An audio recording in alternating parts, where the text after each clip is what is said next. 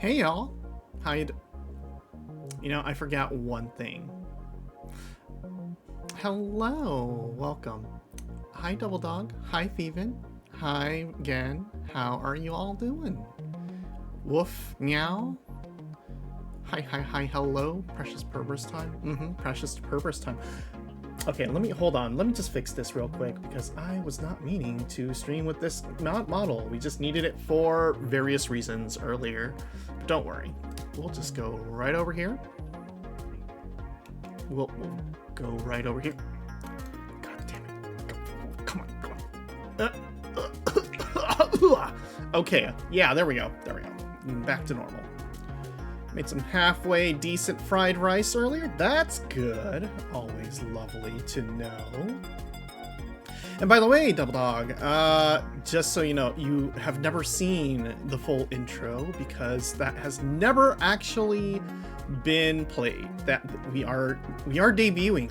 We are debuting our brand new intro. Yeah.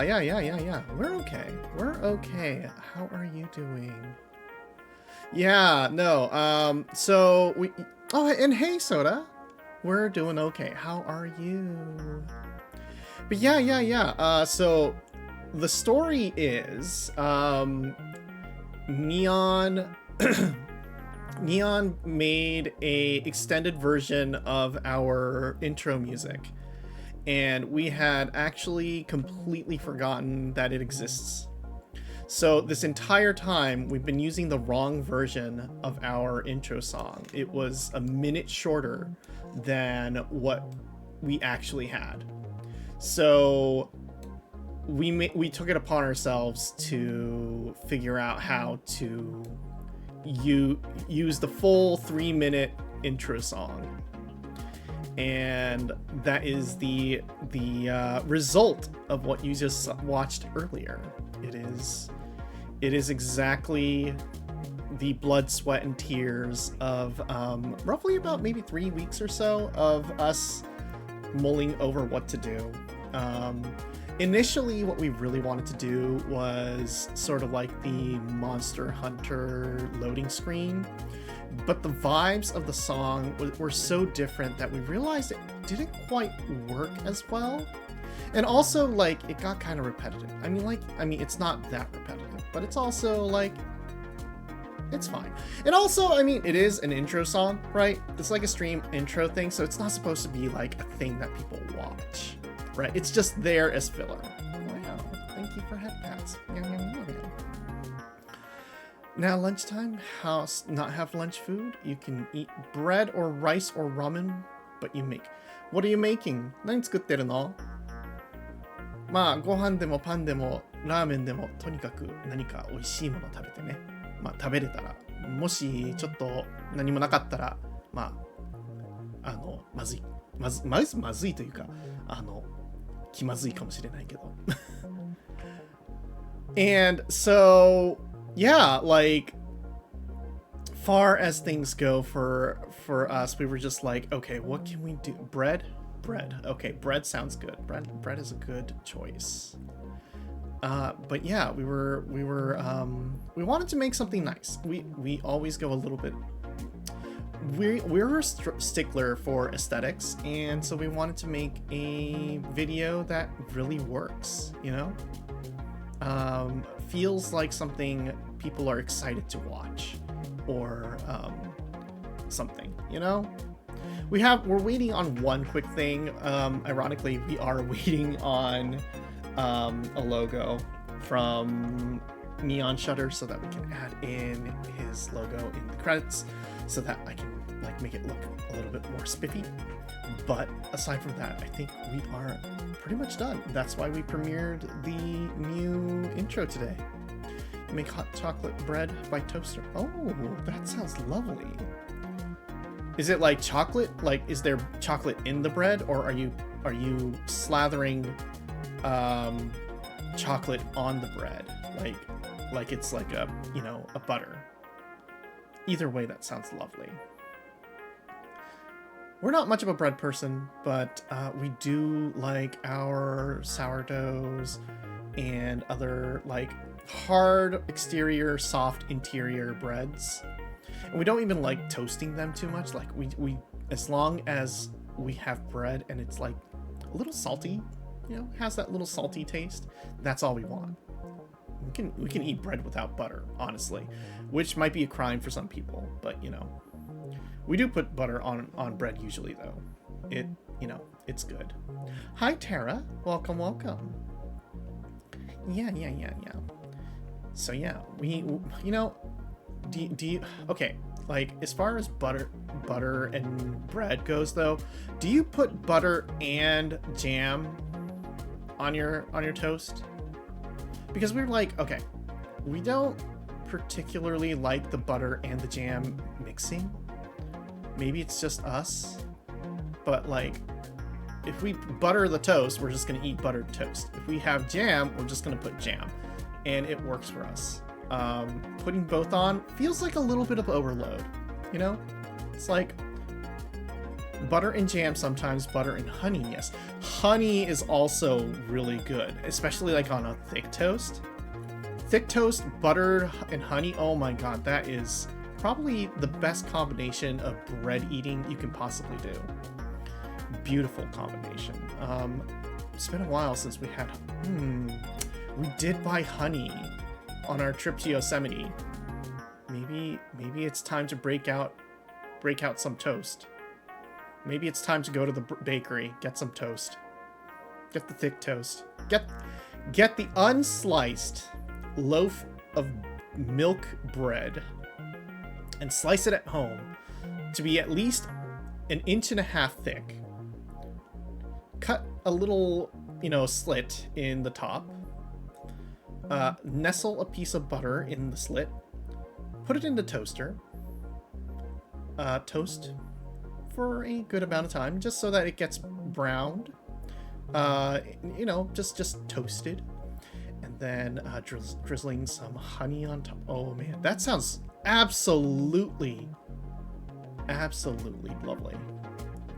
I think I like it better when it's toasted with the butter and then add the jam. Yeah. No, like when we're toasting the bread, we'll definitely put a little bit of butter because we keep our butter in the fridge. So we do like when we wake up in the morning, our butter is typically just a brick. And so toasting the butter in the toaster also, and we have a toaster oven, so probably easier this way for everyone. Are you calling me honey? Are you saying I'm honey, Phoeben? Are you saying I'm sweet? That's sweet. That's cute. I remember seeing a toast recipe on Twitter that was just like, this is fuck or something. It was made with honey and butter and something spicy. Okay.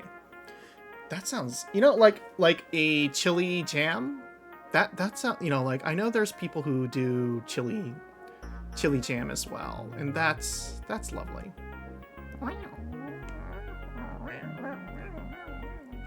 Thank you for head pats. Meow. Yeah. But yeah, no, it's been lots of ways to have bread. But like whenever you go to like a diner, they'll just give you like that one slice of white or wheat bread, which is toasted to a crisp, and you get like that buttermilk butter cube, and it's already half melted, or it's either completely half melted and like just spilling all over the place, or it's a solid brick that you cannot like possibly spread. It's one of the two. It's never like a good consistency. You can never get that butter in a good consistency. And then they give you like the Smucker's jam packs, and you're like, okay, well, I guess this is an option. It is a thing that will go into my mouth, right? But I'm never like impressed. Very rare do we get quality toast, like a thick toast. It wasn't a chili jam. It was like some kind of sweet and spicy toast. Interesting. Wonder if it's like, yeah, I'm wondering what that is. I mean, I could think of like mango and chili and stuff like that, but you found the recipe. It was by a guy the guy who designed Pyramid Head. Well, I would imagine something from him would be pretty spicy. It was made with honey and Sichuan peppers. Okay, yeah. No, I figured it was something like that. Okay. Butter? Okay. Are the peppers just... Are you just putting peppers on there, though? That sounds extremely hot. That sounds like you're going to suffer if you eat too much. I mean, you know, as long as people enjoy it, but I don't know. Sichuan peppers, we can eat them, but we're not like particularly in the market to just burn our mouth. we do like a good burn though, you know. It's a common thing where we like to eat. We like to go to Taco Bell and get the fire sauce because, you know, we can handle the Diablo sauce just fine. It's just that the Diablo sauce is just there to be hot and like cause a burn, whereas the fire sauce actually has some kind of flavor to it, right? And honestly, if we're being perfectly honest, we would rather go to KFC and get their hot sauce, which has paprika and cayenne in there, and put that in the Taco Bell tacos, because that is a good hot sauce. KFC has really good hot sauce compared to the stuff that they have. I mean, like, you know, it's serviceable, but honestly. Anyway, they ground the Sichuan peppercorns with a mortar and pestle and mixed with the honey and spread it on the buttery toast, and apparently it's very tasty. That does sound like an interesting combination that is probably pretty fucking good. Yeah, I can see that. It was done. It's done. Congrats. Apparently, it's recommended to make the toast in the toaster oven rather than a skillet or a toaster. Well, yeah, no, I think I can see that. I think, yeah, that makes sense. I think putting it, well, toaster, if you do it in the toaster, it's like, it's gonna get all over the place.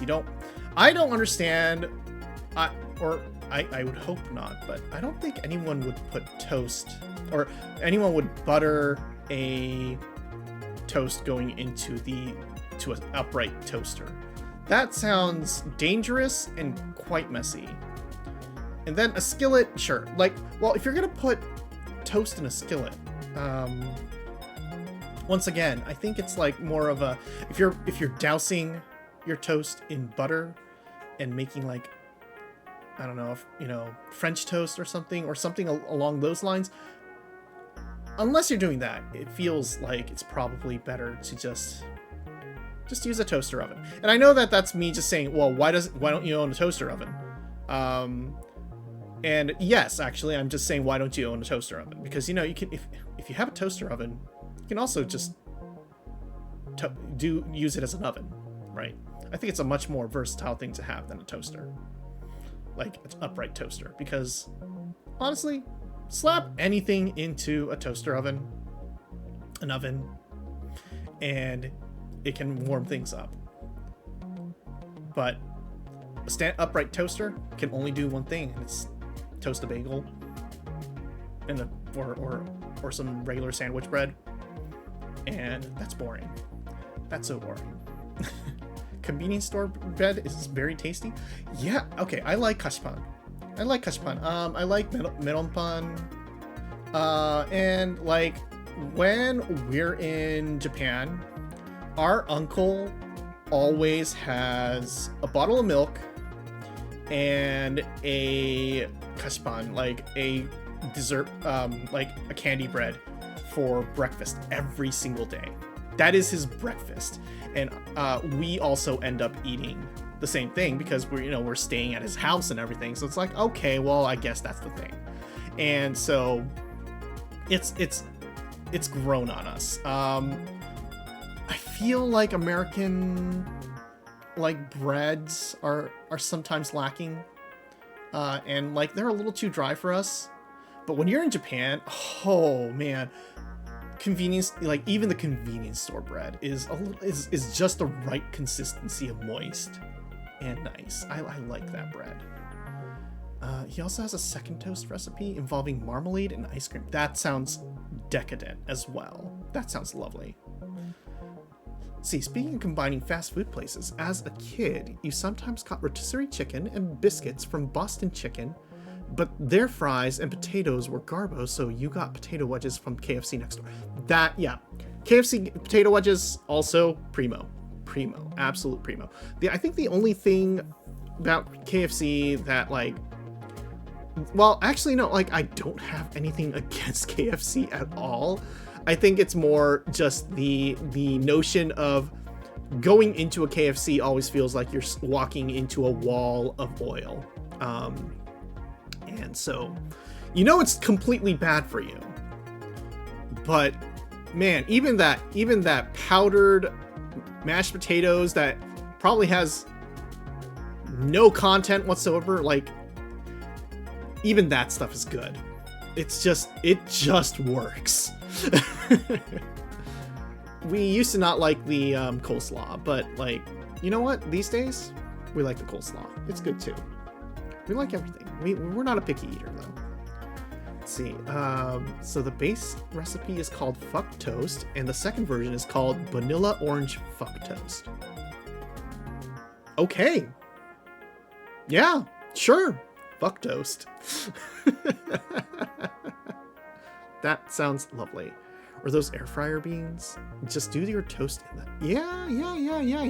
Exactly. You always go to the mall, that has a bread shop. There's a cat face bread at the... Oh, that's cute. Kitty bread.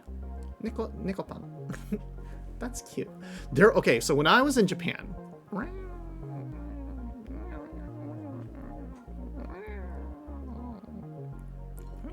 Hi, Phil. Hi, Shagath Mom.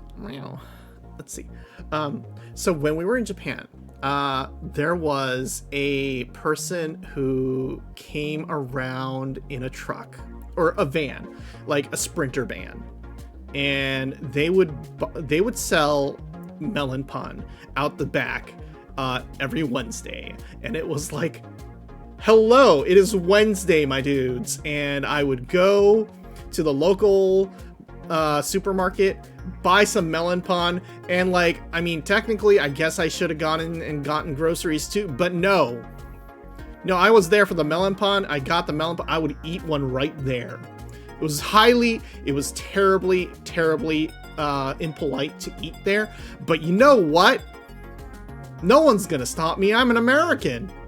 Of course, everyone did think I was Japanese, so everyone thought I was just this really rude and awful person, but it's fine. I'm paying for it. Let's see. You've had Japanese bread before from an Asian market. It was very soft and not dry at all. It was to die for. Yeah, no. Like, Japanese bread, typically very good. I think, like, it's just a matter of how people make them, but, like, Korean bakeries are also pretty good.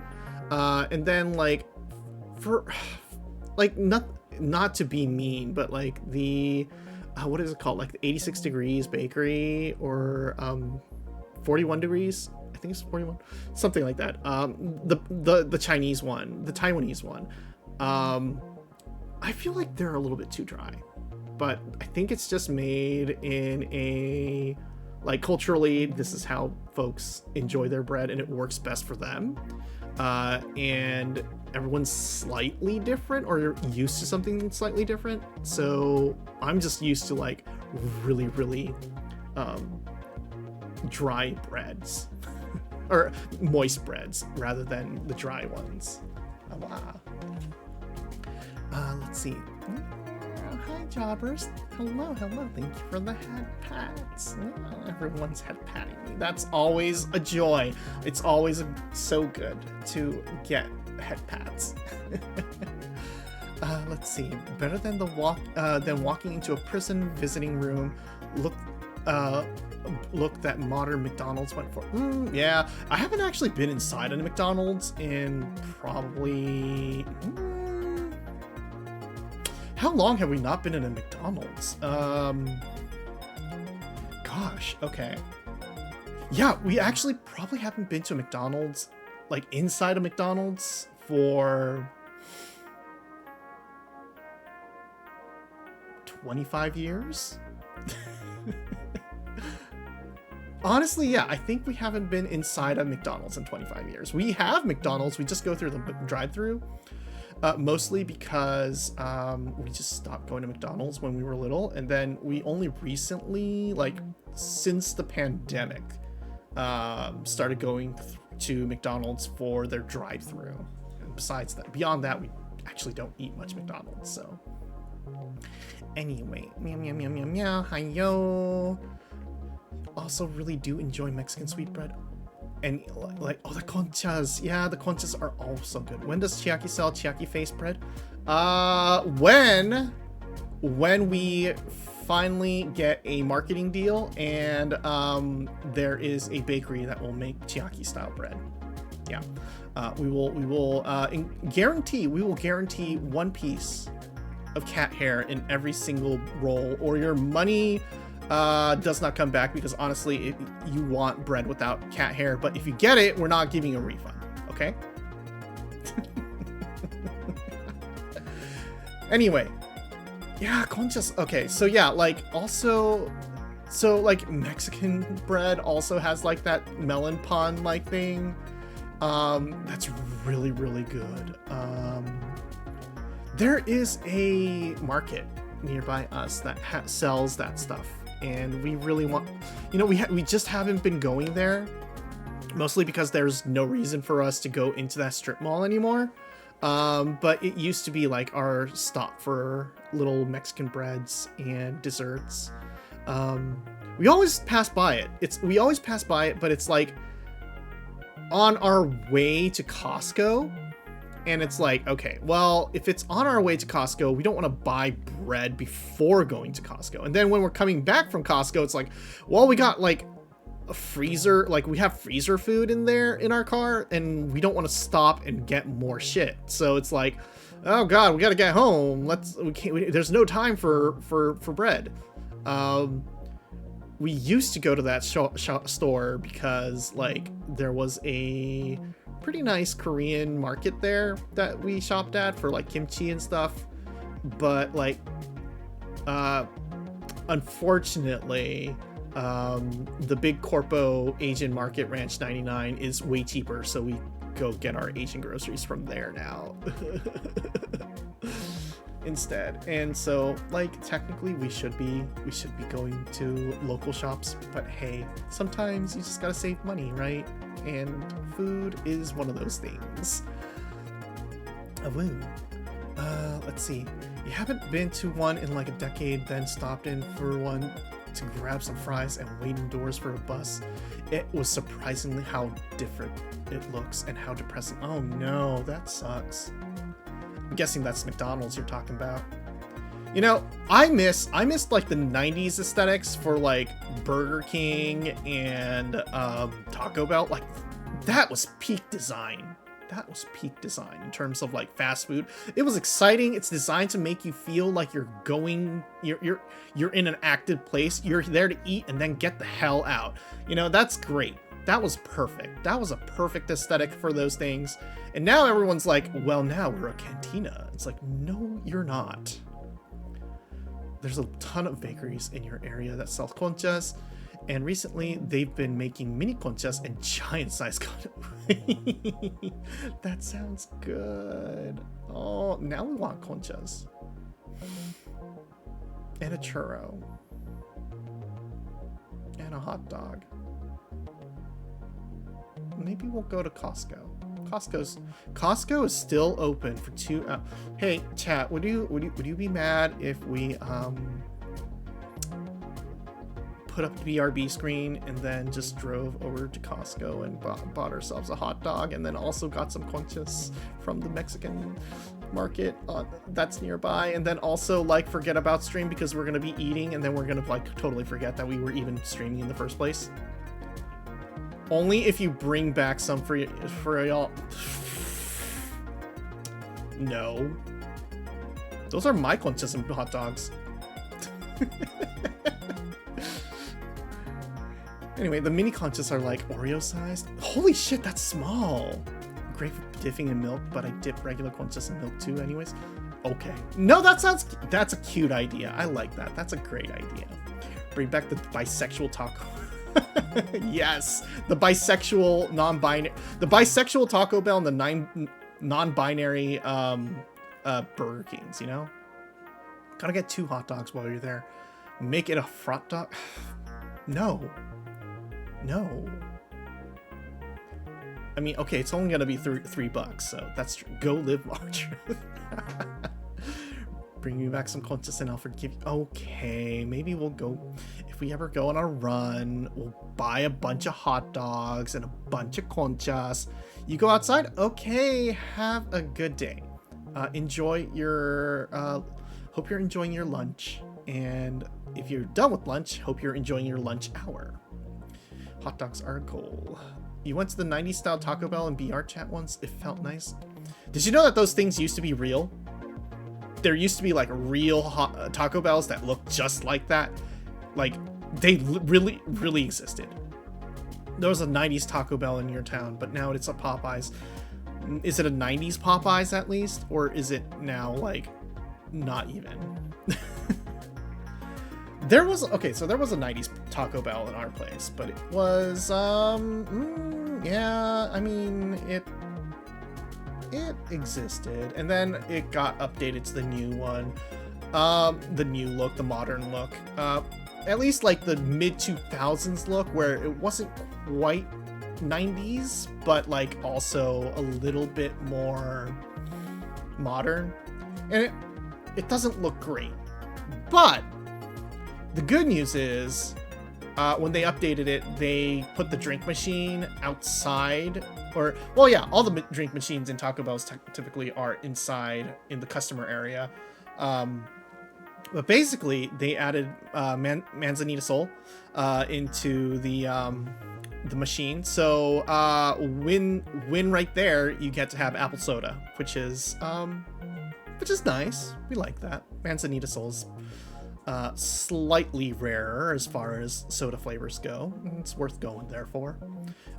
Our closest Taco Bell that we usually go to used to be like a 70s Taco Bell, right? It was old. It had the interior was super retro. It was like, it felt old back in the 90s when we grew up going there, and like it finally was so old, I think it closed. Yeah, that place closed for a while. It was just like, man, this place is not fit as a Taco Bell. It needs to be condemned. And so they closed it down.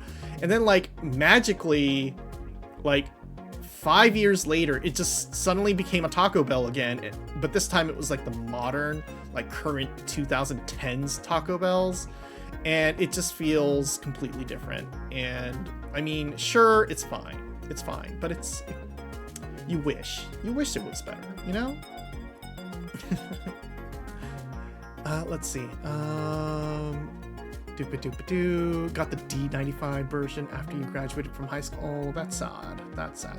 They always mess up my order. Rude. You know, I have those places. I kind of, we sometimes order, there's certain restaurants where we order certain things because we know they won't mess it up, because like normally maybe we want curly fries, but we're not going to say that. We're going to stick with the regular fries because every time we say that, something wrong happens.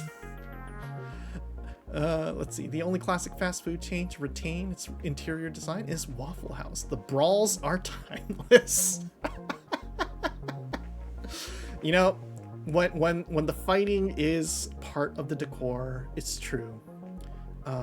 You know, Monday Night Combat, still a tradition at the Waffle House.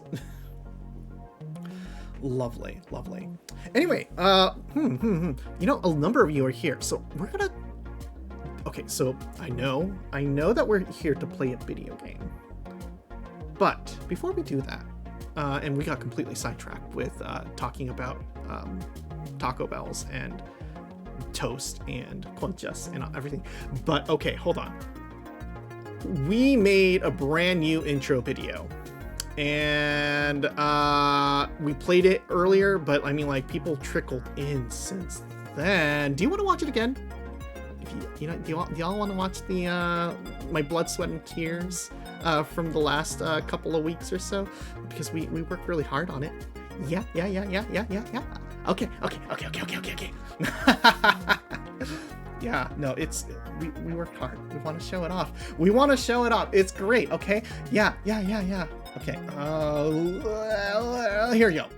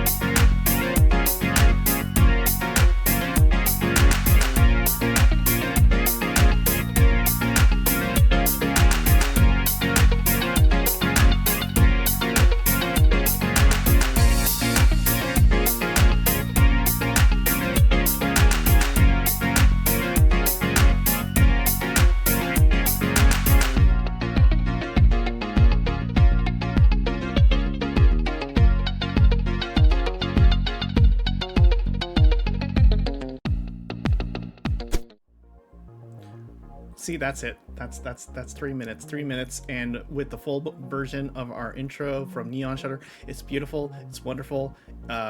We spent way too much time on this, and we'll keep tweaking it until we die. We need to stop updating it. But we had fun. We had fun. We were okay. So we studied so many anime openings to do that thing. Like, yes, we did do the Evangelion opening. That was really good. Thank you. Yeah. No, so we started off studying the Eva opening for a bit, and then we realized, okay, but what if instead we also studied the opening for F, And then we also studied the ending for Yakuza Fiance.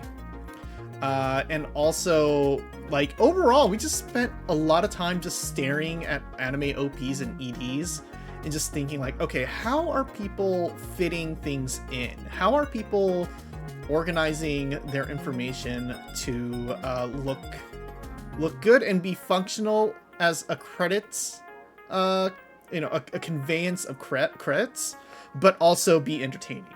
And in our case, we wanted to make it in a way that it is a time filler, but also pays homage to all the people who have helped make this channel possible and provided me with the various assets that we use all the time. We just realized we need to credit the person who made our chat box. Guess what, folks? We're making a brand new version right after this stream. We're gonna add the credits for the chat box.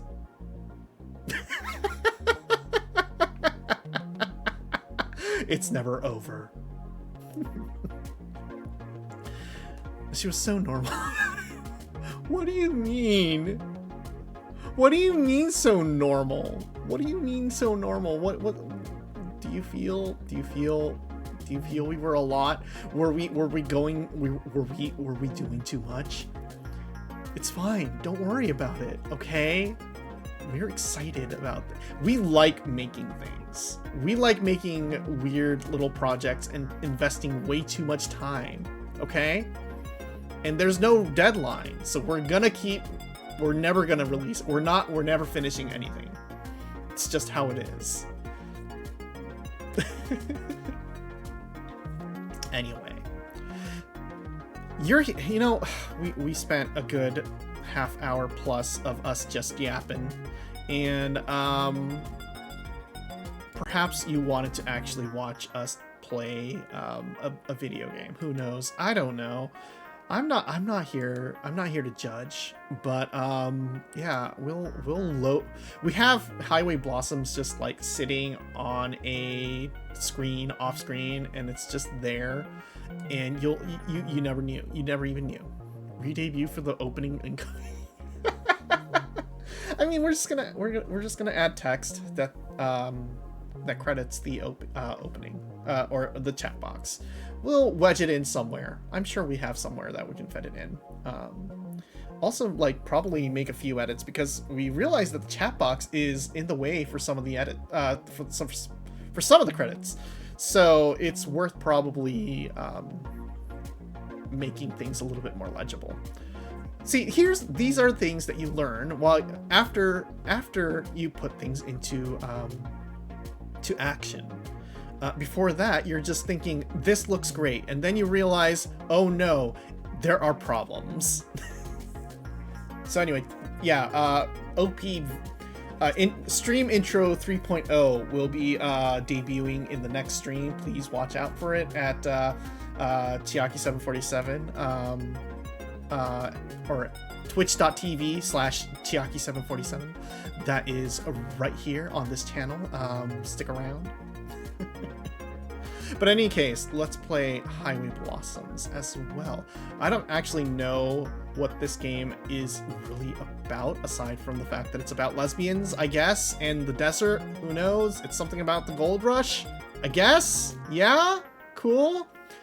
People said that we should really play it because it's really gay. There were other games that people told us we should really play, and, we have never launched in our Steam library. We're going to start working on it. Let's go, lesbians. Yeah, let's go, lesbians. Come on. Let's go. Let's go. Come on, lesbians. But yeah, no, okay, so on deck is Yakuza 0, Final Fantasy 9, Dear Esther, and, that fantasy game, that medieval fantasy game where you get to kick somebody. And it physics. Dark Messiah, I think. Yeah, that is. Yeah. Those are on deck for the games that we are planning to play.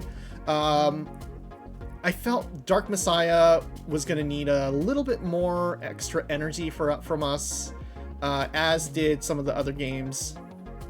The Kabutono Fantasy. Yeah, exactly. So for us, we wanted to start with something chill today because we did spend maybe about 5-6 hours editing that intro, and so we didn't want to really spend too much brain power. So we're doing Highway Blossoms for now, and then we were, the other option was Dear Esther, but I feel like, that seemed like a really, really somber play, and I don't know. I felt like if we're gonna do a somber game, I want to play it with a little bit more,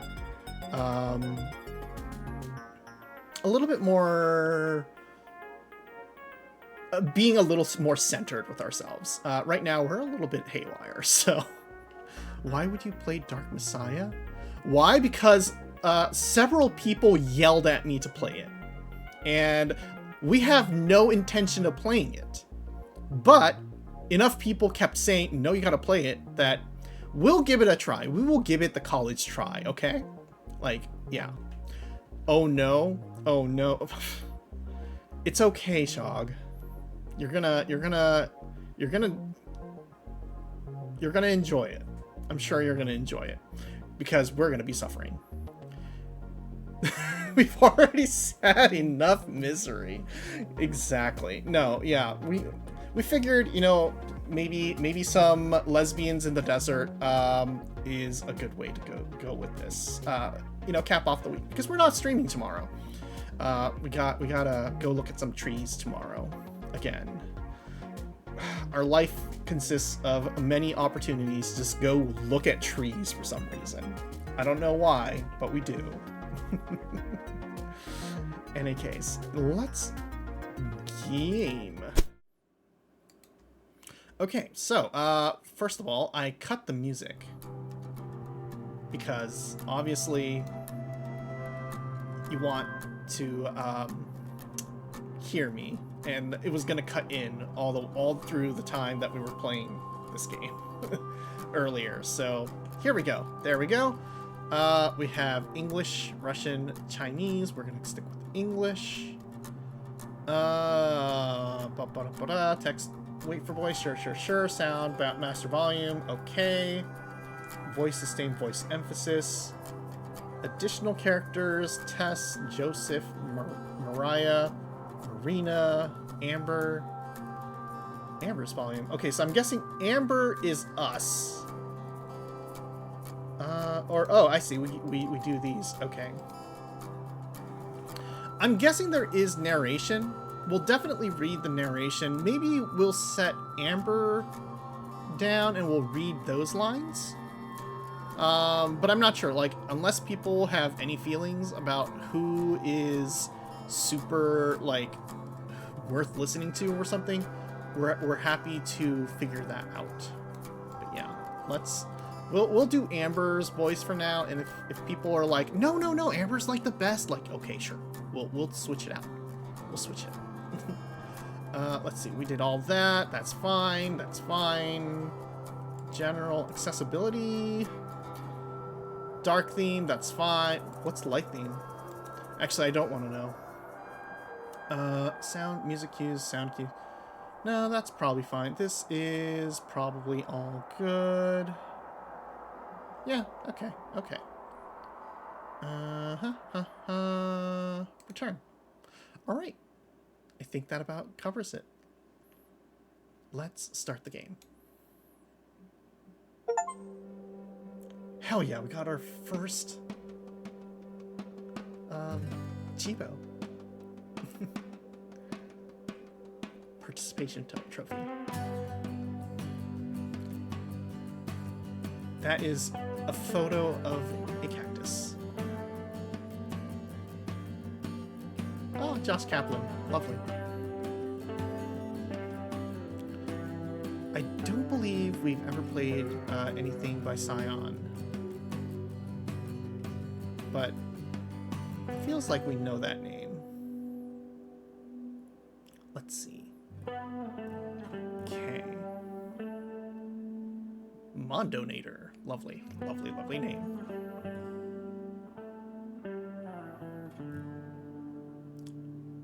Cool, cool, cool.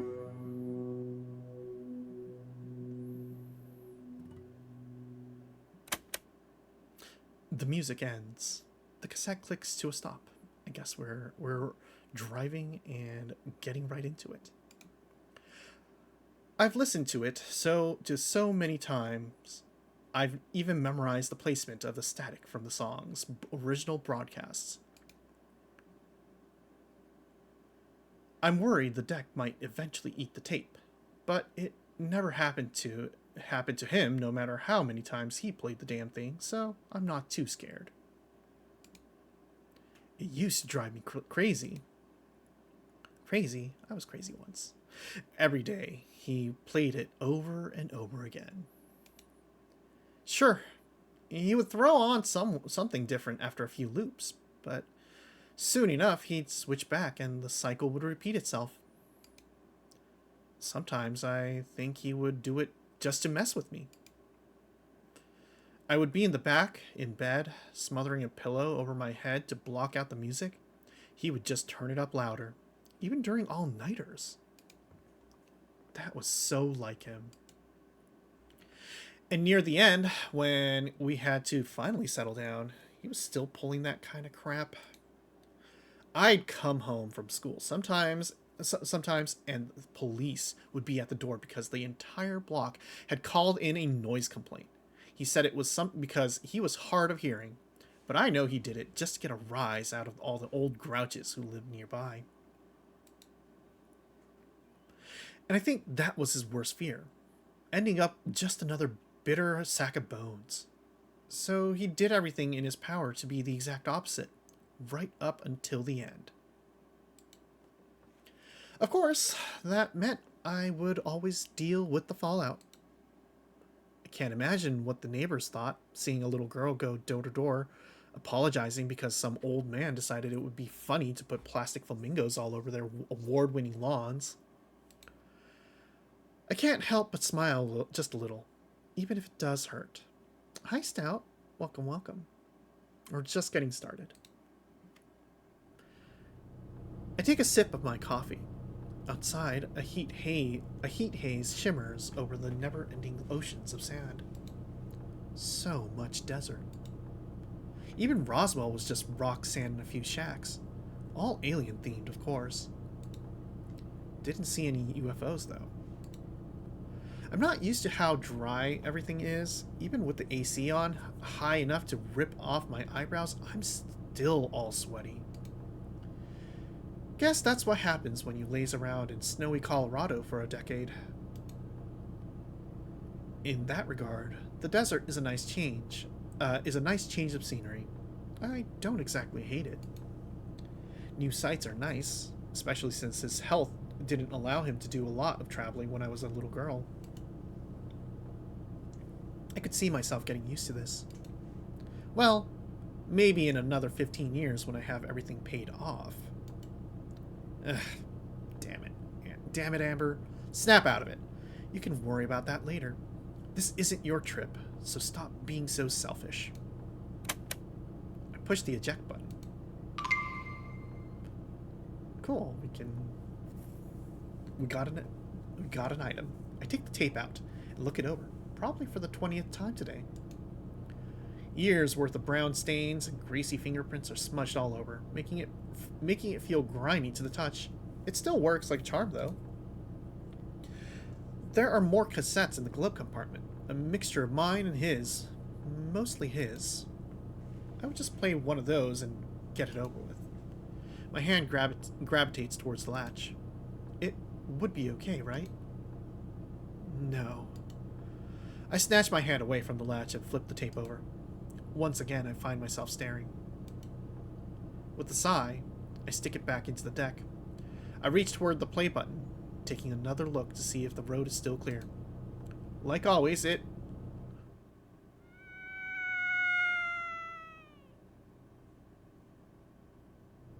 Did you hear something? Alright, keep driving. It isn't? I slam the brakes, with their shriek piercing my skull. I glance at the rearview mirror. at my rearview mirror mirror shows a girl cringing next to an ancient-looking car, covering her ears as I screech down the road. Making a U-turn of dubious legality, I pull up in front of her car, killing the motorhome's engine. I hop out and shield my eyes from the blazing New Mexico sun. Only now do I realize how precious that AC really is. It doesn't take more than several steps before the girl comes bouncing up to me with a look of relief. Oh my god, thank you, thank you, thank you! I was starting to think no one would ever stop. Well, okay. Sure, I would stop for you. With each word, she gets a little closer until we're finally within touching distance of each other, her smiling face now filling my entire field of vision. Her bright auburn hair is done into a girlish side tail, glistening beneath specks of sweat. Standing out in the heat has made her round, pale cheeks a sun-kissed red.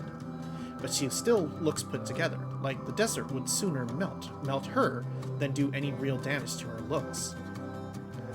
I almost feel embarrassed to be in front of someone who dresses so cutely. Her frilly green top and skirt putting my red t-shirt and khakis to shame. It's all brought together by one thing. One thing though, her eyes. They're blue, vividly blue, deep and rich, complementing the traces of her misty perfume as she gets closer and closer. Too close, too close, too close. I scramble back and cough, trying to hide any awkwardness. No problem. What's she doing out here alone? Driving through? Hell, is she even alone? I peer off into the plains on the side of the road, half expecting a guy to pop up from his hiding place now that some idiot has fallen for their trap. That idiot being me, of course. But, much to my surprise, no one does. Instead, the girl continues to stare at me, smiling as she patiently waits for my response. I glance behind her, focusing on her car. So, what's the issue? Your car breakdown? I think so, yeah. Okay, that's tough. Alright, I'm gonna go now. I was driving and I just kind of... Did you hit attack? Stopped? Yeah. She lowers her head in shame, eyes fixated on her feet, kicking the dust around her. I'm not much of a car buff, but I can take a look at it. Her head pops back up and life returns to her eyes. Oh, wow! Could you? I mean, I guess. Yeah, can't promise that I can do anything, but I can at least check it out. That'd be great. Alright, first things first then. This thing looks even older than my motorhome. It was probably a nice car once upon a time, but with a dented grille, multiple scratches, and faded mercury green color, it's hard to believe such a cute girl is driving it. And hard to believe that a cute girl is driving a motorhome, too, but hey, whatever. I slide into the fabric seat and start the ignition. I don't know too much about how this stuff works, just enough to keep the motorhome from giving out, but I can imagine it's too significant of an issue. I can't imagine it's too significant of an issue. Probably just a dead battery or...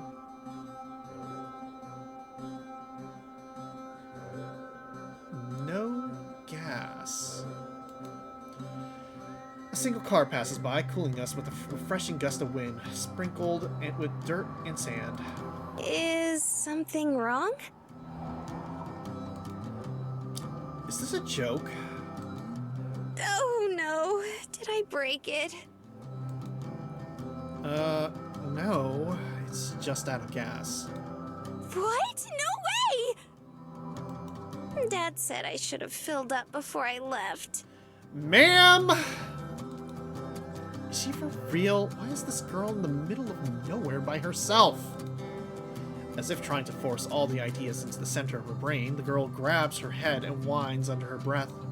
Ah, man, and I didn't didn't charge my phone either. What am I gonna do? You didn't even fucking call anyone. God. I'd offer her mine, but I've never had a cell phone in my life. Seems like you'd have to be pretty absent-minded to forget that, though. She whines once more and turns to me. Hey, this might seem a little weird, Oh no.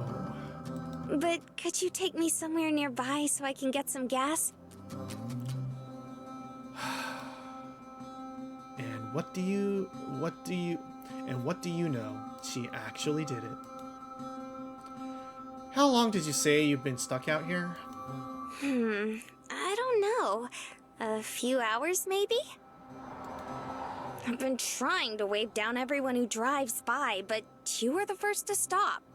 My God. Hold on. Everyone? Yep. This heat must have fried her brain. Does she have any idea how dangerous that is?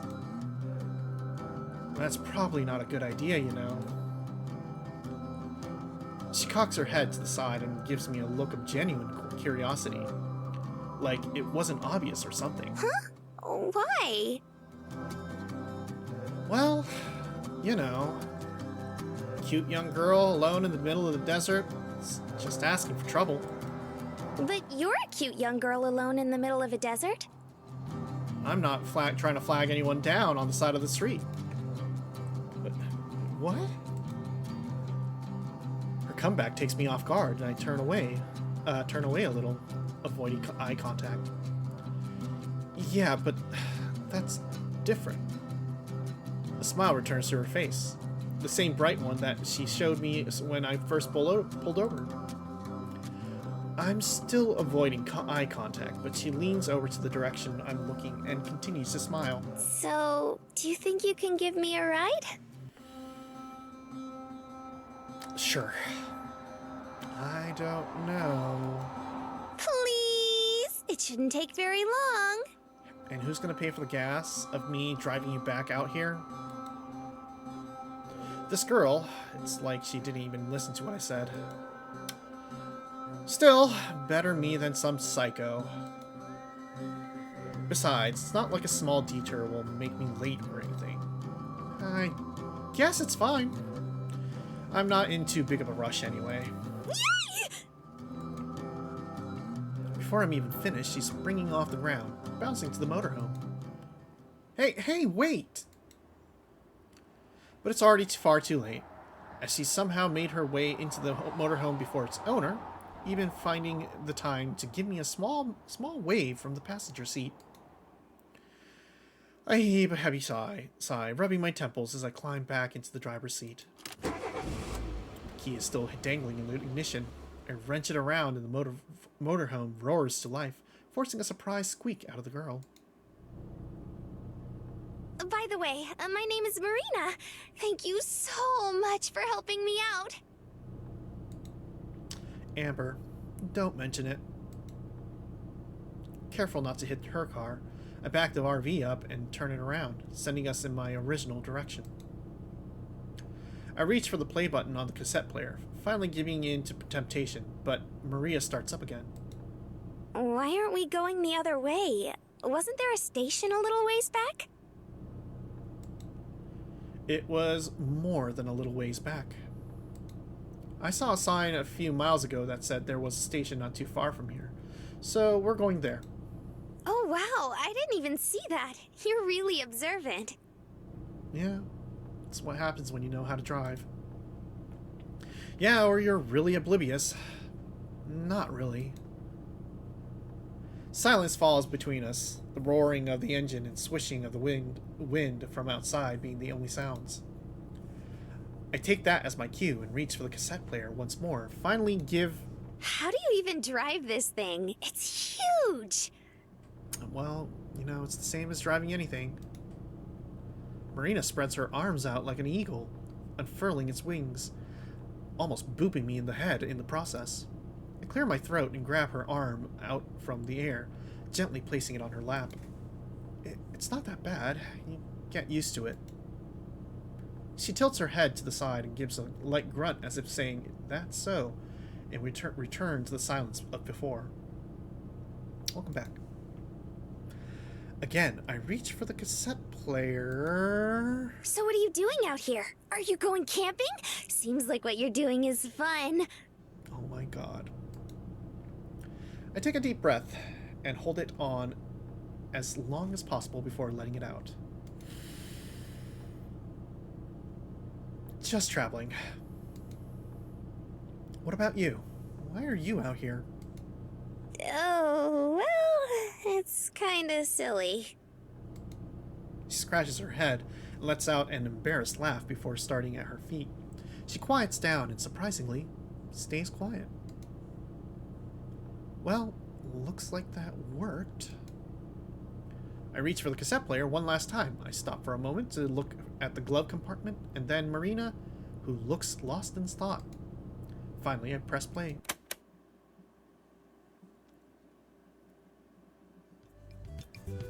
A pleasant little chime greets me as I enter the station, Marina trailing closely behind. The drive was quiet after I turned the music on.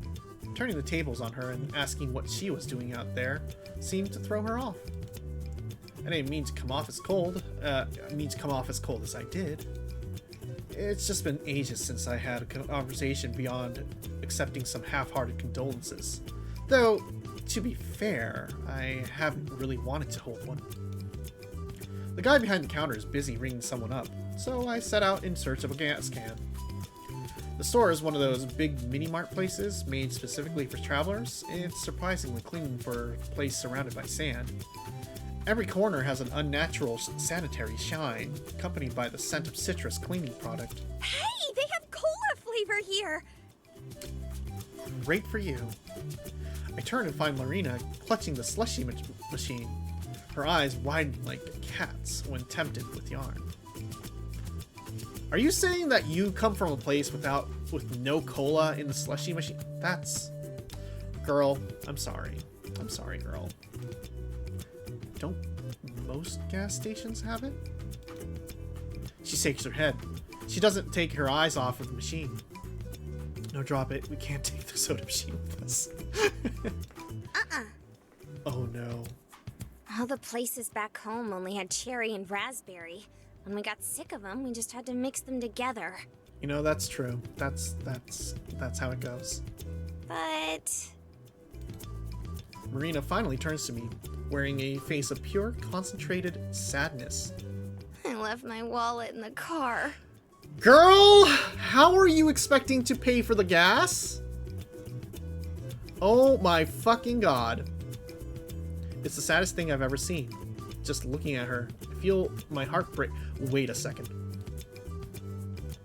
How are you expecting to pay for the gas? I don't know. I just remembered. Are you sure you're not trying to con me? I know lesbians are useless, but this is ridiculous. How did she last 5 minutes out in the desert? Fine, I guess I'll pay for it. Really? Yeah. And grab yourself one of those slushies too. But make it a small one. Wow, like slushies even in this year of 2024 are like $1.40 for the large, okay? Like the giant ones are only $1.40 or $1.70. Like the difference between a large and a small is literally like 30 cents. And you're telling her to get a small one. Wow, you are cheap. I get it. But also, man, just give her the 30 cents there. Maybe it's the principle of the matter. Her pure concentrated sadness melts into pure concentrated happiness. You're the best, Amber. Yeah, sure. She grabs a cup and holds down the button until the slushie overflows and drips down the slide. I was going to pay for the gas anyway, but I'm hoping the drink makes up for the drive over. I spot the gas cans and, with Marina happily sipping her drink, grab one and head for the counter. The guy at the register is still ringing up some girl. Lines of flimsy plastic bags line the counter, filled with a mixture of off-brand junk food and gardening tools. Ma'am, why are you... I mean, I guess, sure. Booba. Booba booba. He scans the items as the girl digs through her wallet, her bandana-wrapped head pressing a phone against her shoulder. Aren't you supposed to be the badass mechanic? What good are you if you're not? Wow, thank you for the head pats. She swipes out a card and hands it to the cashier, more interested in staring at her nails than looking at him. Who the hell would I know? Have the squirt check underneath if you're so curious. Man, she's angry. On the other end of the line, I can hear the faintest of squabbling. I can't make out anything they're saying, but the tone sounds worlds more tolerable than this girl's. If it's that old, then I say do it. Cash is cash. It's not like anyone's gonna care. Oh my god. You better not take as long as last time, though. I'll be waiting for you slackers outside. What is she up to? The girl slips her phone back into the crevices of her dangerously unzipped jumpsuit. What little clothing she has on underneath looks like it's going to burst from the slightest movement. Not my type, especially with that personality, but it's hard for me to do anything other than stare. The attendant reaches out to help with the bags, but the girl snaps them away before she can. She shoots him with a heated glare that burns straight through the man and into the wall behind him. Turning around, the girl looks at us for a second before rolling her eyes, then marches out the door, the bags weighing her down as they nearly scrape the ground. Wow. What a girl boss. Yeah, definitely not my type. Oh, he looks nice, though. Good luck. Yeah, good luck to her. Have a nice day. Marina and I set the can and nearly empty slushie on the counter. Wow, she's already drunk it. Will that be all? Yeah, sorry if we're more boring than the other girl. The attendant hacks out a dry cackle and scans the gas can. He flicks his oily point ponytail behind his shoulder and then rings up Marina's drink. And a lot of folks passing through and stocking up the past few days. It's been a good change of pace. I'm glad for you. I'm guessing that's why you girls are here too. I actually don't know why we're here.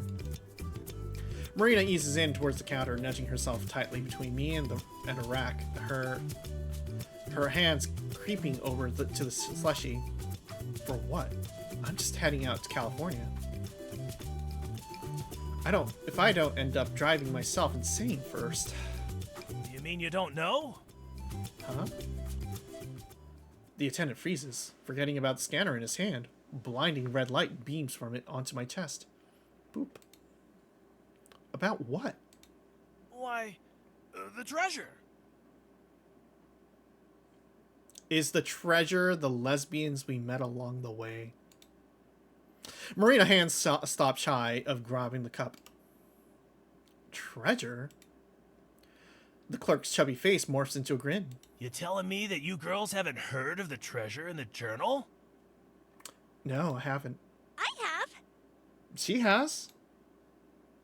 I frown, embarrassed. Marina looks at the floor again, her cheeks flushing red.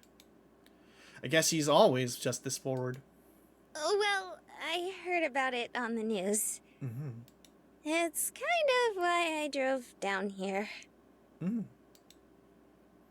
You drove out into the middle of the desert for treasure? Sorry, but you've lost me. Not just any treasure, Missy. The miner's treasure. Well, I mean, if it's a miner, it should actually be put into a trust for a legal guardian, and once, the kid grows up and is ready to go to college, it should pay for that, Don't take a child's savings, like college savings, just because it's out there in the deserts. Ow!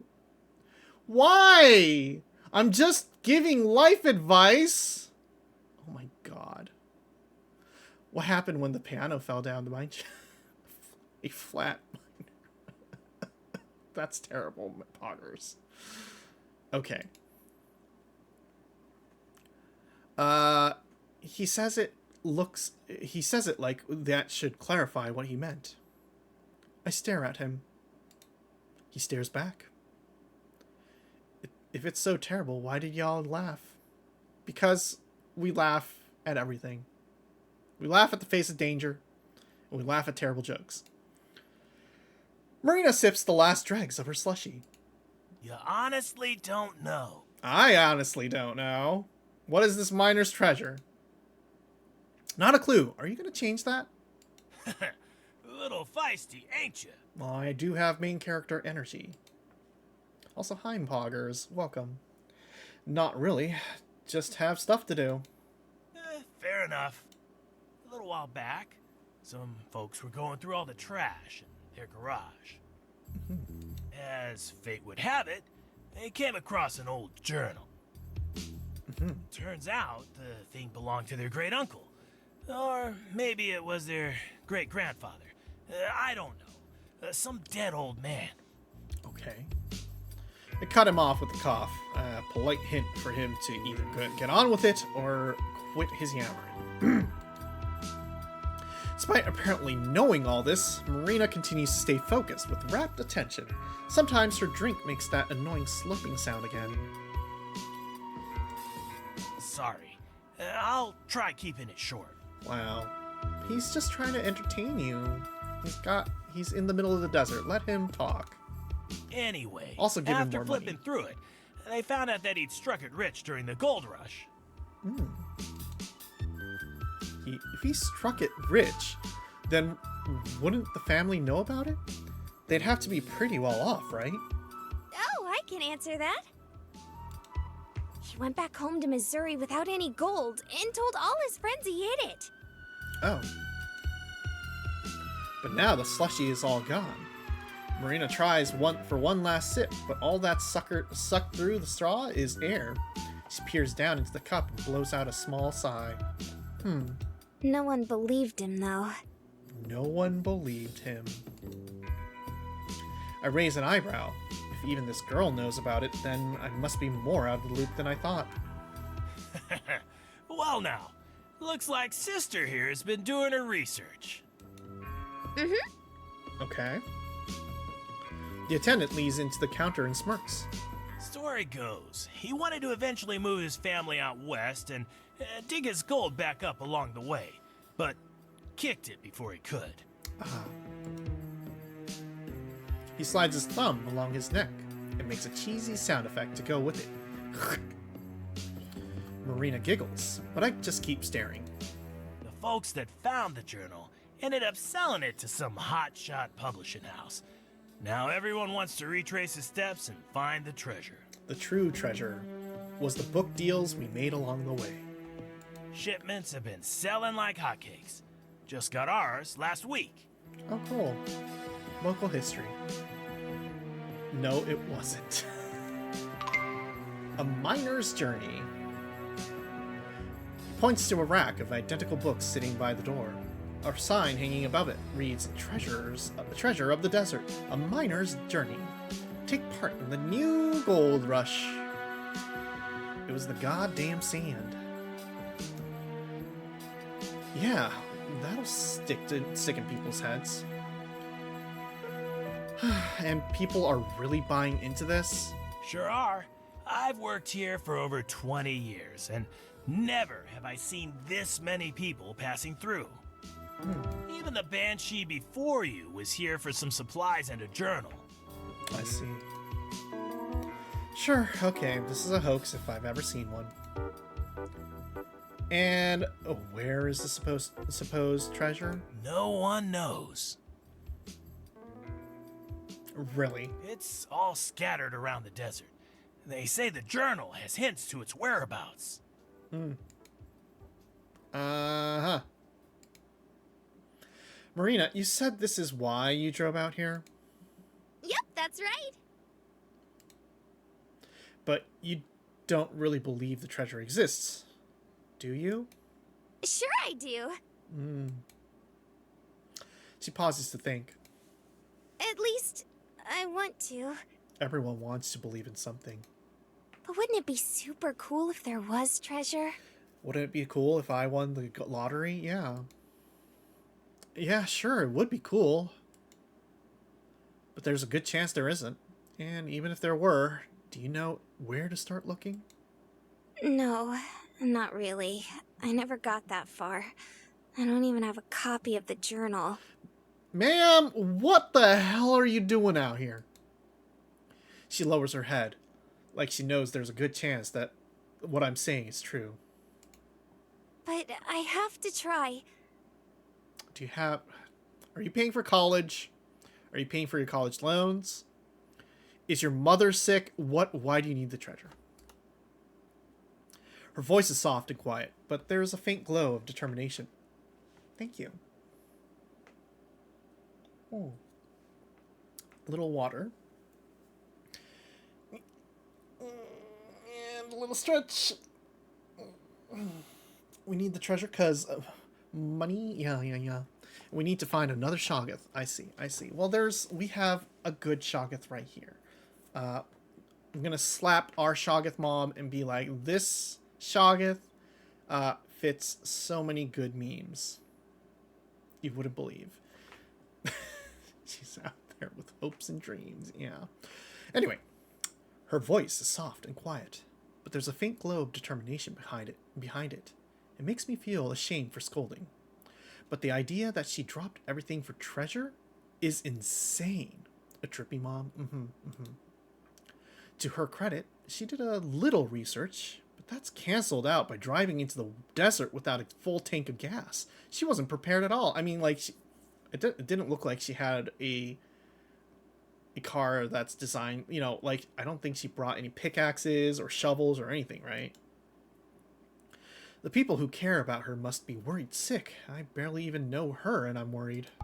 Aw, don't be too hard on her, Missy. After all, who could resist a good treasure hunt? Well, as long as you got an old school car, you're set. I don't know, some old school cars are old, and they're gonna break. Oh, this is a cute little song.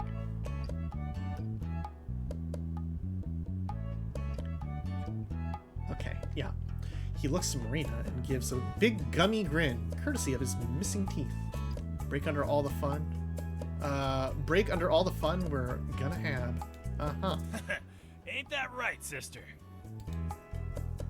Marina springs back with a smile of her own. That's right! You know, maybe you two should hang out in the gas station, and I'm just gonna go on my way. Rolling my eyes, I reach into my pocket and pass some crumpled bills to the clerk. Yeah, well, I'll believe it when I see it. He shrugs and stuffs the cash in the register. Though now I'm just paying for the tank and an empty cup. I pocket the change. I give a casual wave from the exit. That should be a good enough thank you. Marina follows, though a bit more animated, waving her arm like a fan as she says goodbye. Oh, and sister? Yeah? Yeah? You go ahead and take one of them journals. Sir, don't baby her. Free of charge. Wow. Really? Oh my god. Marina lights up like a firecracker and bounces up and down like she's a kid again. Yup. Yup. Oh, wow! Thanks, mister! Well, at least she has some reading to do. In one swift motion, she swipes one of the remaining books off the rack, so fast that I swear my eyes are skipping frames. Hey, Amber! Look! He gave me one for free. Yeah, I heard. Is Marina a squeak toy? Yes. Yeah, I see it. I tune out her chattering and nod as we walk out to the parking lot so we can finally get the fuel. The attendant shouts one last thing, his voice fading behind the glass of the closing door. Good luck on your trip. Thanks. I'm just on my way to California. Oh. Good luck. Desert people are weird.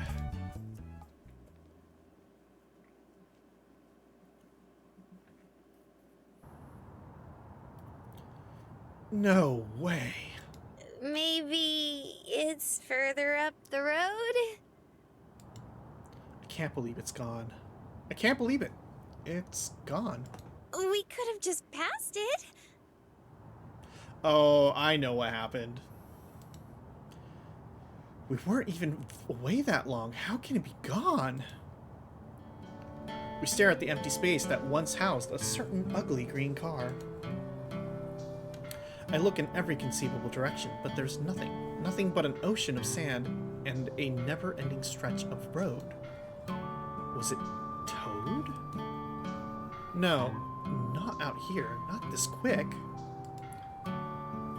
Where the hell did it go? Yeah, that is kind of weird, isn't it? Marina's hand rests against her cheek as she looks on with only mild confusion, like she's trying to solve a small mystery. Did someone steal the car or the house? They stole the car. Your car is missing, Marina. That's more than a little weird. Well, it's actually my big brother's car. He just lent it to me when he left for college. Well, you're in even more trouble now. Oh, well, that makes everything better then. Really? No. No! Dude, where's her car? Yeah. I think I know where it went. I let out a heavy sigh and pressed my fingers to my temple, attempting to massage away the stress and irritation. It was probably stolen. We need to call the police. You have a phone, right? I do, but... It was in the car. Her voice trails off a cliff. What she said earlier echoes in my head. That's right. You said it was dead. And I'm guessing you left it in the car. Yeah. Well, that's just great. Don't you have one?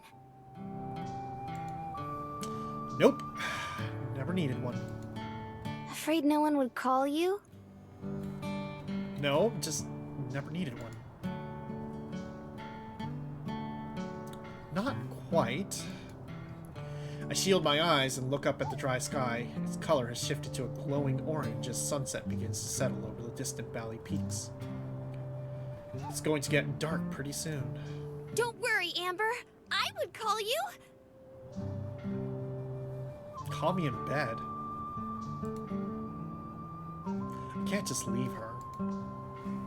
Even if she did have her phone, it would take forever before anyone could get out here. She'd go from burning up in the heat to freezing out in the cold within a few hours. Who parked their car on my sink?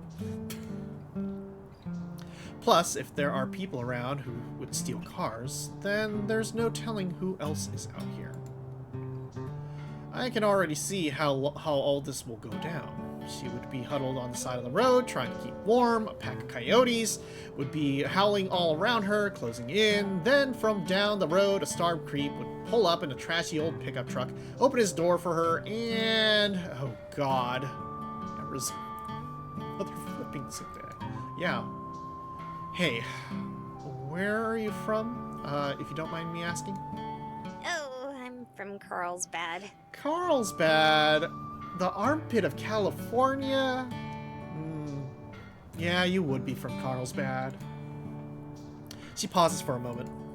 Or at least kind of close to it.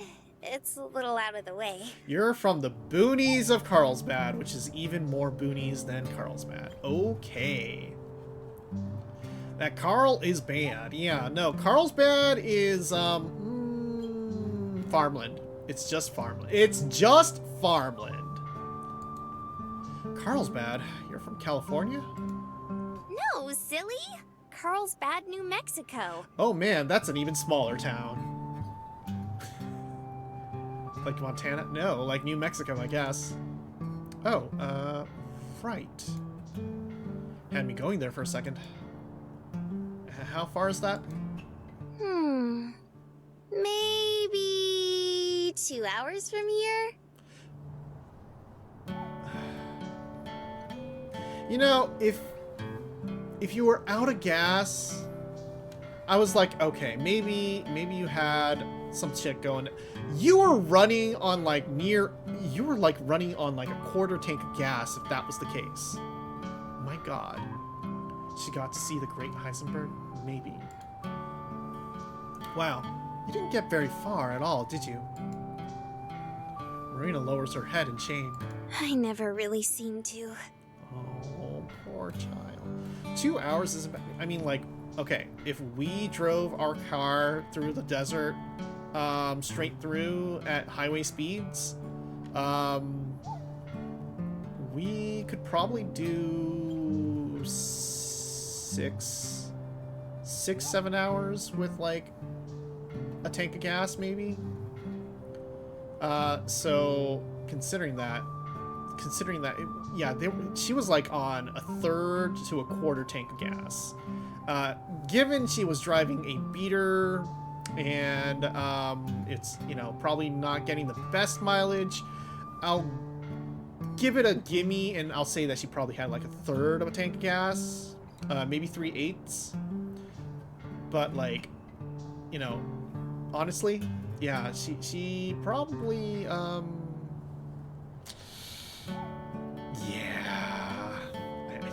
I think she needed to fill up before she left. Like, that is a thing that you would look at your car and be like, I need to fill up.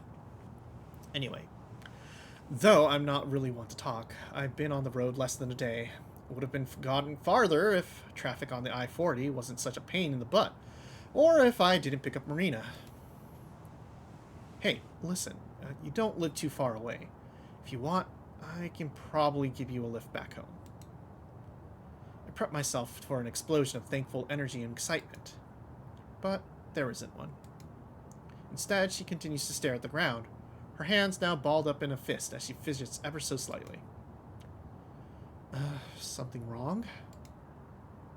She shifts her gaze from the ground and looks me straight in the eyes, drawing a deep, long breath. Remember the treasure we were talking about at the store? Yeah? I know it's a lot to ask, and you've already helped me out so much already. What are you gonna ask? But do you think you could take me to the first place the treasure is? What? Huh? She wants to keep going even after this entire disaster? The treasure! Could you take me to the first? I heard you the first time. It's just... You don't even know if this thing is real, but you've dropped everything to go look for it. And now you're asking me, someone you just met out in the middle of the desert, to take you to it. Even though you didn't know if it's real, and you've just had your car stolen. Did I catch all that? Uh-huh. Mm-hmm. Shameless. Utterly shameless. I'm at a loss for words. How do I even respond to that? I try to recollect my thoughts, but only one word comes to mind. Why? Marina shrugs. Nothing more than that, she just shrugs. I take a look at her, a good look. Her wavy hair has been dried out by the hot desert air. Her face is red and drenched in sweat, probably close to melting off her makeup. Even her nice clothes are a little ruffled. But despite all that, this cute, peppy girl wants to keep pressing on. Even when most people would have just called it quits after the car broke down. Even out here, all by herself. For all I know, she could be some weirdo out to mug me, and this is all some elaborate scheme. But she wants my help. My help. It's been a while since someone has needed that. It's like an honor.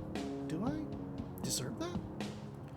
Mug you, have kids with you, etc., etc. You know, yeah, retire with you. Probably not. But she's still asking. Why should I say no? I don't have to be in California for another few weeks, and isn't that why I'm taking this trip? To see the sights? For him? She's a little excitable and even more naive, but maybe I have a little bit of that. Maybe I need a little bit of that. It's a lot better than just being out here all by myself with nothing but the ghosts of my memories to keep me company, even if it's just for a little while. Why the hell not? Hop in. For real? Yeah, for real. But only until the first location, okay? After that, the breath is forced out of me by the sharp impact of Marina tackling my stomach. A warm but damp sensation wraps itself tightly around me as dead weight snuggles up against my chest. Thank you, thank you, thank you, thank you, thank you! Aww, she's kind of cute. Can I keep her? Chat, can I keep her? What are you doing? I'm hugging you, silly. What the fuck is a hug? I think we can't. Yeah, I think we're gonna keep her. My cheeks grow warmer with each passing second. I try to wiggle my way out, but she stays latched on, her grip getting tighter and tighter. Yes, keep her. You can indeed keep her. Oh, I'm glad. I'm glad that we all agree that we're gonna keep this random girl we found on the side of the road. Marina, please. You're all sweaty. Also, hello, you're back. And eating a late dinner. Welcome back. How late of a dinner is it for you? Is it like an 8 p.m. dinner? Or is it an 11 p.m. dinner? Or are we in the forbidden, like Brazil time dinner? Sorry. I'm just super happy. You need to eat dinner and crack a cold one open since your cold seems to be gone? Oh, yeah. Congratulations on getting over your cold. It's 11:34 here. Ah, I see. Brazil time dinner, cause well, I mean, like, we just know that, you know, we know that Brazil's like 5 hours ahead, so you live on the East Coast. Got it. All right, yeah, it is quite a late dinner, but don't worry, it's okay. Just don't go to sleep immediately after. Hang out with us. She latches herself, letting me clear my throat and recollect myself. Anyway, let's get inside. I'm burning up out here. We clamber back inside the motorhome, leaving the dry hellishness behind. Just needed to eat cause you spent the entire time playing guitar and watching VTubers. What a nice day for you that, though. Got very distracted. You know, it sounds like a primo day, though. Glad you are eating and having a hopefully relaxing day. I turn the ignition and let the AC blast away the RV's stuffiness. Letting out breaths of sweet relief, Marina and I collapse back into our seats. Alright, so where's the first piece of the treasure? Well... Well? You have no idea, do you? That's not true! The news said a part of it was somewhere here in New Mexico. Well, Probably. okay. I'm not surprised at all. Should have seen this coming. You have the journal? Yeah? She hands the cheap paperback book to me. The cover feels like it could fall apart at the turn of a page. The whole thing is fitting to its rustic design. From the memoirs of Peter Noel. I slide my thumb across the edge and flip through the pages. Thick forewords and passages commenting on the journal's historical significance skip past my eyes, most long enough to be their own book. Finally, a photocopied picture of one of the original entries appears, preserving the faded cursive lettering, the entire thing printed on the next page over. Crusting brown stains, wrinkles engrave the photo. Some of the writing has been scratched out too, like someone made mistakes and couldn't erase them. I hate to admit it, but for something that's probably a sham, this thing looks pretty authentic. With bounty and satisfaction in hand, I am now homeward bound. The perilous journey forthcoming. Through my unrivaled intellect and unmatched ambition, I have succeeded in accomplishing what many believed would no longer prove profitable. Of course, this only comes as a surprise to those around me, not myself. I had traveled this way on the trail, with many others from the Missouri Territory, but as my typical characteristic success grew, I could sense the envious stares among my so-called peers. The danger eventually became so great that I wished to flee, but my companions left before I woke. For what reason, you may ask? I do not know. Not everything is my fault. It's okay. Yeah. It is with this in mind that I have taken it upon myself to leave a note for one of my fellow prospectors and to borrow his steed, so that I may one day return to settle with my family. But if this journey has taught me of anything thus far, it is just jealous, conniving eyes are abundant. But I am no fool. With my unparalleled wit, I have. Don't do this to me, man. I have. Okay, it's just okay. You're telling me not to read it. Got it.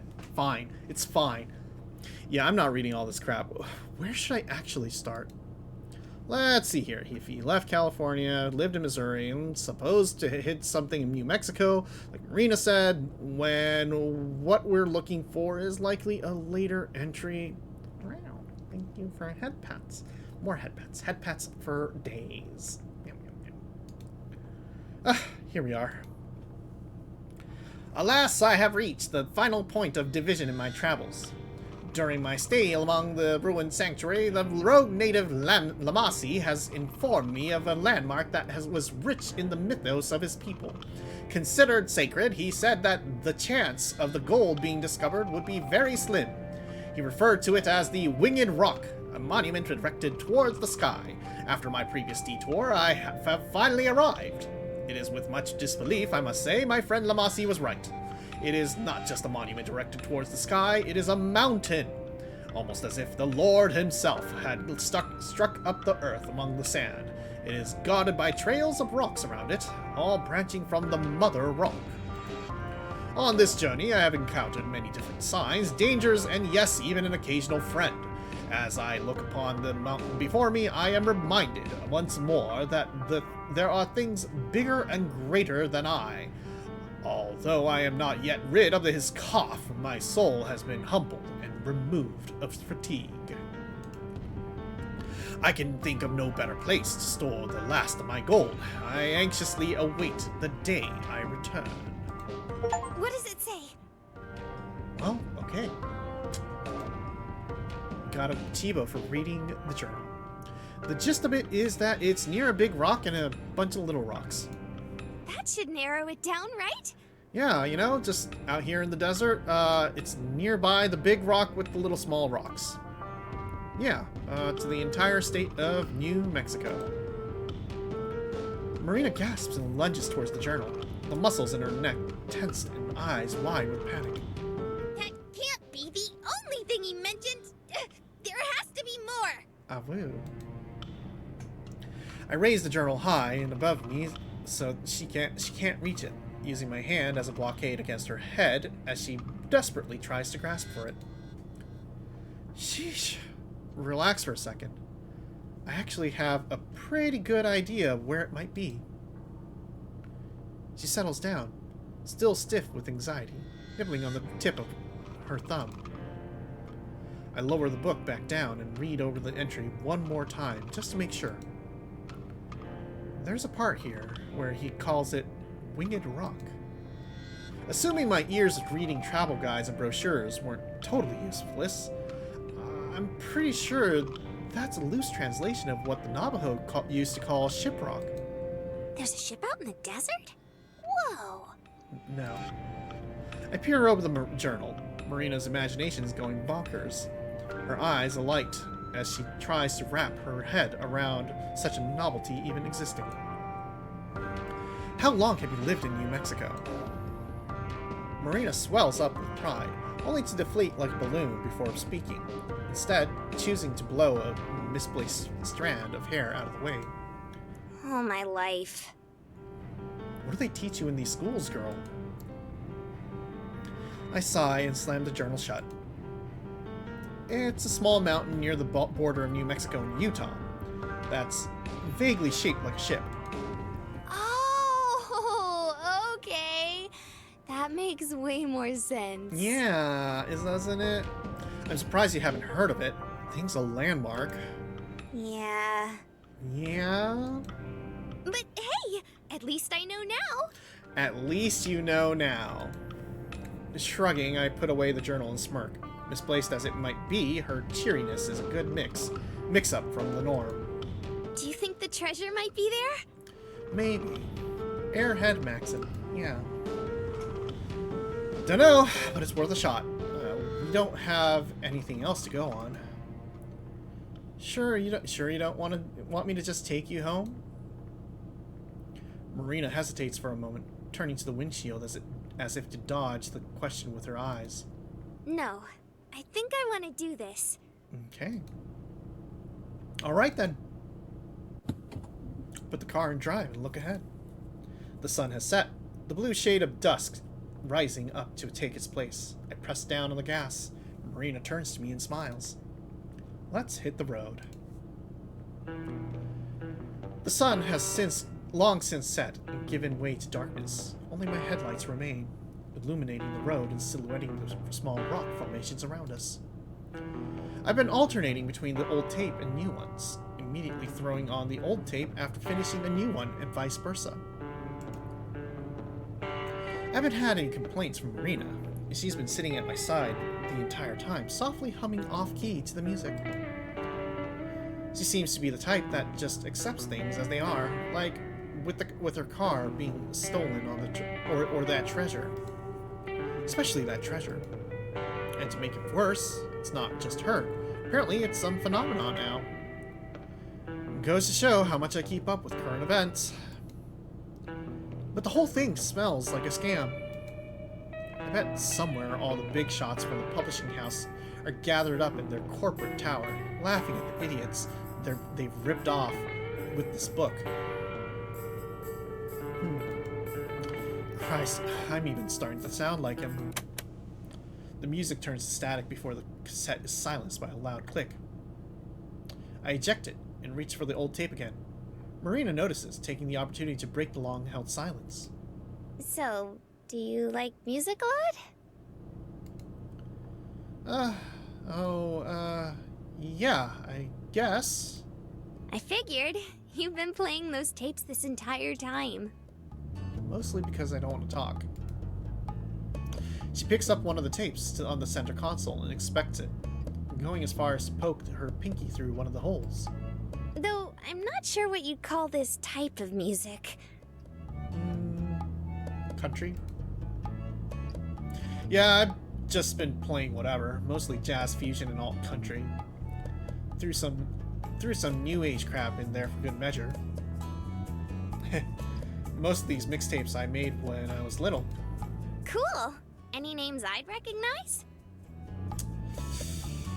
She peeks me through the holes of the cassette, wearing a wide, genuine smile. Probably not. Aw, come on, try me! Okay, let's judge her, folks. Let's judge her, chat. Why not? Maybe I'm not giving her enough credit. You know, Gabriel, Gertu, Weather Report, Donovan, Methany. Weather Report's good. Marina gives sage-like nods and grunts of understanding as I list off the names. You have no idea who any of them are, do you? Not a clue. Lovely, I love you. That's what I thought. Sorry. I usually listen to whatever's on the radio. Well, that's how you are prone to propaganda. I crack a slight smile. It's alright. I could see how it might be hard to get into. Me first and then the giving-givings. My gramps used to call it road trip music. I still think it's nice, though. It's making you really happy. Yeah. You think so? She taps her finger gently against my cheek. I pull away a little, but let her do it anyway. Punk rock cover band, I see. Well, that sounds fun. Yeah, why else would you be smiling? No. I've never really thought of whether it made me happy before, but I do know it made me happy, so that's good enough for me. That's actually why I'm going to California, you know, for a music festival. For real? Where? Not far from Palm Springs. I see. We're going to Coachella. Got it. Palm Springs? Like the actual Palm Springs? Yeah, you know, the Palm Springs in California. Don't know if there are any other Palm Springs in California, but yeah, they do it every year for a few weekends. I went to my first concert a little before I graduated. Aww. She rests her head against the window and stares at the road ahead. Her smile fading, but still there. It was so much fun. Lovely. An entire weekend of that sounds super awesome. Nah, it ain't that cool. Marina flings her head away from the window and turns to me. Now she's staring at me like I'm crazy. How could you even say that? It's the coolest thing ever! I wouldn't even be able to wait. I'd want to see all the bands. All of them. Sheesh, okay, relax. It's not like I'm taking it for granted. It's just that there's only one group I know I want to see so far. Is it Miku? Are you going to go see Miku? That's right. His favorite group. Oh. Just one? He was so excited when he got the tickets. Oh no! Oh, poor baby.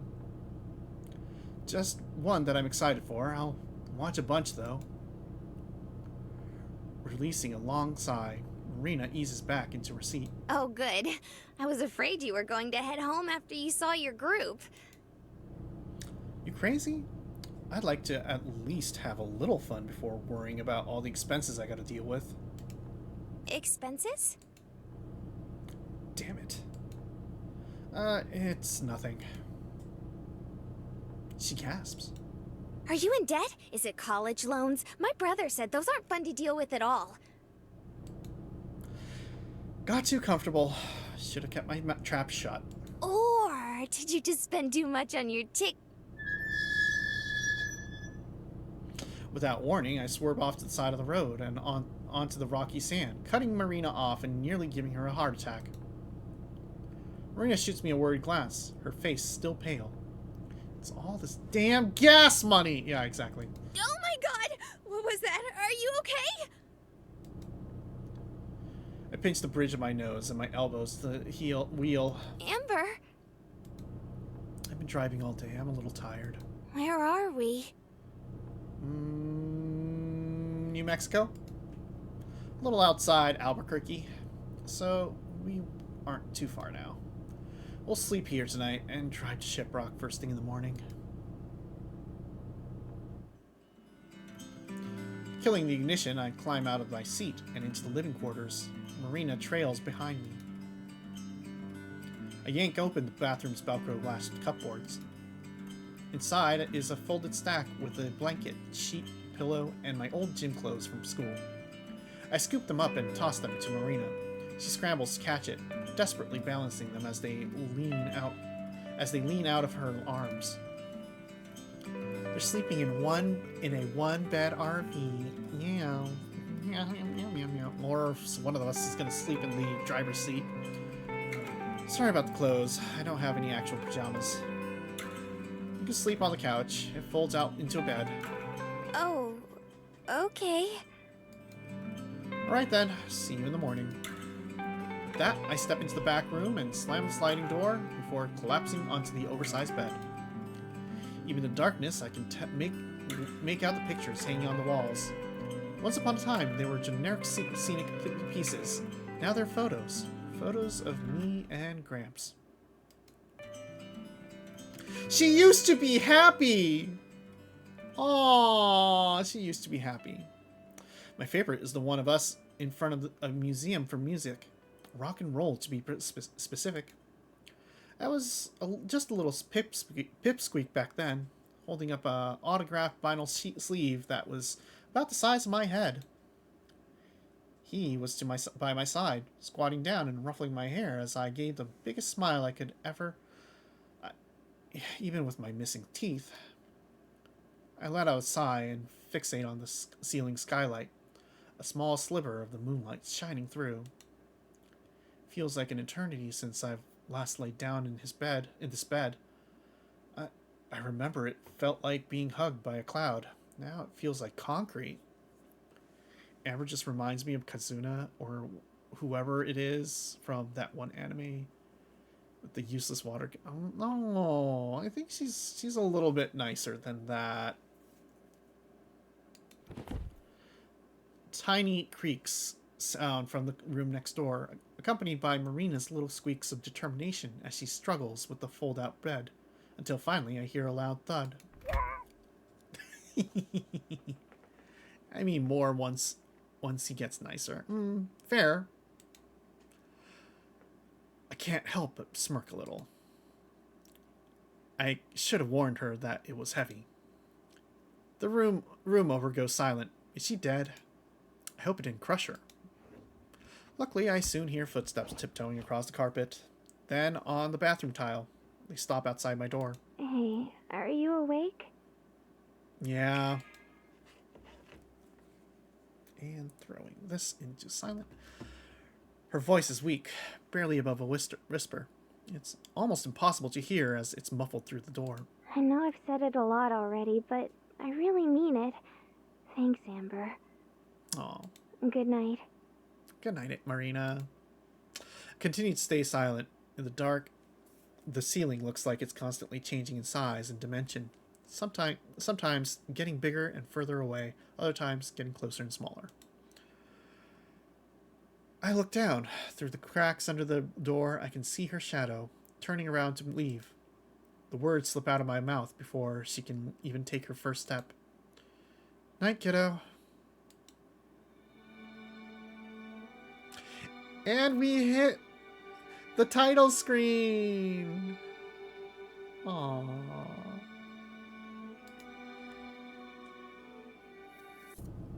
Oh. Okay. It's the next day. Wow. Thank you so much. Thank you. I alt F4 your browser. You alt F4 your browser? Okay. Well, you didn't miss much. Don't worry. We just said good night. Only True Savage title screen. Hello. Welcome. Yes, we are finally getting started on this road trip in New Mexico, I guess. Oh no. That always sucks. I never hit Alt F4. I just hit the quit game stuff. I don't know. I'm bad with shortcuts. Anyway.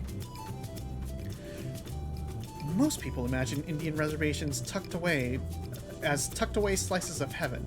Maybe some pocketed oasis of vibrant greens and flowing water in what is otherwise a wasteland. Oh, no. Those people are wrong. Oh boy howdy. It's road trip time, yeah, exactly. I used it several times today because you are really ADHD head ass. Oh, that's fine. Don't worry. I mean, it's a shortcut for a reason. Some people do use it. The Navajo Reservation is as sandy and barren as the rest of the desert, and at 22,475 miles, it's neither green nor fun-sized. Not that I hate it. The miles of faded highway road speed past me, blending together with the sand that stretches out to the far-off rigid mountains. Like there's a rhythm to it all. Behind me, Marina is still stretched out on the fold-out bed, cuddling the pillow, a substitute for her blanket that's long since fallen off the bed. My old gym clothes are a little small for her, the shorts only reaching halfway down her thighs. Lovely. It's a wonder to me that grass actually thrives in the sand and not dirt. Well, I mean, it's grass? Yeah, like, it's desert grass. Desert grasses are slightly different. Desert grasses are very important to a desert ecosystem, mostly because they keep the dirt in the ground. Otherwise, the wind will just sweep it all away, and all your topsoil is gone, and it sucks. Yeah. People don't realize, like, the desert is pretty complex, actually, as far as an ecosystem goes. And like, if it gets too hot, if it gets too cold, it's actually very sensitive to climate change. Yeah. Didn't it flood this summer in America? I mean, some places yes, some places no, and there are places in like I think it's let's see, that was, I think it was New Mexico, actually. Yeah, I think it was New Mexico and the Navajo reservation. I think it was, or maybe it was was it Colorado? Because it is the Colorado River. At least, you know, the little Colorado River is constantly changing where it flows, and it can cause flooding in some areas of the reservation. We've learned really random things. Also, since we're kind of off track and we're like kind of at a new section, maybe it is time for us to take that break, because we have hit the 2-hour mark and we are about to start our ad break. It's going to be 3 minutes long, so you know what? We're going to take a break, and I'm going to go get some water. I'm going to refresh myself, and we will continue on with our second day of this road trip once we are back. All right. BRB. Yeah.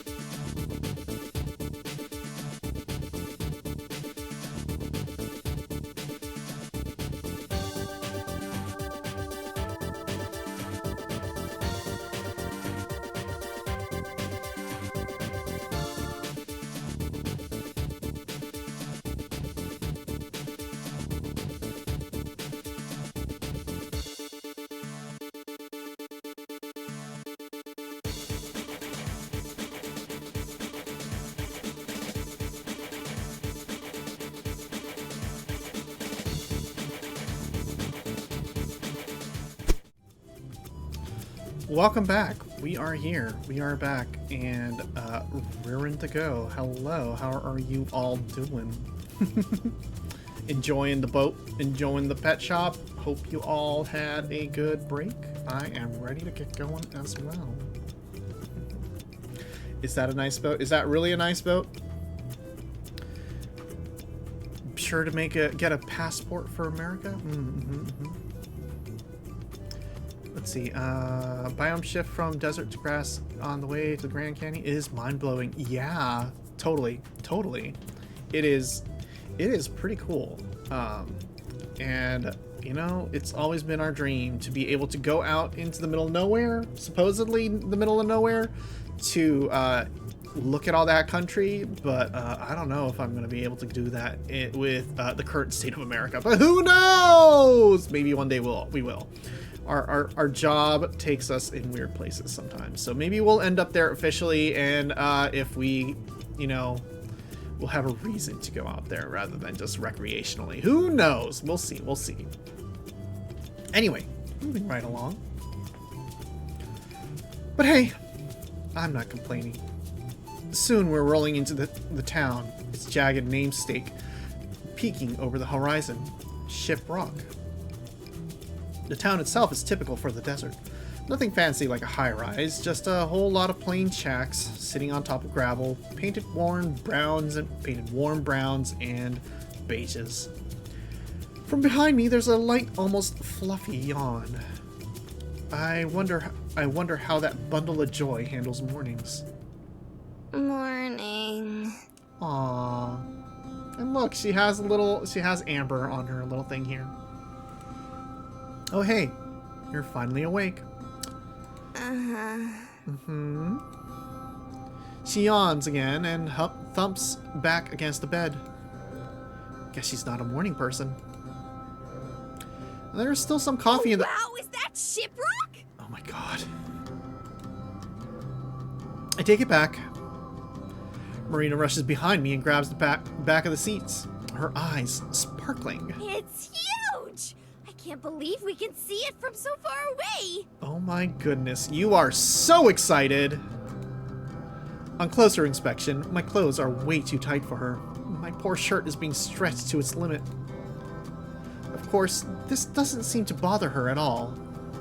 I don't know if I'm more embarrassed for myself or for her. Well, we have to get moving now, so go get dressed or whatever. Sure thing. Oh, woo. She scampers off into the back, finally giving me room to breathe as I make my way to the driver's seat. Until I accidentally glance at the rearview mirror. In the middle of the motorhome, Marina slips out of her pajamas and into her regular clothes. Geez, the bathroom is right there. I adjust the mirror and try my hardest to stay focused on anything else I can look at. Fully dressed, Marina pops back up beside me and settles into the passenger seat.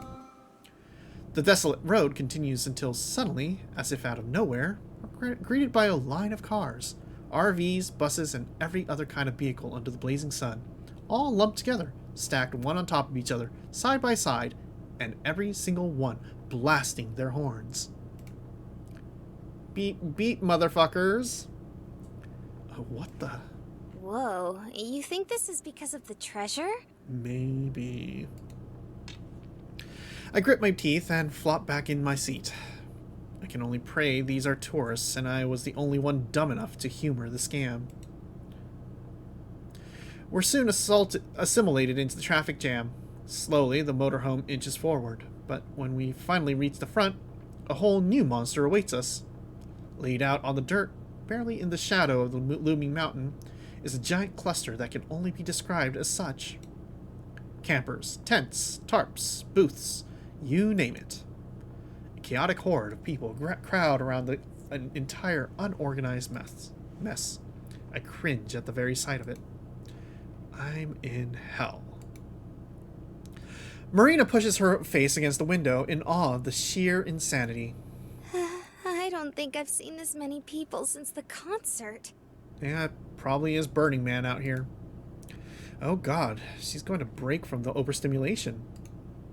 A choir of horns serenade us from behind. Groaning, I pull forward and squeeze the motorhome into the nearest available space, stuffed tightly between everything else.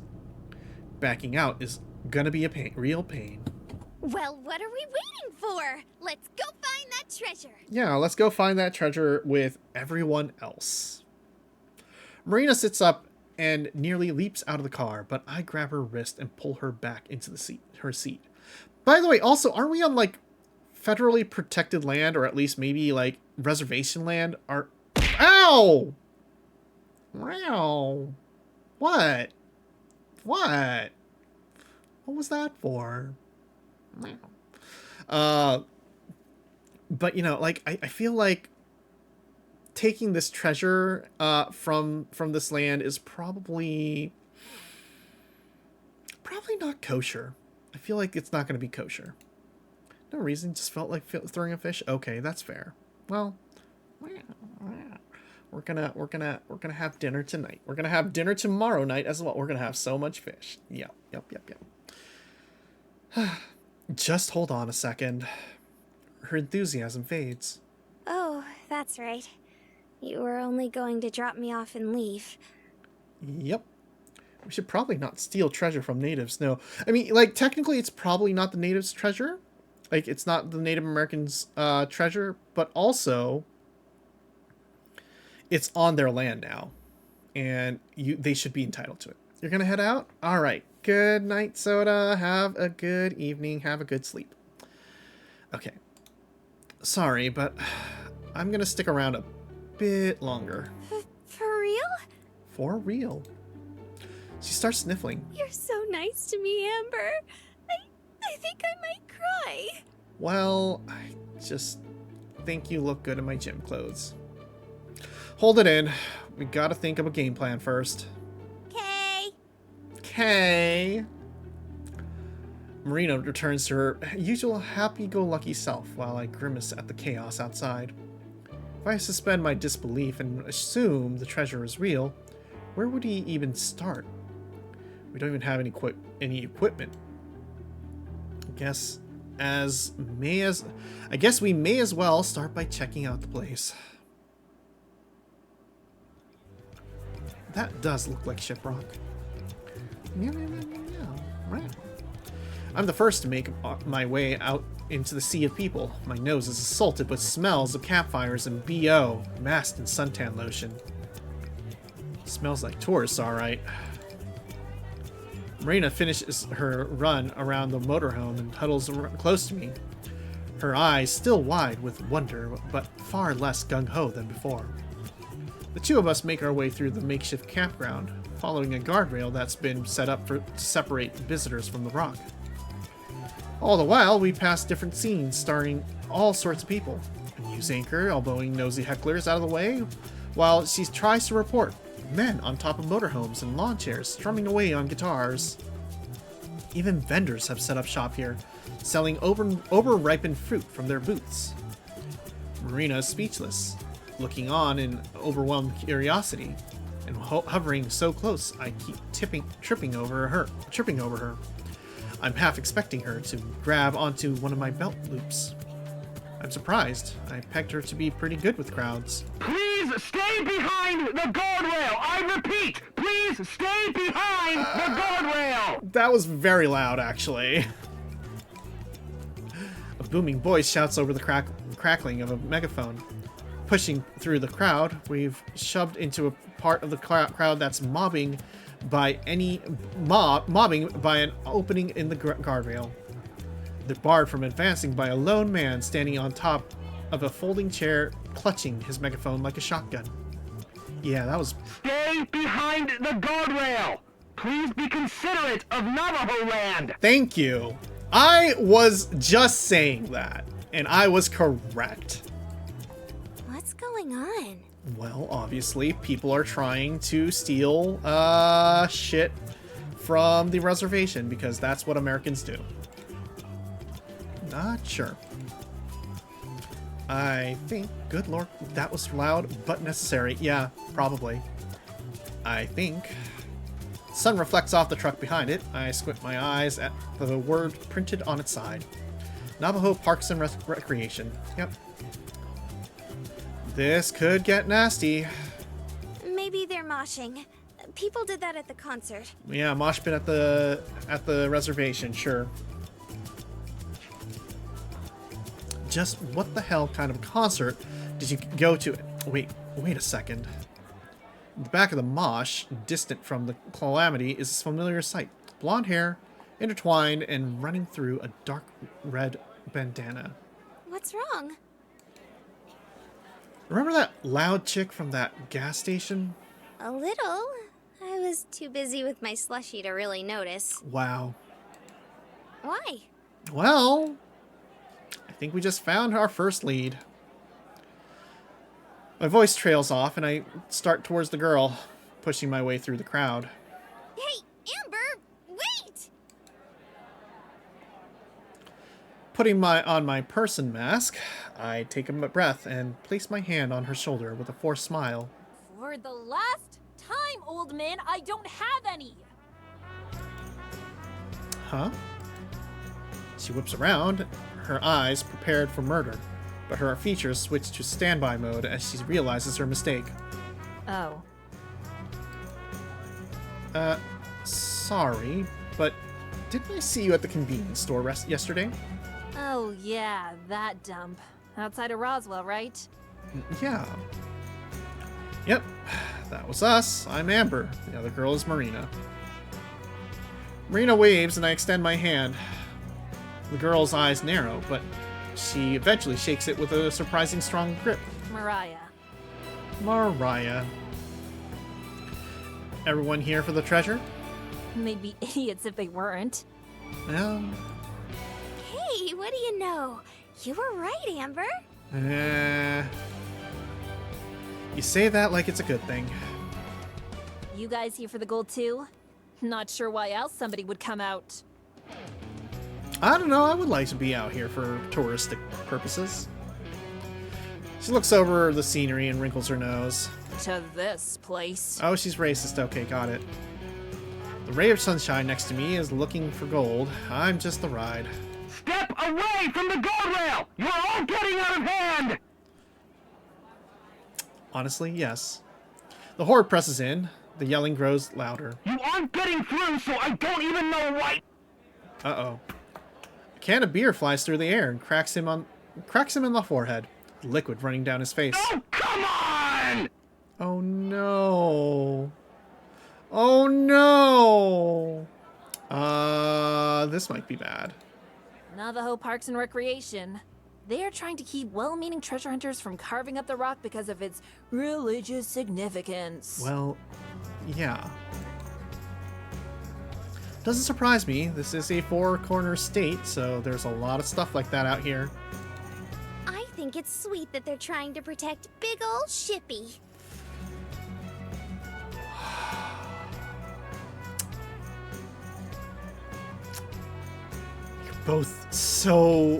You're both incredibly white. Mariah stares at her as if questioning her entire existence. But it's a rock. So? It's only good for postcards and carving big monuments. Why is it such a big deal if people want to look for treasure up there? You're so racist. Well, it's not gonna make much of a difference either way.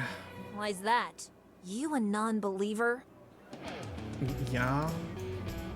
No, I'm just not a sucker. It's not very nice, Amber. Yeah. Well, it's true. It's obvious that this is just an elaborate scam and everyone's got ripped off. Before I finish my sentence, a cocky, overgrown smile makes its way onto Mariah's face, oozing with snide confidence. What if I told you I could prove the treasure is real? Okay. I'd say you're full of it. Does that mean the treasure's real? Like, honest to goodness real? Overwhelmed with excitement, Marina springs up and down, all while Mariah gives a smug nod. Mm-hmm. Uh-huh, okay, what? Yeah, right. Oh, ye of little faith. I said I could prove it, didn't I? Okay. And how exactly are you gonna do that? Come back to my base full of highly trained elite treasure hunters. Then I'll show you. Are we gonna find Marina's car at your base? Because I'm pretty sure we're gonna find Marina's car at their base. Elite what now? Highly trained elite treasure hunters. Beautiful. I don't believe you. Probably got like 3 friends who are kind of assholes, and they're all just there with shovels thinking they're gonna strike it rich. It was so good. The zoom was so good. How many treasures have you found? This cool coin. Yeah, okay, that's cool. It's like, we found this arrowhead. Congratulations, you stole from Native American lands again. Elite treasure hunters. Rogue the Bat, exactly. Unless Rogue the Bat is in her team, they're not elite treasure hunters. Let's be real about this, okay? All right. Right. Thanks, but no thanks. We'll pass. What? But why? But why? Well, she's like one of those people who go to the beach with a metal detector. Yeah. Well, because... You said we needed a game plan, right? So we're gonna play second fiddle to these people who are obviously assholes? How many treasures have you found? I found the 7 Chaos Emeralds. Okay, yeah, that would be pretty impressive. This is the best chance we have right now. Okay.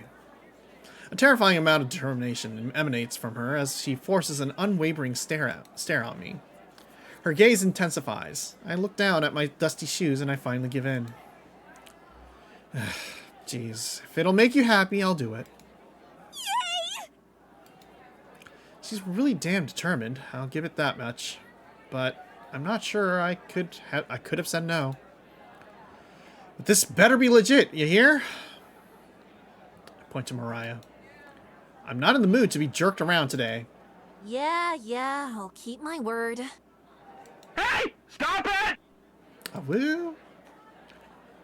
We look back to the crowd. The guardrails have toppled over. The crowd surged toward the man. I'm warning you! Stay back! I have a megaphone! Oh no. He has a megaphone. The crowd circles in around the chair and topples it over. The man crashing down with it. We should probably scram. Yeah, they're probably going to call the reservation cops in. This makes me think of that one scene from Pacific Rim where they find a toy robot using a metal detector. Way ahead of you. Sleek and lavish, Mariah's motorhome is like a mansion on wheels. Its chromy black paint is so fresh that you can practically smell the primer. Here we are. Base, sweet base. Base, sweet base. She throws the door open. Joe, Tess, buck up. We have guests. Okay. Marina and I shoot each other an unsure glance, then enter the motorhome. Oh, hey. Did you finally manage to make some friends? Aww. Blow it out your ass, slacker. Aww. It's just as big and expansive on the inside, making my RV look like a toilet in comparison. It's definitely a luxury class, unlike my Class C. Or at least, it would be a luxury motorhome if not for the seemingly random decor. The wall is littered with posters of ska bands, the worst genre of music. Even weirder are the license plates scattered everywhere, some in boxes, some on the table, and some strung together like a wind chime. I don't know. Multiple... Yeah. Dissing ska? Well, we're listening to ska right now. It's not bad. Ska's not bad. I like ska. Have you ever heard of Tokyo Ska Paradise? Great band. Great ska band. A beanbag in the corner and bottles of empty beer and liquor cast off on the ground. This place looks more like a frat pad than a base. An impression further abided by the guy sprawled out on the couch, his head wrapped in a bandana like Mariah's. Someone's feisty today. No luck with the treasure, I take it? Well, you know, the cops stopped us. I think Tokyo Scott Paradise did a Kamen Rider theme recently, but I gotta check to make sure. They would. They're pretty popular. Like, they do popular shows and video game soundtracks once in a while, and they also just do some really good lounge music once in a while. That's what we mostly listen to them for. They also did the entire soundtrack for a game called Incredible Crisis, which is really fun, but also I'm not sure if I'm allowed to stream that because one of the levels is straight up just basically porn. Yes, they did the theme for Saber. It was really good. Yeah, glad. Yeah, no, they are pretty legit. Someone's fight. Okay. Yeah, no thanks to you. Hey now, me and Tess were holding down the fort. That's a very important job. Yeah, it's very important. He gestures at the cot behind it, above him. A hollow space under some cabinets. It looks like a row of cupboards used to be there, and were stripped out to make room for it. Lying on top of it is a little girl facing the other direction, fiddling with something I can't make out. She's wearing another identical bandana. Isn't that right, Tess? Aww, she's cute. She's probably the most professional treasure hunter out of everyone. One of my fave writer themes is also ska. It's called Anything Goes. Nice, yeah. Tess gives a barely existent nod and continues tinkering. See, what did I tell you? Yeah, Has she been like this the entire time? yeah. Yep. She hasn't moved since you left this morning. It's kind of sad. No. Please. Don't think I haven't noticed you were on that couch when I left. Guilty as charged. I clear my throat, reminding them of our presence. Oh, right. This is my team. That's your team. There was short. I were that short, assuming she is short from her small sprite. Yeah, probably short. The lug who's become one with the couch is Joseph, and the squirt is my kid sister Tess. Okay, kid sister. I was gonna say like, is she like their kids? But I guess it is her little sister. Elite treasure hunters. Exactly. Joe, Tess, this is Alyssa and Melina. Oh yeah. Amber and Marina. Whatever. Yeah, They're looking for the treasure too. they're looking for the treasure. We're looking for the treasure too. Hey there, ladies. Hello, Joseph. I can only hope that the highly trained elite team are hidden in the bathroom. Hey, I'm Marina. It's really nice to meet you. Aww. Marina jumps in front of me, taking hold of the conversation by its throat. The other girl is Amber. Say hi, Amber. Hi. Don't mind her. She's just grumpy. I'm not grumpy. You sound pretty grumpy to me. I groan and start muttering nonsense under my breath. Didn't think being a realist would make me grumpy. She doesn't think the treasure exists. Uh-oh, Mariah, we've got a non-believer in our midst. Oh no.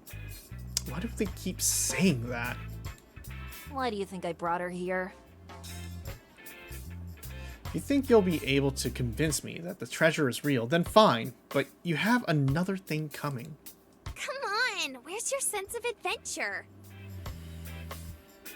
Back in my camper. Unbeliever, shun her. Back in my God, yeah, we're on the same wavelength, Amber.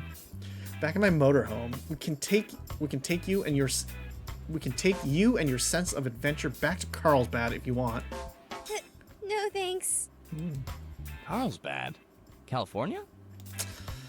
New Mexico. Rolling her eyes, Mariah walks over to the drawer. From inside, she pulls out something wrapped in cloth and brings it over to me. Go ahead. Take a peek. Is this chloroform? Are you gonna mug me? Her smirk reappears, curling across her face, as if this were a game, and there's no way she would lose. Hesitant, I bring my hand to the rag and unwrap it. What? No way, is this? That's right. Lying swaddled in the cloth is a yellow nugget. I give it a squeeze. It's soft. Definitely not a piece of pyrite. It's gold! But how? You know the miner who hid the treasure? That's Joseph's great-great-uncle. Uh-huh. You're lying. I can testify for that. It's true. This thing is a family heirloom. Uh-huh. More like it was lying forgotten in my basement until we stumbled across it as kids. You're telling me that you had a giant fucking hunk of gold and you didn't bother looking for the rest of the treasure. Yeah, this is some harmonica going.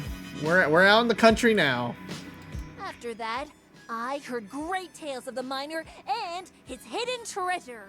Oh my god. She went to the library and found old newspaper clippings making fun of him. That's beautiful. Then, I made it my life's goal to find his treasure. She's been obsessed with it ever since. And so she Hell. dragged you over here. She dragged you out into the desert to look for gold. Oh my god. Joseph, you are... I hope you marry her, because honestly, you probably deserve her at this point. Or something. I don't know. Like, if you're willing to follow a girl into the New Mexico desert to dig for gold, you're probably in over your head with her. That's a load. I saw you on at the store yesterday. If you knew so much about the treasure, then why did you have to buy one of those journals? Another side of my family probably got the journal after he kicked it. We didn't hear about it until everyone else did. Oh my god. This doesn't prove anything. Mariah shoots me a scowl, similar to the look she gave to the clerk yesterday. What are you trying to say? Sis, No, I'm actually trans, but sure. Tess finally moves, hopping down from her cot, another license plate wind chime in her hand, the plates clanking together as she runs over to Mariah. sis, I finished it. Aw, you know what? You're the real treasure that we found along the way. Tess, yeah, it's Tess. Is that Tess? Is that a Tess? Is that a Tess emote? Oh my god, that's cute. That's really cute. She says this without a hint of emotion, her eyes in constant half-open state. It's kind of unsettling. How many is that now? 44? Is it 45? 45. Hell yeah! Marina bends down to Tess's level and greets her. Oh, are you collecting license plates? Are you fitting other plates onto your car so that you get away from the cops whenever you do something illegal? Is this why you have this many license plates? Is this a scam? Are we kidnapped? Are we in trouble? Uh-huh. I only have 5 more until I have all 50 states. Hell yeah, congratulations. And what state do you have there? New Mexico. Hell yeah. Her voice and expression don't change, still as dry as the desert air. Mariah scoffs. At least yesterday wasn't a complete waste of time. That junker was a piece of crap. Wait a second. All the parts were rustier than my ass. Even the scrap metal wasn't worth it. I knew it! Just be thankful we found it. We'd be busted if I hadn't salvaged the good bits. Besides, that money is going to keep us from starving. Uh-huh. I look at Marina, but she doesn't seem to have put it together. About that car you found. That wasn't outside Roswell, was it? Marina's eyes go wide, realization finally penetrating her skull. Yeah, not too far from the store. What do you care? I can feel my blood begin to boil. Marina can feel it too. Amber? Every part of me is shaking. I struggle to spit out the words. Her car was stolen outside of Roswell yesterday. Time to kill a bitch, yeah. It was out of gas, so we went to get some. Joseph is the next to realize it, followed by Tess. Oh, crap. So? Mariah's just as bad! I can't hold it anymore. Sorry, Marina. So... you stole her car and dismantled it! Joseph jumps off the couch and apologetically bows repeatedly, all in one swift motion. Each bow makes me a little bit angrier. Joey said it was okay. Joey said it was okay, uh-huh. I thought it was. Mariah gave the go-ahead. Mariah? You told him it was alright? Yeah, so? It's your own fault for leaving it out there. What are you supposed to do? Push a car miles through the desert to a gas station? What the fuck is wrong with you? How? How on earth is it our fault that it broke down? You know. Finders, keepers. Yeah, okay. Elite treasure hunters right here. It's a freaking car! Actually, okay, so did you know that, like, out in, I think it's like the Arizona desert, there is a rental Lamborghini that got wrecked on the side of the road, and it's just sitting there. It's just there. It can probably be salvaged. I don't know if it's still there, but there's literally just a Lamborghini off the side of the road. It's completely busted because it ran off the road and the suspension's shot. It's probably not running, but it's there. And I think somebody wanted to go and try and like claim it for themselves. That's what YouTube told me anyway. I see they practice Grand Theft Auto. Yeah, exactly. Tess tugs at my shirt. What? I don't mean to, but the word snaps out of my mouth. The tiny girl shrinks away. All right, Amber, just calm down. We can talk this out. Here. Was that the license plate from Marina's car? Oh my fucking god. She holds out the wind chime made of Marina's license plate, her eyes cast downward. Oh no. You can have it. We can have it. Thank you. Never mind, calming down isn't gonna happen. A hand grasps my shoulder. I turn to Marina. She shakes her head and smiles. Amber, it's okay. It's not even your car. But Really, it's fine. it was a pretty shitty car, understandably. She bends back down to Tess and smiles reassuringly. You can go ahead and keep it, sweetie. You can keep my car. It's even a little bit okay. You know, honestly, Tess is not at fault here, so she can keep the license plate if she really wants to. But, like, Joseph and Mariah are probably... I mean, okay. Well, as long as Tess has a good guardian to go to, but also, like, Joseph or Mariah, one of them is probably going to jail here. The trio, Mariah included, are taken aback by Marina's saint-like reaction. Don't worry, guys. It's fine. Joseph breathes a sigh of relief. Oh, God. Thank you so much. Are you sure about this? We're all really sorry about this. Right, Mariah? Yeah, I guess. Oh my god, Mariah, go fucking... About as fed up with this as I am, Joseph shoots her a glare and smacks her on the back of the head. Ow! Alright, I'm sorry and stuff. I'm sorry, I committed Grand Theft Auto. Marina, are you sure? They destroyed your car.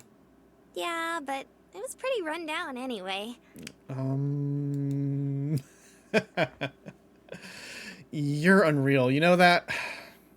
Anyway, we should head out now. We have a few things to take care of.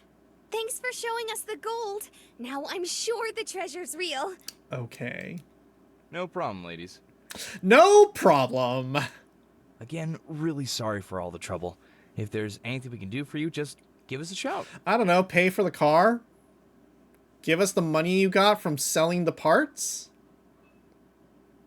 Give us your RV? I don't fucking know. Sure thing. We head for the door, but Marina turns around before stepping outside. By the way, was there a phone in the car? The pink case, eh? Oh my god. Yeah, that's the one. Did they pawn it? Uh, They pawned it. we kind of sold that too. Did you? Honestly, like, when you look at that kind of, and you find a wallet, wouldn't you, like, kind of, I don't know, report it to the cops?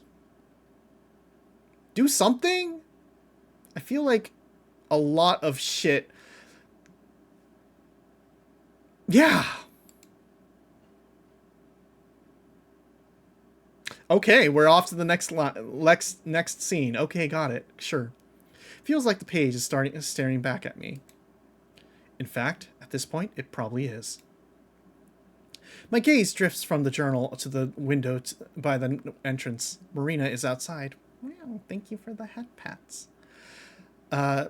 Marina is outside twirling the payphone's cord as she pops in another quarter. She bites her lip and looks through the window. Our eyes meet. She sends me a small, anxious wave. Closing the book, I let out a yawn and remove my head from my fist. I'm sure there's a red imprint on my cheek. Figuring out we had to go to Shiprock was the easy part. Everything else has been a gigantic pain in the ass. There's a rush of precious cold air getting sucked from the building. Marina enters, carefully shutting the door and taking the seat opposite me in the booth. So, how'd it go? It went fine, I guess. Mm-hmm. Your parents are okay with all of this? Maybe not okay. Is she disowned?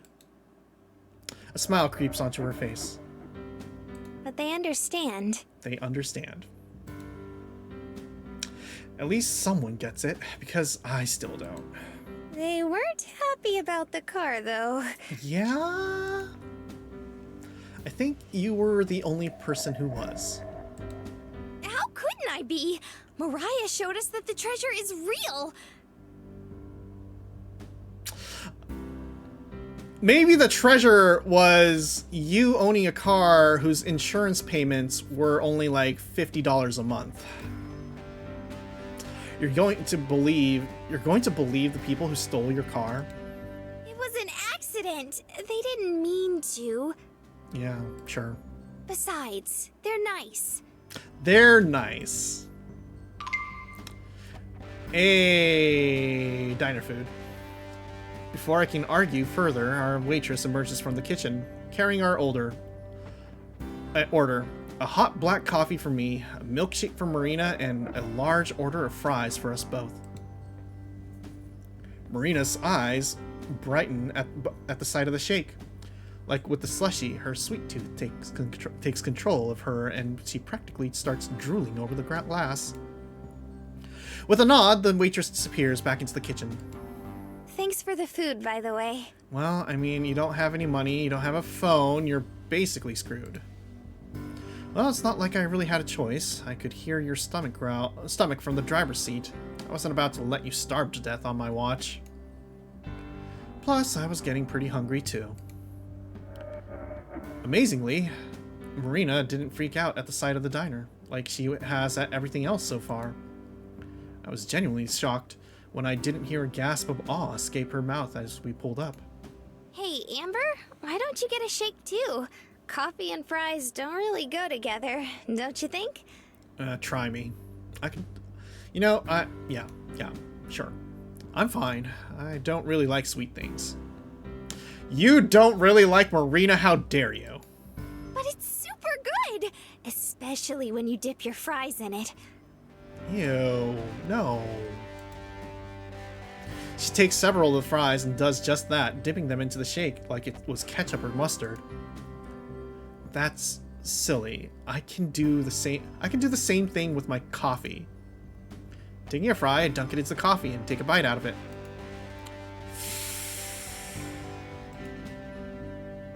That was a bad idea. Grimacing, I placed the rest of the fry on my napkin as I try to cope with the cold chill and sulfury aftertaste. Yeah, I mean, I could have seen that coming. Maybe it would work better if you put creamer in it? No, it would not help. Folks, just put barbecue sauce or ketchup or, well, I guess mustard. I don't like mustard, but if you really like mustard, sure, go for it. Like on your fries or gravy, right? No, don't try to be fancy. Somehow, I doubt that. Besides, it would just ruin the coffee. I don't know how you can even drink it without cream, or at least a little sugar. It's so bitter. It's so bitter. It's an acquired taste. You kind of you find flavor in the bitterness. Also, okay, if you drink black coffee, the key thing is what kind of black coffee are you drinking? Because if you're drinking black diner coffee, my God, you are in some straits. That's why I think it's weird that you drink something like that. About to head to bed, but have fun with the rest of the stream. Yeah, thank you so much for stopping by. Lovely to have you. Have a good night, alright? And hope you have a good day tomorrow. How do you mean? I don't know. Her brow furrows in deep thought. You always seem so yes or no about stuff. Yes or no? If you like something, then you do. If you don't like something, then you don't. You're losing me, Mare. What did Mom used to tell us when we didn't listen to her? You'll drink black diner coffee? Boy, howdy, that is a flavor, okay? I mean, like, we get it. We know that we distinctly know that flavor. But because we drink, well, we don't put sugar in our coffee. We just put a little, like, we put a dollop of creamer in, and that's all we do. But like, man, black diner coffee is just, oh, that stuff's strong. Oh, yeah. Basically, you have a really thick head, Amber. We have a thick head. Thank you so much. Thick as that shake, hopefully. I nearly spit the coffee out of my mouth. Gee, thanks. Or was it a thick skull? Whatever. You know what I mean, right? Yeah, sure. I think so. Maybe. It wasn't really an acquired taste for me, but now that I think about it, maybe I've always liked the bitterness. Or maybe I just convinced myself that I did. I don't know. Black diner coffee, yeah. Is that a bad thing? Just like in Mariah's RV, Marina shakes her head and gives me a sweet, genuine smile. I don't think so. I actually really like it. It reminds me of Shiprock. A warm, tickling sensation bubbles up in my chest. It forces me to smile, but I play it all cool and breezy like. Wow, look at you, trying to riz. I remind you of a rock? You shouldn't say that kind of thing. People might think they're insults. Satisfied with how I play that off, I reach for a fry and reward myself, but instead of a hot, crispy goodness, something smooth brushes against my fingertips. Oh no! It isn't good coffee. Exactly, that's my point half the time. I gaze down at the plate of fries. Marina's hand, for a split second, rests below mine. We instinctively snap back. Marina's face is a bright shade of pink, and mine is probably similar. Sorry. The room feels 10 degrees hotter. We try to re-establish eye contact, but our glasses shoot off in other directions as soon as we meet. Hey, Amber? I managed to compose myself long enough to look back. You said something about bills and expenses last night, right? I don't know what exactly you meant by that, or what it is you have to pay off, but since we know the treasure is real now, I was wondering...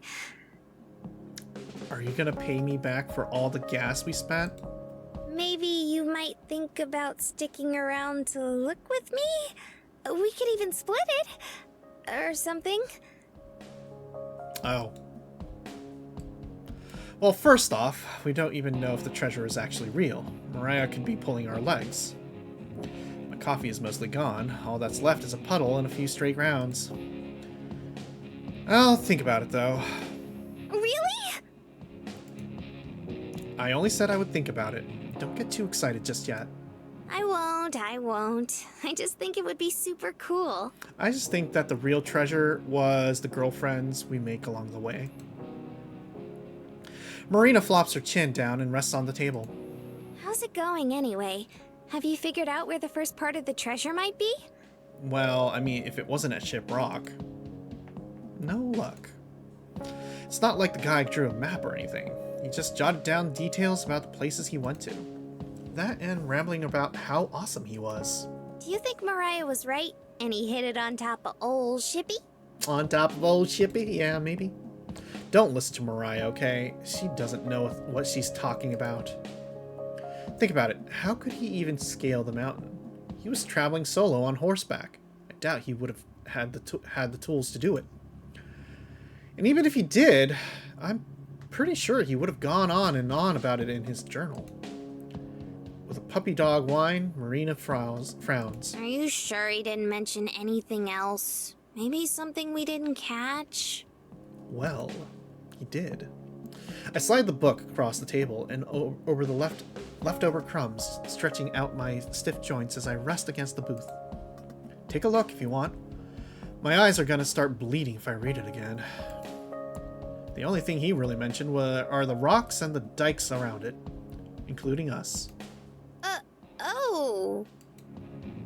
Marina forces herself to stare down at the plate, the blush from earlier reappearing. Oh? Oh. No, not like that. Stifle giggle. Teasing her is gonna be a blast. I mean the rocks, that branch out from the mountain. That's what they're called. Huh? It's so simple, but it makes sense. I shoot up and throw down some money. Marina jumps at the sound of the table rattling. What's the matter? Did you figure out where it is? I think I figured out you're gay. Maybe, at least a general area.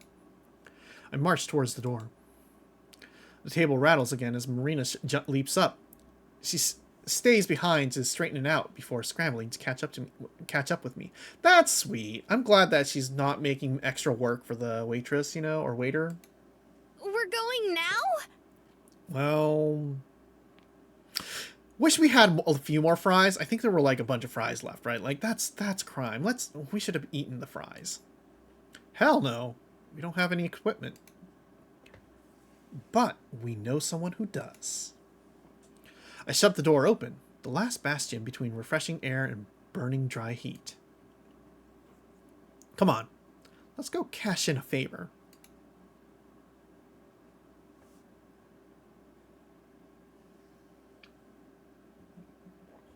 Oh, okay, I was gonna say. It sure was nice for Mariah and her friends to let us use some of their equipment. Well, at least we got something out of it. Only after that Joseph guy begged her to. I paused to look around. We decided to wait until nightfall to go look around some more. It's like an entirely different world the further you get from the insanity. Quiet and calm.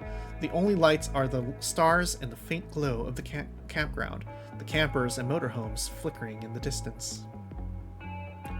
Marina fiddles with the metal detector's headphones, removing them halfway. Sorry, the beeping's loud. What was that? The beeping's loud. Forget it. I'm not playing that game. Just keep listening. Oh! Did you find something? I think so. It's over here. I set aside the shovel and throw myself to the ground, clawing at the sand. A shiny speck sticks out from the ground. Frantically, I dig it up. Is it the gold? It's... I scrape harder. It's... harder. It's... Finally, I unearth it and hold it up to the starlight. A soda tap. Of course. Damn it, this is the 5th one. If we find any more, we could start making a curtain out of them. Oh, I'm sure Tess would really enjoy that. I send the tap flying, speeding off over the dikes. Maybe we should call it a night. I'm sure we can find it once we're fresh in the morning. No, that's no good. We can only do it now because Park and Recreation isn't paying as much attention. Even now, someone's still guarding the area near the campground. By the way, did you know that, like, okay, if you're doing a archaeological assessment, even if you find a soda cap, you should, and you're doing a non-invasive kind of excavation, you should not remove even a soda cap or like things that are obviously garbage. Like, you just leave it there. It is there, and then later after you report and people say like, okay, maybe you want to like harvest some of these artifacts, then you can do it. But otherwise, you're not supposed to take anything out, even if it's trash. The rocks give us some cover, so I don't think we'll be spotted, but we still need to be careful. We'll keep looking for a little while. If we can't find anything, we might want to assume the worst. Her face wrenches with hopelessness. That somebody else found it? Well, if somebody found it, it would be news. That it doesn't exist. Geez, it's like you've never considered that it might not be real. But Mariah... Mariah can say whatever the heck she wants. Yeah, I know. I grab my shovel and swing it back over my shoulder. As we walk, we stay as close to the mountain range as possible. Why are you so gung-ho about this thing anyway? If you're just in it for the cash, there are better ways to make money than dragging yourself around the desert. Oh no, it's nothing like that. It's just... Do you have a dream? Her voice trails off. It hangs over us, never fully evaporating into the cool night air. It's okay. Don't feel like you have to tell me. We don't have things we don't want to talk about. That's becoming very clear. We both have things that we don't want to talk about. That's becoming very clear. At least Marina doesn't swerve off the road so she can go pout. I just don't want to think about it. All I've been doing for the last month is thinking about it. I almost wish my brain would quit working so I wouldn't have to. So naturally, I take a long, lonely trip with nothing to do except think. Amber, it's happening again! Oh. Marina stops, quivering as she tightens her grip. I swear, if this is another soda tab. I don't think it is. The beeping is really loud and it's vibrating a lot.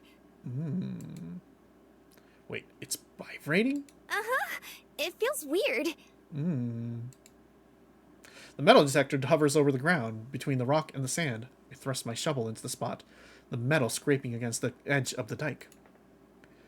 Planting my foot on the shovel's head, I drive it further into the ground, using every ounce of my strength to dig. The first load of dirt and sand unclenches from the ground, loosening the earth around it. I throw the load aside and repeat the process. Each time, it's a little easier, a little lighter. Finally, the shovel strikes something hard, sending a shocking vibration through my hand and up my entire body. Bedrock? No, I haven't dug that deep. Drooping to my knees, I reach my hands into the hole and brush off the remaining dirt. Marina leans in. The sound of her anxiously swallowing is barely audible over my heavy breathing. Hey-yo. My fingers brush against something. I gulp and pull out the hole's contents. A small, rotting wood box. My heart stops. Trembling, I open the box. The leftover dirt falling into my lap. Good night. Good night, Stout. Have a nice sleep. Thank you so much for coming. Gold. It exists? It exists? It exists! We found gold. We struck gold. Marina yells at the top of her lungs. A yell so loud that it bounces off the mountain, echoing off to the horizon and then back again. Marina has been unleashed. Not so loud, they might hear us. She lowers her voice to an excited whisper, channeling her energy into bouncing up and down. But it exists! I told you it did. It does. She's right. Despite being proven wrong, I can't help but smile. Here I thought it was going to be some plastic treasure chest with a coupon for chocolate milk inside. Or something equally shameless and corporate. Aww, we're becoming friends. My only warning is a quick gust of wind. Before I even have a chance to brace for it, I'm engulfed by Marina and her hug. What? It's real! I told you it was! I told you! It sure is. I stop for a second, then smile. Yeah, you were right. It is real. Should we tell someone? What do we even do now? Probably, technically I guess it would be Joseph's, but take it to the Historical Society. I don't know. Honestly, I don't feel right profiting off of people's treasures, you know? Honestly? I'm not sure. It's getting pretty late, though. Let's pack up for the night. We can think about what to do in the morning.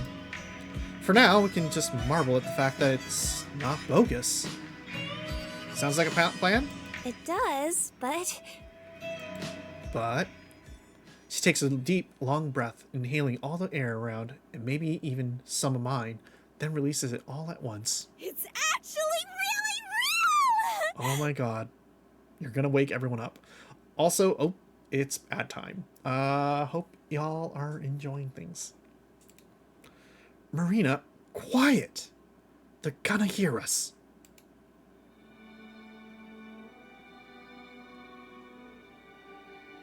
Aww.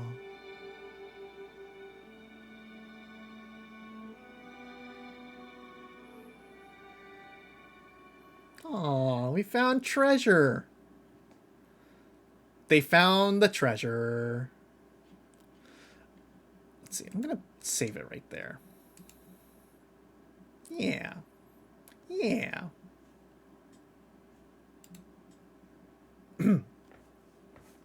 Take a little sip of water. Also, because it's like, you know, the ad break, I'm just going to give it a little bit of... skipping a little... taking my sweet-ass time so people can, you know, come back without us having gone too far. Wata.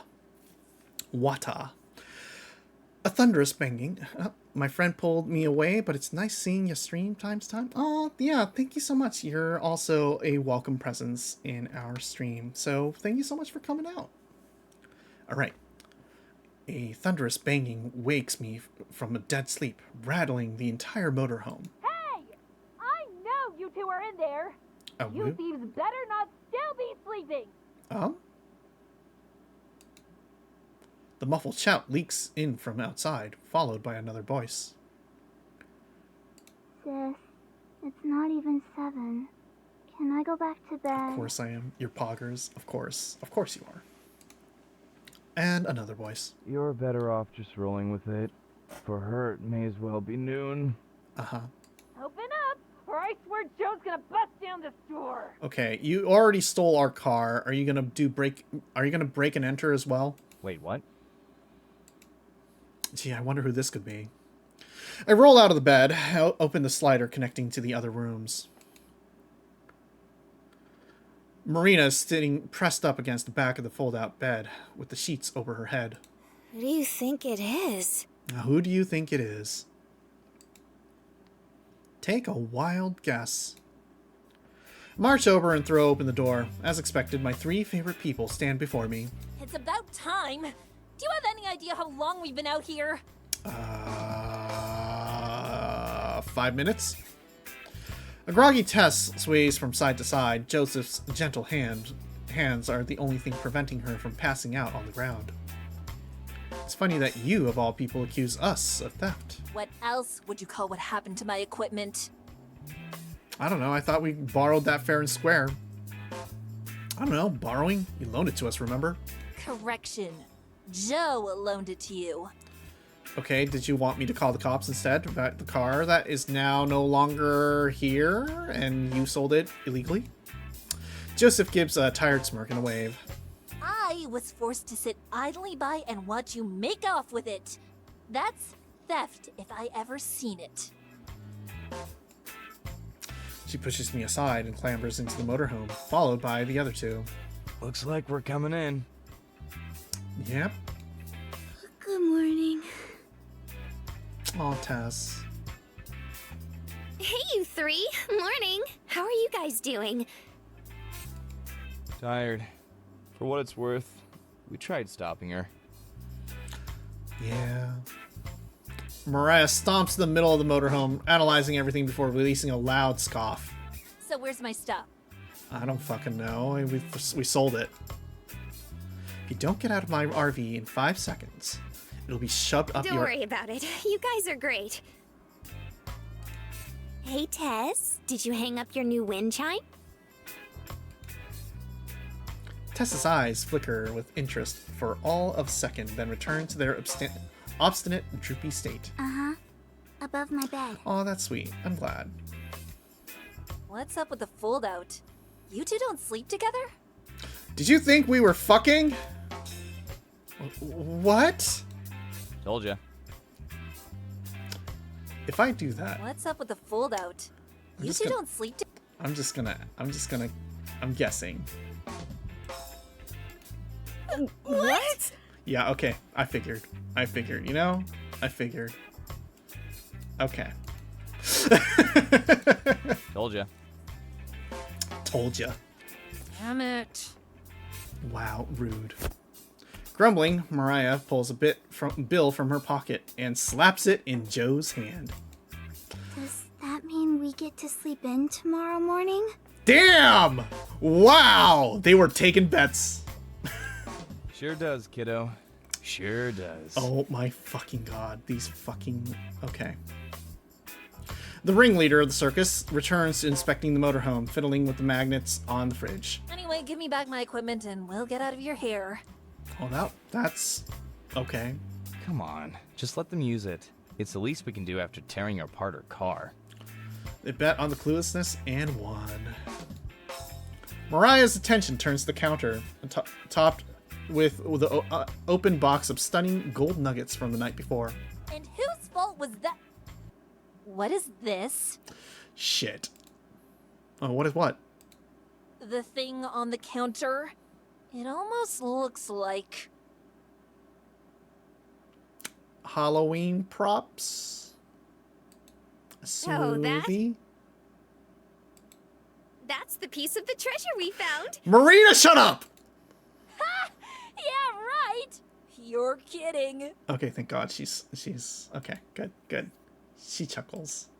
She stops.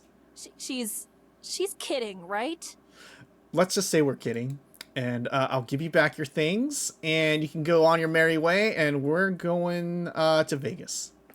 I have a devious thought, and crack an equally devious smile. Nope, she's telling the truth, 100%. I wrap my arm around Mariah and bring her close. Joseph and Tess shoot each other alarmed glances. We found it last night with your equipment. She stands there, stupefied. No! That's impossible. You're lying. Really now? Hey, Marina, why don't you tell her about it? Sure thing! Okay. It started yesterday after we met. Amber looked at the journal again and thought it might be near the smaller rocks behind the bigger one. They're called dikes, I think. Yeah, exactly. Just like us. Anyway, turns out she was right! Mariah looks down, muttering to herself. But how? I don't know, reading comprehension? Why wouldn't he just hide it on the mountain? Because everyone would look at the mountain, and also, like, why would you climb a mountain? It doesn't make sense. If he was going back to Missouri... Dykes is one letter too close. Her voice diminishes until her words are reduced to lip flaps. Like a mad scientist trying to figure out a complex equation, she retreats into her own little world. Mariah? A smidge of sympathy buds inside me. I look to Joseph and Tess. Even they look a little shocked. Is she gonna be okay? I honestly don't know. Tess approaches Mariah, who is still whispering nonsense under her breath, Nonchalantly, Tess hops in front of her, her hand reaching upwards, trying to wave it in front of Mariah, and brings her back to our world. No response. Tess pulls Mariah's arm skyward, then allows them to flop down to her side. Still no response. You know, we've been looking into that treasure since we were kids. Yeah. Joseph steps up to the counter and stares into the box. Never expected someone else to find it before us. Yeah, well... That's more than I could say. I didn't even think it existed. There's that too. He sighs, then with a shrug, cracks a smile. Well, good job anyway. You ladies seem cool, so if it couldn't be us, then at least it was you. At least we can forget about the car, right? You guys want to stick around? We could tell you more about it. Uh-huh. He looks to Mariah. Somehow, I don't think that would be healthy for her. Or you. Eh. He grabs Mariah by the shoulders and begins pushing her towards the exit. Come on, Mariah. Let's go make you a nice cold michelada. Micheladas. You two can keep the equipment. Think of it as an apology gift. Wow, we got a sweet metal detector out of the deal. That's cool. Because cheaply made tools I could get at any hardware store are of equal value to a car. They're almost out of the motorhome when Mariah flips and rushes back. Hold on a minute, thief! Okay, do you want the equipment back? Because we will give it back to you. She looks me straight in the eyes, her expression returning to that of a piercing hawk. You just had beginner's luck. Okay. You might have found the first piece, but I promise you, me and my team will find the rest. Okay. She extends a hand and smirks. I pause for a moment, then grab it and offer a smirk of my own. You're on. Marina and Joseph both let out a sigh of relief as if they've just witnessed the signing of a peace treaty. Well, guess that takes care of that. Yep. Now let's get out of here and go back to a proper base. Wow. A proper base that can't find any treasure. Are you going to drink until you feel better again, sis? Tess, no, you don't talk about that. Shut up! Didn't Mom ever teach you any manners? Didn't Mom tell you not to drink all the time? You always said Mom is an airheaded ditz who wouldn't know good advice or a good man if it bit her on the butt. Wow. That's amazing. Poggers! Have you done your homework? Isn't it a little late for... It is 10 p.m. Why are you up so late? Have you brushed your teeth? Have you had your dinner?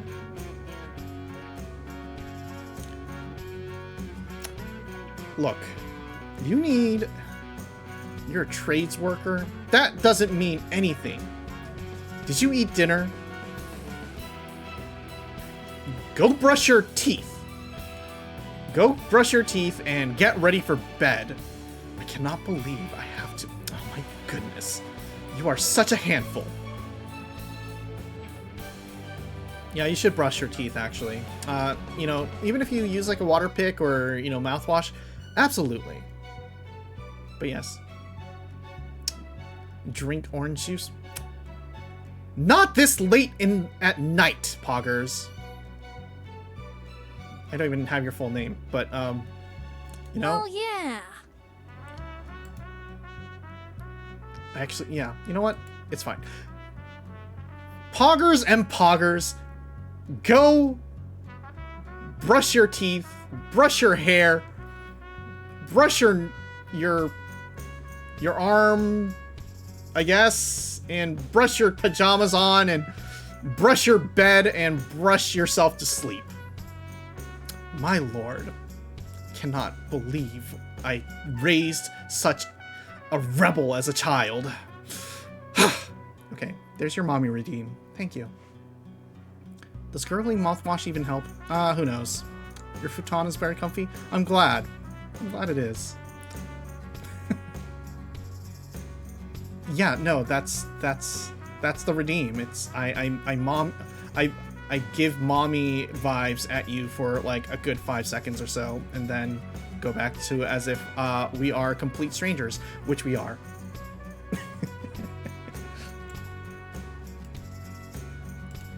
Sorry for all the trouble, ladies. See you two down the road. Yeah, okay, bye. Joseph pulls the door closed. Marina and I stay put as the bickering of the trio fades into the distance. Were you serious? We're not complete strangers. You're friends with Val. That's true. That's true. I meant the parasociality of streamer and chat, you know? So we're not actually your mom, and we're not going to continue being your mom. We just play a mom on TV. About what? The treasure. You told Mariah that you were gonna find the rest. Yeah, I guess I have to now. If you were just being nice and want to leave now, that's fine too. You've already done a lot for me. Yeah, well, now I'm kind of mad at Mariah. She casts her eyes downward to hide her emotions, but I know better by now. And let you keep all the treasures for yourself? Hell no. Her eyes bounce back. Besides, someone's gonna keep you from getting yourself into trouble. May as well be me. For real? But don't you have the festival to go to? It's still a little while away. I wanted to do some sightseeing anyway.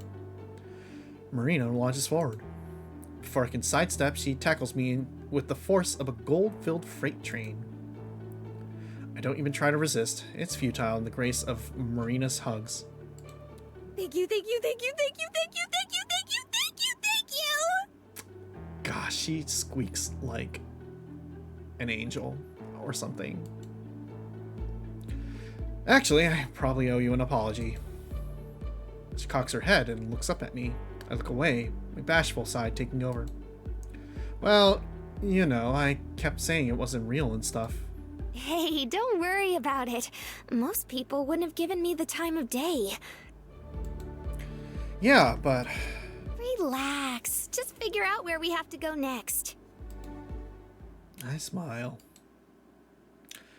We walk to the front of the RV and take our seats. Grabbing the journal from the glove compartment, I flip it open.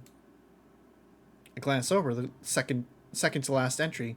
Key phrases like split path, detour, and acres of identical arched stone throw my brain into the deep end, drowning me in dizzying puzzles before I've even fully read it.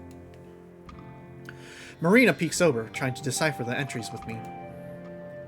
A speck of inadequacy crawls up inside me, and I quickly flip to the next entry before Marina notices I'm stuck. I'll deal with that later. For now, we'll just narrow this down. Excuse me? Much has happened since my last entry, so let me waste no time in beginning. As I mentioned previously, I had begun to develop a cough of sorts during my travels. At this time, I thought nothing of it, just a result of being overexposed to the elements. But after all, a handsomely rugged and worldly man, such as myself, should be used to such things. But I digress. Unfortunately, the more I continued under the blazing sun, the more my conditions worsened, until finally my body gave out. The last thing I remember is falling off my steed. Sometime later, I woke next to a fire with my horse nearby. I myself could not move, as I was held down by illness and sweat, but I was reassured by a man sitting across from me. Upon further inspection, I realized he was a native of this land. I had several encounters with people of his sort during my time on the wagon trail, so naturally I was suspicious and fearful for the remainder of my gold. However, the man said he had no interest in such things. A dry, quiet fellow, the man told me his name was Lamasi, and that I was in a canyon his people occupied. Although they had been driven to a different segment of it some years back. His English was quite fluent, and when I inquired, he said he had learned from settlers as a boy. Over the next several days, Lamasi would nurse me back to health. We would never stray too far, as he preferred looking after his estranged tribe from a distance, but I was able to explore portions of his home. Eventually, I stumbled upon a long-ruined home built into a cave on the side of a mountain. According to Lamasi, there are many more like it, though they originally belonged to enemies of his ancestors. It was then that I realized where I would leave the next portion of my bounty. On my last day with him, I informed Lamasi of my plans, where he casually promised to guard it for me until I returned, but before I left, he pointed me in the direction of a sacred landmark, one so giant and huge it would simultaneously be a conspicuous and inconspicuous hiding place.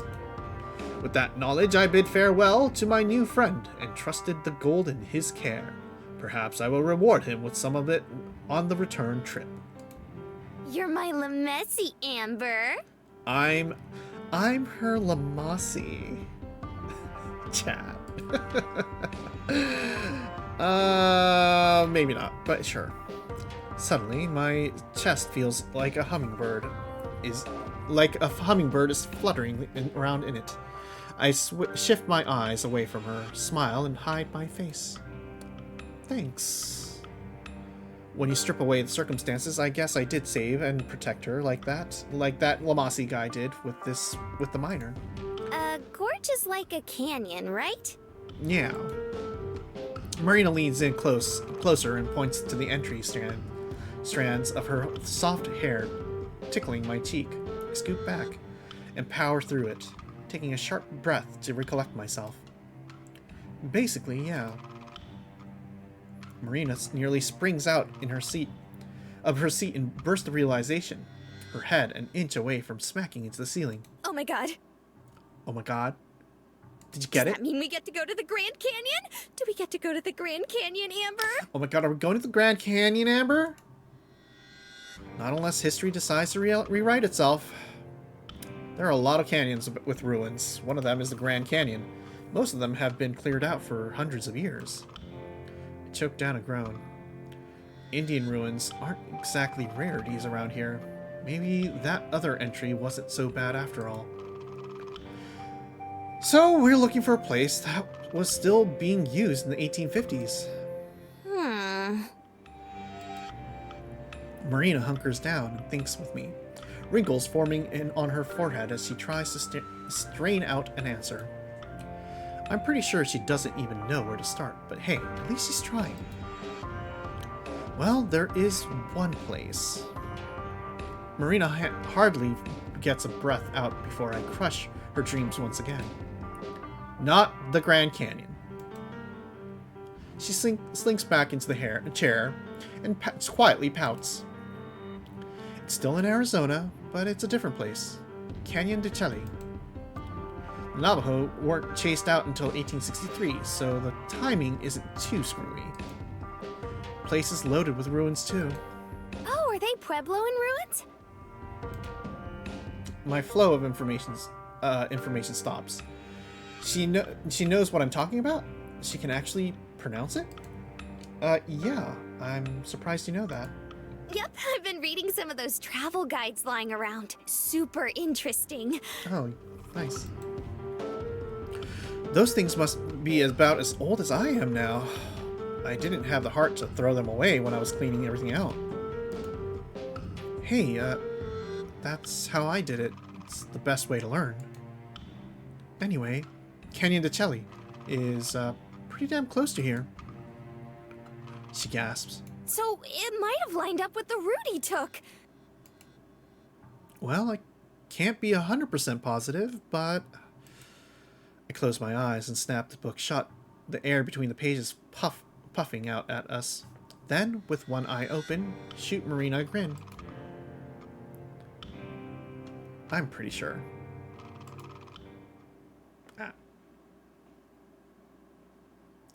Arizona's highways are infamously boring. Nothing but hills, up, down, up, down. There's nothing interesting to look at. Both sides of the road are smothered in nondescript shrubs. It's the part of the country where you just zone out and drive on autopilot. When you finally see a sign for the town of Chinle, Right next to the canyon, it feels like we're approaching the promised land. Oh no, we're gonna lose Aerith. Marina looks up from the book she's reading, and just in time to miss the sign. Was that it? Are we there yet? Almost. Nah, 40 miles to go, so about half an hour. She makes a sound like a pop balloon and goes back to reading. Here comes Sephiroth. Yeah, exactly. We take an exit in a tiny excuse for a town. One of those places that has a gas station and a few old houses. It's like in Monopoly, where you buy up all the property you can, even though it's not that great. This is it? Don't. Never do that. Well, I mean, you can get good money, but it's never good. Just go for Park Place. Save up for it. Marina repeats her earlier question as I slow down to turn left. Nope. Almost. I don't even know what this place is called. She makes the pop balloon noise again, but leaves the book closed. When we finally reach Chinle, it's pretty obvious. This is the first real town we've seen in hours. The outskirts are industrial, dominated by what I assume are factories. A pair of stray dogs lope around along the side of the road, hungry and lean.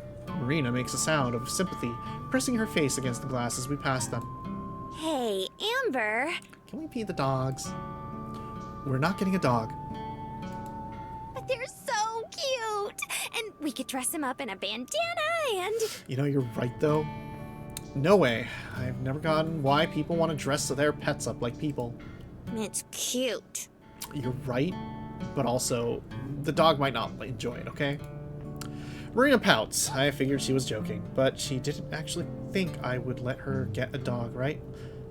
She didn't actually think I would let her get a dog, right? It seems that all is forgiven by the time I pull into a gas station. She's bouncing in her seat with her usual enthusiasm. Or maybe it's her bladder. My second guess must have been correct, because as soon as I shut off the engine, she darts out of the RV and into the store. While she does that, I fuel up. No telling when we'll see the next gas station. Could be 100 miles. And this thing drinks gasoline like a thirsty dog drinks water. By the time I finish, Marina still isn't back, so I lock up and head inside. The store is devoid of other customers. It's unremarkable, with the usual selection of candy, chips, and overpriced beef jerky. I'm not hungry, just passing time.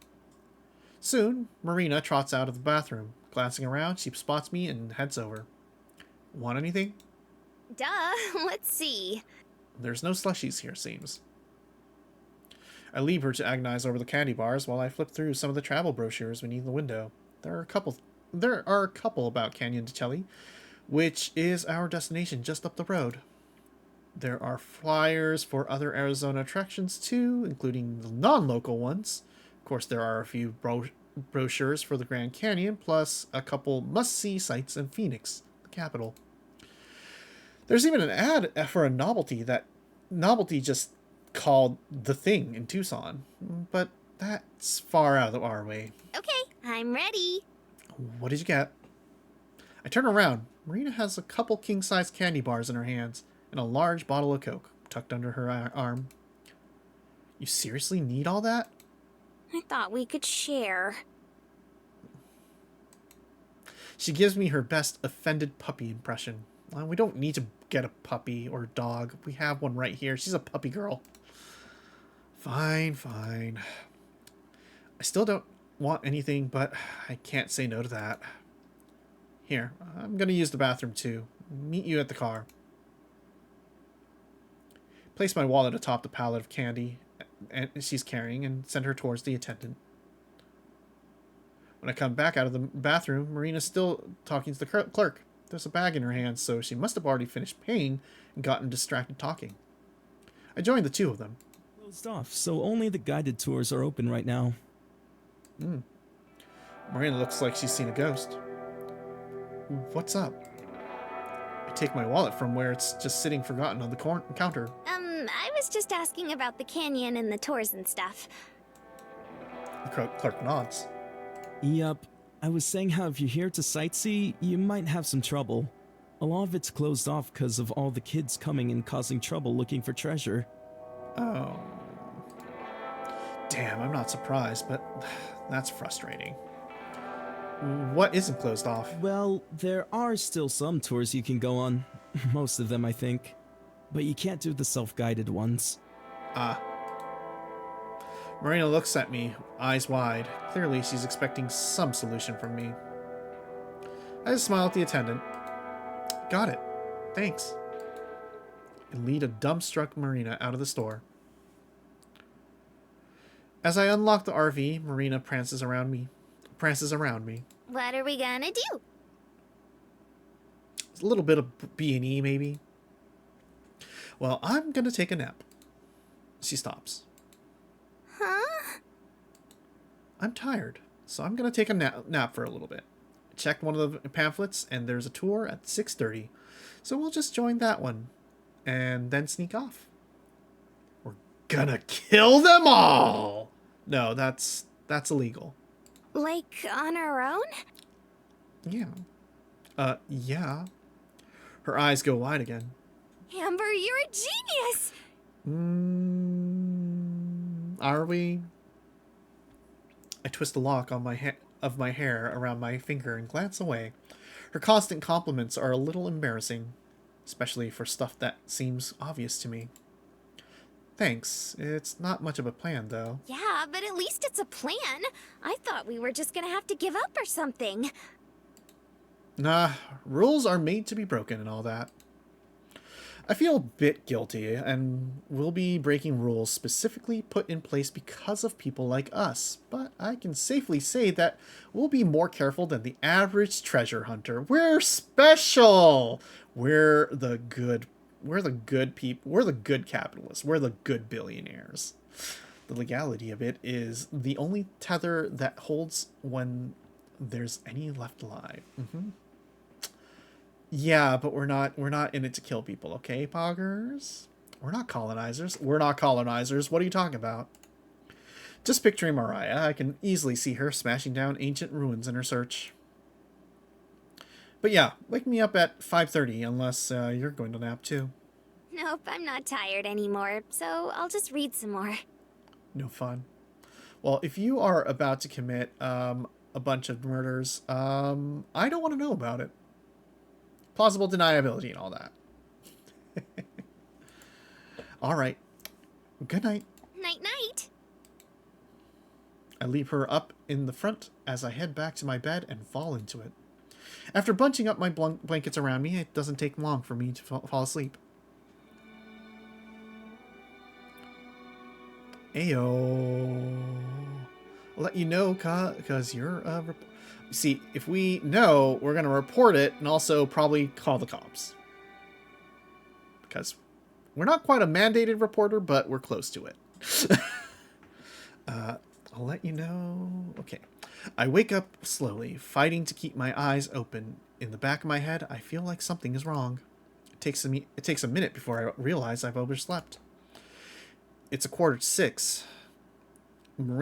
Marina was supposed to wake me up 15 minutes ago. Marina? I call her name, but get no response. Rolling out of bed, I massage my eyes and stumble up towards the front.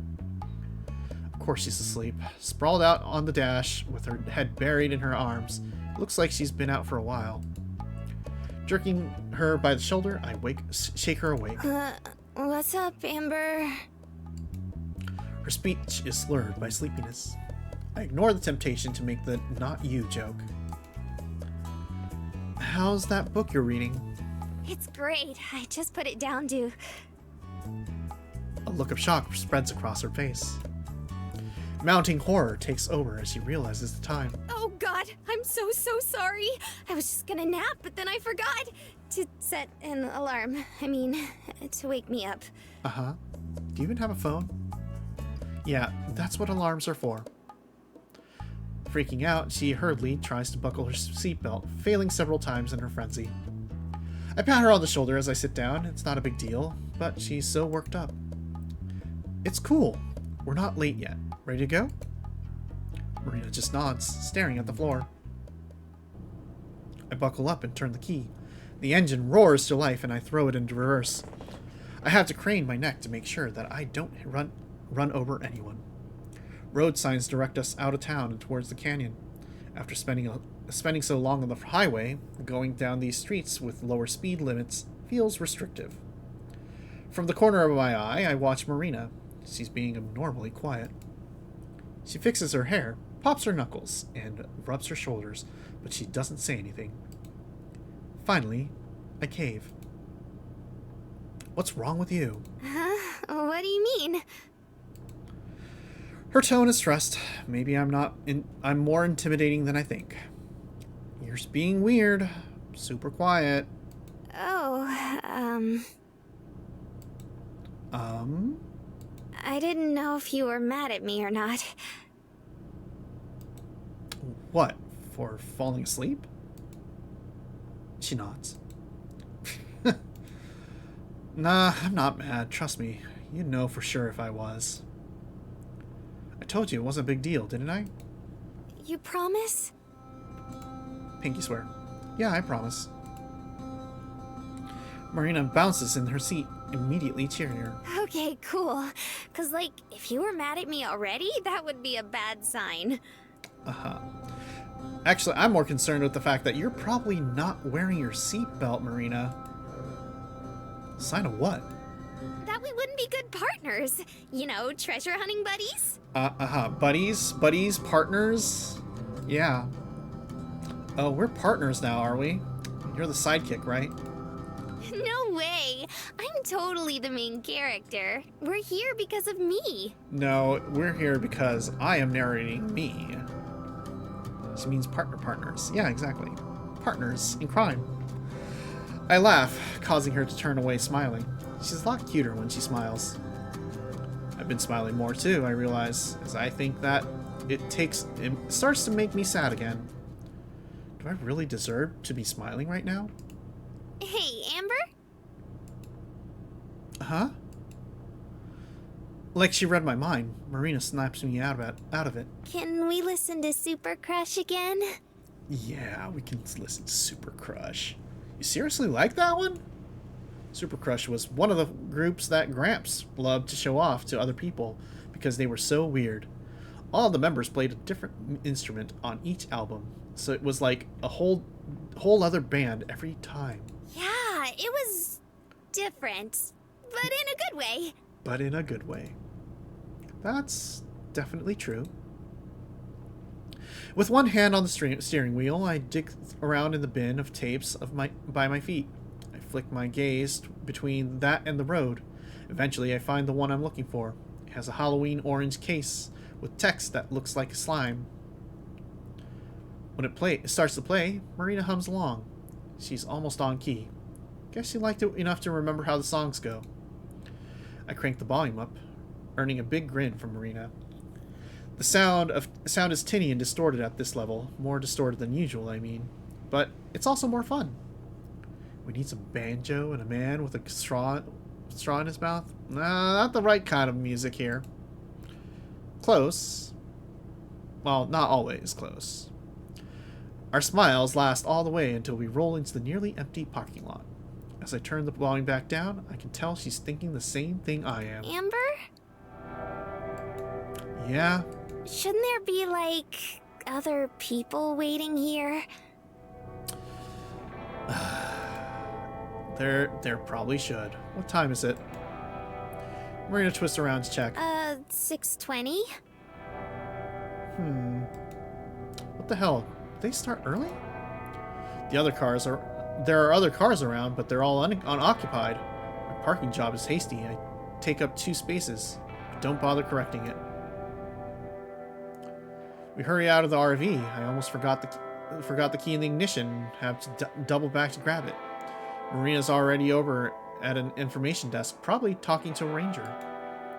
But then she turns back to me, the despair on her face visible even though it's getting dark. There's no one here! Oh no. Was everyone abducted by aliens? I bet it's aliens. It's always aliens. There aren't any lights on inside either. Probably closed at 6. I vaguely recall reading that in the brochure, but I thought there would be someone around for the tours. Don't panic. I jog back to the RV and unlock it again. Rummaging through the glove box, I pull out the little blue flashlight that Gramps gave me a few years ago. I click it on and off a couple times to make sure it works. After I lock everything back up again, I join Marina by the unhelpful help desk. She's bouncing on her heels, hands clasped together. Hey, it's all right. Worst comes to worst, we'll just do it tomorrow. But what if someone else finds the treasure tonight? Highly unlikely. I don't have an answer for that one. Guess we'll just have to catch up then, huh? Turning on the flashlight, I swing the beam around. While there's still some daylight left, it isn't much. Maybe half an hour at the most. Catch up to what? The tour group, silly. Even if we're late, they can't have left that long ago. And they'll be stopping a bunch, so we should be able to find them easily. By ourselves? Her voice is almost a squawk, like a surprised parrot. Well, yeah, I don't see anyone else around, do you? I swivel around, illuminating nothing but rocks and bushes. Come on, it'll be fine. It's not like there are going to be bears or mountain lions this close to a parking lot. Those kinds of things live here? Actually, I don't know if they live out there. Maybe rattlesnakes? If she didn't know that, then what is she afraid of? Probably. I don't know. But come on, we're wasting time. Marina whimpers. Then surprising me, she grabs my hand. Hers is sweaty and warm. I turn and look at her and meet her wide eyes. It looks like she might cry and makes me regret being so pushy. We don't have to do it if you don't want to. She shakes her head, but clings to me like a kid, her free hand buried in my clothes. If it were any brighter out, she'd see my face turn red. No. Like I said, if we don't go now, someone else will beat us to it. One night isn't going to make a difference, in my opinion, but sure. Just stay close, okay? Are you just afraid of the dark? Yeah, of course. She lets me lead, but doesn't let go of my hand. A large wooden sign marks the start of the trail. So, are you scared of the dark? No answer. But you were fine at Shiprock. That was different. It wasn't a cave. Marina's arms jerk, but she doesn't let go. That was in a town. That was in a town. With people. With people. Roads. And roads. And no mountain lions. And no mountain lions. The temptation to tease her more is strong, but I don't. Every time a bird caws or something makes the brush shake, I feel her flinch a little. Somehow, even this side of her is cute too. A little childish, sure, but it's nice to have her rely on me to keep her safe. Take her mind off things, I make small talk. So, what are you gonna do once you're filthy rich with that treasure? Sorry, what? You know, rich. I asked what you'll do with your share of the treasure. Oh, I'm not sure yet. I haven't thought about it. We're out here looking and you don't even have a plan for it. It was a spur-of-the-moment thing. What about you, huh? I don't know either. It's so fun doing haunted houses because of people like her. You know, we're like her and we hate haunted houses. Ha! See, I'm not. Yeah. But I wasn't planning on looking for it, you know? I haven't spent as much time thinking about it. I glance behind me to see Marina stick out her tongue. I laugh. But, let's see. I definitely need to pay off Gramps' hospital and funeral expenses. After that, I guess I should probably get the motorhome fixed up. It's not going to break down on us or anything, but it's kind of old. Why not just buy a new one? It's the motorhome. You don't just... It's the home. Hell no. My response comes out snappier than I intended. It's just that it has sentimental value, you know? I'd rather keep that than buy a newer, better car. I grew up in that thing. I could never just replace it. After that, I'd probably just keep doing what I was doing before I met you. And what's that? Wandering. Don't you want to stop wandering sometime? Well, my steps slow a bit. It's an innocent question, but it hits me hard. Not yet. No. I whisper it. Marina catches up next to me, dropping my hands as she does so. At least I'm not the only one without a goal. I poke her in the side and she squirms away a couple feet. Ow! Dork. It's hard to stay sad around her. As we turn around a curve of the road, the tour group comes into view. Just ahead is a cluster of people, most of them armed with flashlights. It's hard to know for sure, but I can see at least a dozen different figures. The tour guide is shining his light up at the rock face, illuminating some designs on it. Everyone has their backs to us. Try to be as sneaky as possible. I want to join up without them noticing, like we've been there the whole time. If anyone notices us show up, they might notice when we leave. Why do we have to join up in the first place? I don't know how to get to the ruins we're looking for. We'll stay with the group until the tour gets there, and then we'll sneak off. Marina nods. Okay, follow my lead, and remember, be as quiet as you can. We creep forward slowly. If someone were to turn around and see us, we'd look pretty suspicious, but nobody does. The lecture on petroglyphs gets their full attention. Marina kicks a rock and I tense up, expecting that to break the spell, but we're close enough now that if it did, it might not matter. And we reach the back of the tour group without anyone noticing. I give Marina a thumbs up, which she returns. Right, you can see the Anasazi ruins. Some of the Navajo people still call the area home. There's a living community in the canyon who... Yeah. I'm not too interested in hearing about the history of the place, so I turn back to Marina. She's looking up at the pictures too, though her eyes appear glazed over.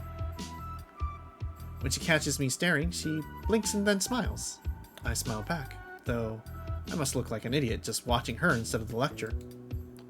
After a minute, the guide's speech concludes, and we start to walk down the trail. Much to my dismay, before I can say anything to Marina, the woman in front of us turns around. Isn't that just crazy? Yeah, for sure. Totally. Uh-huh. It takes me a second for me to understand that she's talking to me. She fits just about every stereotype of a redneck, from the huge hat on her head to the baby strapped to her chest. Now that's rude. I can't say she's a redneck. She'd probably be attractive if not for the layers of sunscreen coating her face, even though it's nearly nighttime. They make her look like a ghost. I said, isn't that just crazy? What he was saying about those Indians and how they used to communicate with each other. Oh yeah? Oh yeah. If I had wanted to talk to her, I still have no idea what the guide had said. They were just so darn clever. Really makes you wonder how they all ended up dying out, huh? You might wonder about that, huh? Pretty sure a lot of them are still alive, and like some of them live here in this canyon. I had heard that much at least, but apparently not everyone did. For a second, the woman looks at me like I'm crazy, then she bursts out laughing. Sorry, you're absolutely right. I was thinking of them Aztecs down in Mexico. Ma'am! Gee, I wonder. Her laugh is more like a bray. She sounds like a farm animal in my head. I keep hoping she'll turn back around and leave us alone. But we're not so lucky. She keeps on chatting us up as we follow the trail. I'm self-conscious about how nosy she's being compared to the low noise level of the others. Say, is that where the name Texas comes from? From Aztec? Oh my god. Before I can answer, she starts shouting at someone else. Howard! Hey, Howard, come over here! Oh my god, we gotta meet Howard now. But now everyone is looking at us. Ma'am, can you please keep your voice down? Yeah, ma'am, please. Ma'am? Oops, sorry. She apologizes loudly. So much for staying inconspicuous. Howard makes his way over. He looks rather defeated, face drooping and shoulders sagging. I figure he's the woman's husband. Yes, dear. Oh no, Howard looks so tired. I was just talking to this girl here about history. And I was wondering, does the name Texas have anything to do with the Aztecs? Since the words sound kind of similar? I don't think so. Thanks, Howard. Huh, go figure. Okay, Howard. She cackles again. Besides her, Howard's size. For his sake, I hope her family is loaded or something. Every time she laughs, the baby on her chest bounces. But the lucky kid sleeps right through it all. Maybe he's used to this. Anyway, I must have left my manners back in Wisconsin. My name's Linda, and this is my husband, Howard. Damn. This little chimp right here. She thrusts herself and thus the baby towards me. Is Dino. Ain't that just the cutest name? You named your child Gyno, okay. I just grunt in response. I'm trying to see around her, up to where the guide is alternating between shooting Linda death glares and trying to narrate the walk. If he's said anything useful about the canyon in the past couple of minutes, I've missed it entirely. Glancing over at Marina, who has pulled away a couple feet, it looks like she's enjoying my torture in struggling silence. Tears have formed at the corner of her eyes, glittering in the dying light. They're the good kind of tears, the kind from laughing too much. Her hand is smushed over her mouth, and she's shaking with the effort of staying silent. There's no way I can let her get away with that, especially since I need to get closer to the front for now.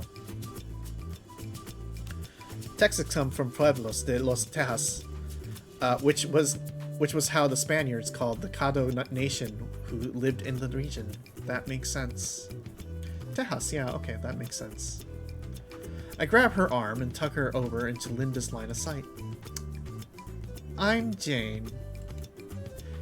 And the enthusiasm in my voice is so forced. And Jane. And this is my friend, Lacey.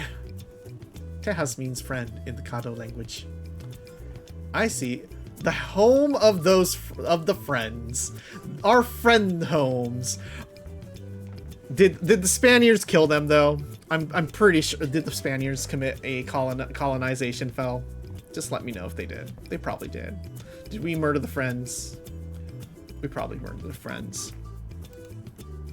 I use fake names just to be safe. Marina limply shakes Linda's hand, which she grabs hers. The mirth has vanished from Marina's face. Good. Nice to meet you. Linda pumps her arm like guillotine, grinning broadly and yet still managing to walk. It's so good to see young people taking an interest in nature and history and all that. Are y'all from around here? We're originally from Tennessee, see, but moved to Wisconsin and... Yeah, okay, I know the story. In Oklahoma, you know, a lot of nations moved to Oklahoma, or were forced to move to Oklahoma. I have to deal with a tribe in Oklahoma. Yeah. Well, hopefully the Caddo Nation is doing okay. Having been properly introduced, I leave Marina to suffer through the family history. I shift away and walk ahead, passing by most of the tour group so that I can better hear the guide. For a while, he talks about the wildlife and history of the park. After a couple minutes, though, the lessons become more relevant. We'll be coming up on the Mummy Cave ruins here in just a little bit. That's one of the better-known sites in the canyon. 700 years ago, it was a bustling Pueblonian village. 700 years ago. That's a little while ago. We can't get too close to the ruins, so unfortunately it might be a little too late to really see them clearly tonight. Oh no. While the Mummy Cave itself hasn't ever been open to the public. Uh-huh. That's all I needed to know. So I start to slip back towards Marina. It looks like she's still being held hostage by the tales of Wisconsin family adventures. I dated a girl from Wisconsin once. Never again. Linda notices me approaching. Oh, Jane, there you are. I was just telling Lacey about one of the cows I helped birth when I was younger. Yeah, okay. I'm not sure how the conversation went from introductions to cow birth in such a short span of time, but I'm not curious enough to ask. When I rejoin Marina, she mouths 2 words. Save me! I don't know how to get out of this one. Annoying aside, it'll be impossible to slip away with Linda's attention on us. But it seems we're in luck. As we go around the bend in the road, something more interesting than Marina and me comes into view. Oh, Howard, look! This is it. This is one of those mummy ruins I was telling you about. Oh my goodness, at least you did the reading. Linda elbows forward, moving ahead of us. You girls make sure you get a good spot. You're gonna want to see this, even if it's dark out. I know Lindas. I know these Lindas. Howard is a saint. She is such a Linda. She forges ahead, her husband trailing dutifully. As he passes, I think I hear him say sorry, though I'm not certain. Once they're out of earshot, Marina makes a sound like a train letting out steam. Oh my god. I thought I was gonna explode. Oh my god. I thought I was gonna explode. My ears or my head or my brain or something. Aww, even you were overwhelmed. Saw you laughing and I figured it wasn't fair that I was the only one who suffered. I'd take it all back if I could. Seriously though, first she was talking about herself, then about her kid, then about her childhood, and then she started talking about growing up on a farm. Yeah. Somehow she ended up going on about cows having babies and how messy it all is. I don't even know. You ever stick your hand in a cow's anus? You can check their health that way. People like to talk about themselves. This is how it happens. What? You're not interested in that stuff? You know! Gross, gross, gross!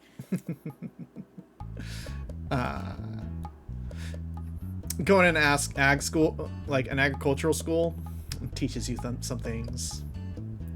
She wrinkles up her face as she says it. I giggle, but then turn serious real fast. Okay, but listen. Because it's dark, the group probably isn't gonna stop to look at the Mummy Cave ruins for very long, so we'll have to wait until we can sneak away again, and then go over there ourselves. How far away are they? No idea. Can't see them from here, just follow my lead again. Got it. We've been at the very back of the group the entire time. The people right in front of us are much less interested in us than Linda was, so I don't think anyone will notice if we go missing. When we reach a railing, the guide stops to point out the ruins. They're across a small valley, a couple 100 yards away. In the darkness, it's almost impossible to see them. They're just a dark smudge against the darker backdrop of a mountain. Marina and I are a few yards away from the group too. I pretend to inspect something on a rock, though there's nothing there. As the short speech ends and the guide starts to lead everyone on again, I dart behind a rock and crouch down. Marina quickly follows. I can see her start to say something, but I cup my hand over her mouth before she can get a word out. Silently, I shake my head. Marina nods twice. I uncover her face. In my head, I count to 60. Once a minute has passed, I peel myself away from the rock and stand back up. We should be safe now. Marina's face lights up and she clasps her hands. I notice that she's taken out the journal page with the hiding spot again. That was so cool! It was like something out of a video game where you just sneak away right in front of everyone. It's just like a video game! By the way, speaking of it just being a video game, it's also a stream, and it looks like we are coming up on our next ad break. And it is our 4-hour mark, so we should probably take a quick break. Metal Gear! Oh my god, I can't believe those ruins were housing Metal Gear all along. In any case, we're gonna let that ad break happen, probably. It's just it's just like one of my Japanese video games. Okay, but this isn't a Japanese video game. Anyway, BRB in about like 3 minutes. We're gonna rest our voice for a quick second and take a drink of water, refill our water, and maybe go pee or something. Okay, yeah, that's it. See you in like a few minutes. Bye.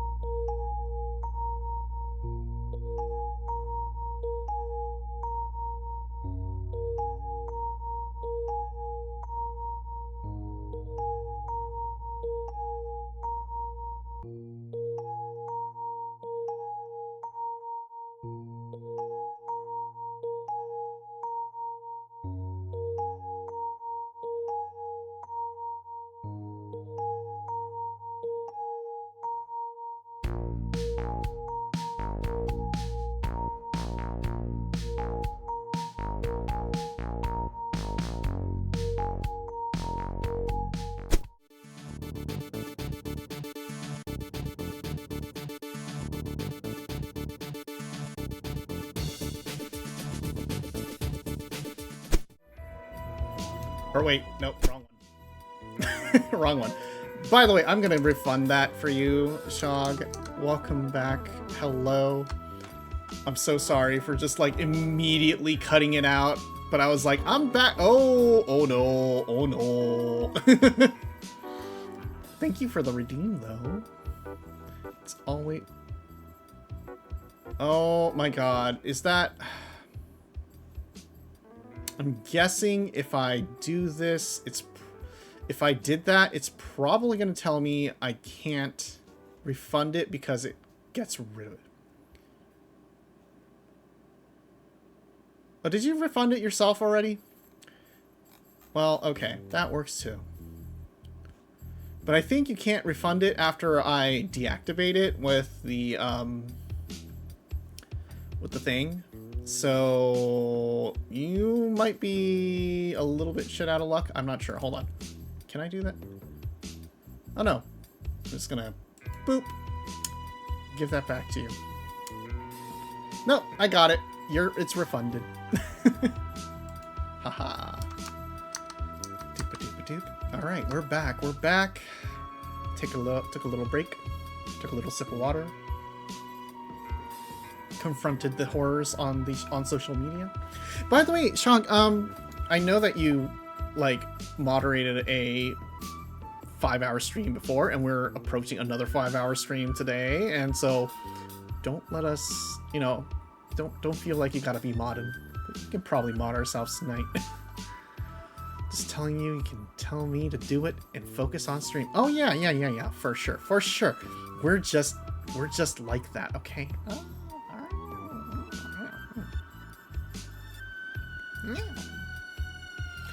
10-hour workday is no biggie. Okay. I mean, I'm hoping you're at least entertained and that we're not really doing much work. We're not giving you much work. I guess so, but we still can't be noisy. They're not gonna be that far away. It's very chill. Thank you. Glad to hear. No flashlights either. Ugh.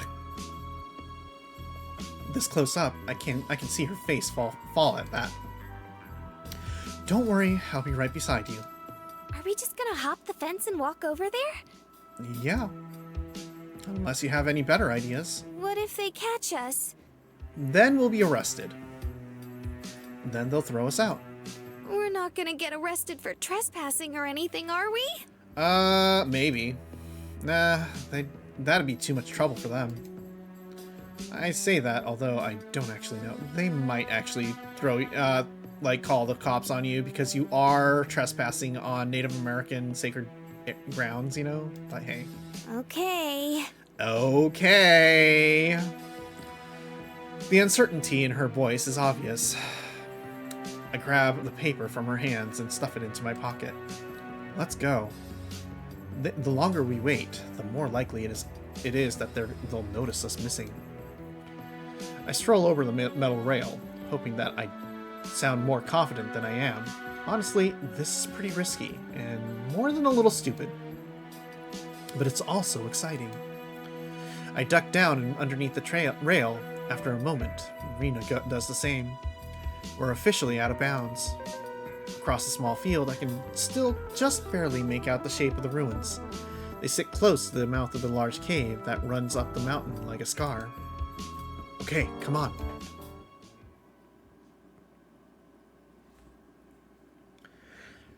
There's an incline, but it's not too bad. Next to me, Marina spreads her arms out for balance, but I'm confident enough to not need to. Crossing over to the ruins themselves will be the riskiest part. There's no cover, and anyone who happens to look over will see us. We just have to hope that the tour group has moved somewhere without a line of sight on us. Okay, hurry.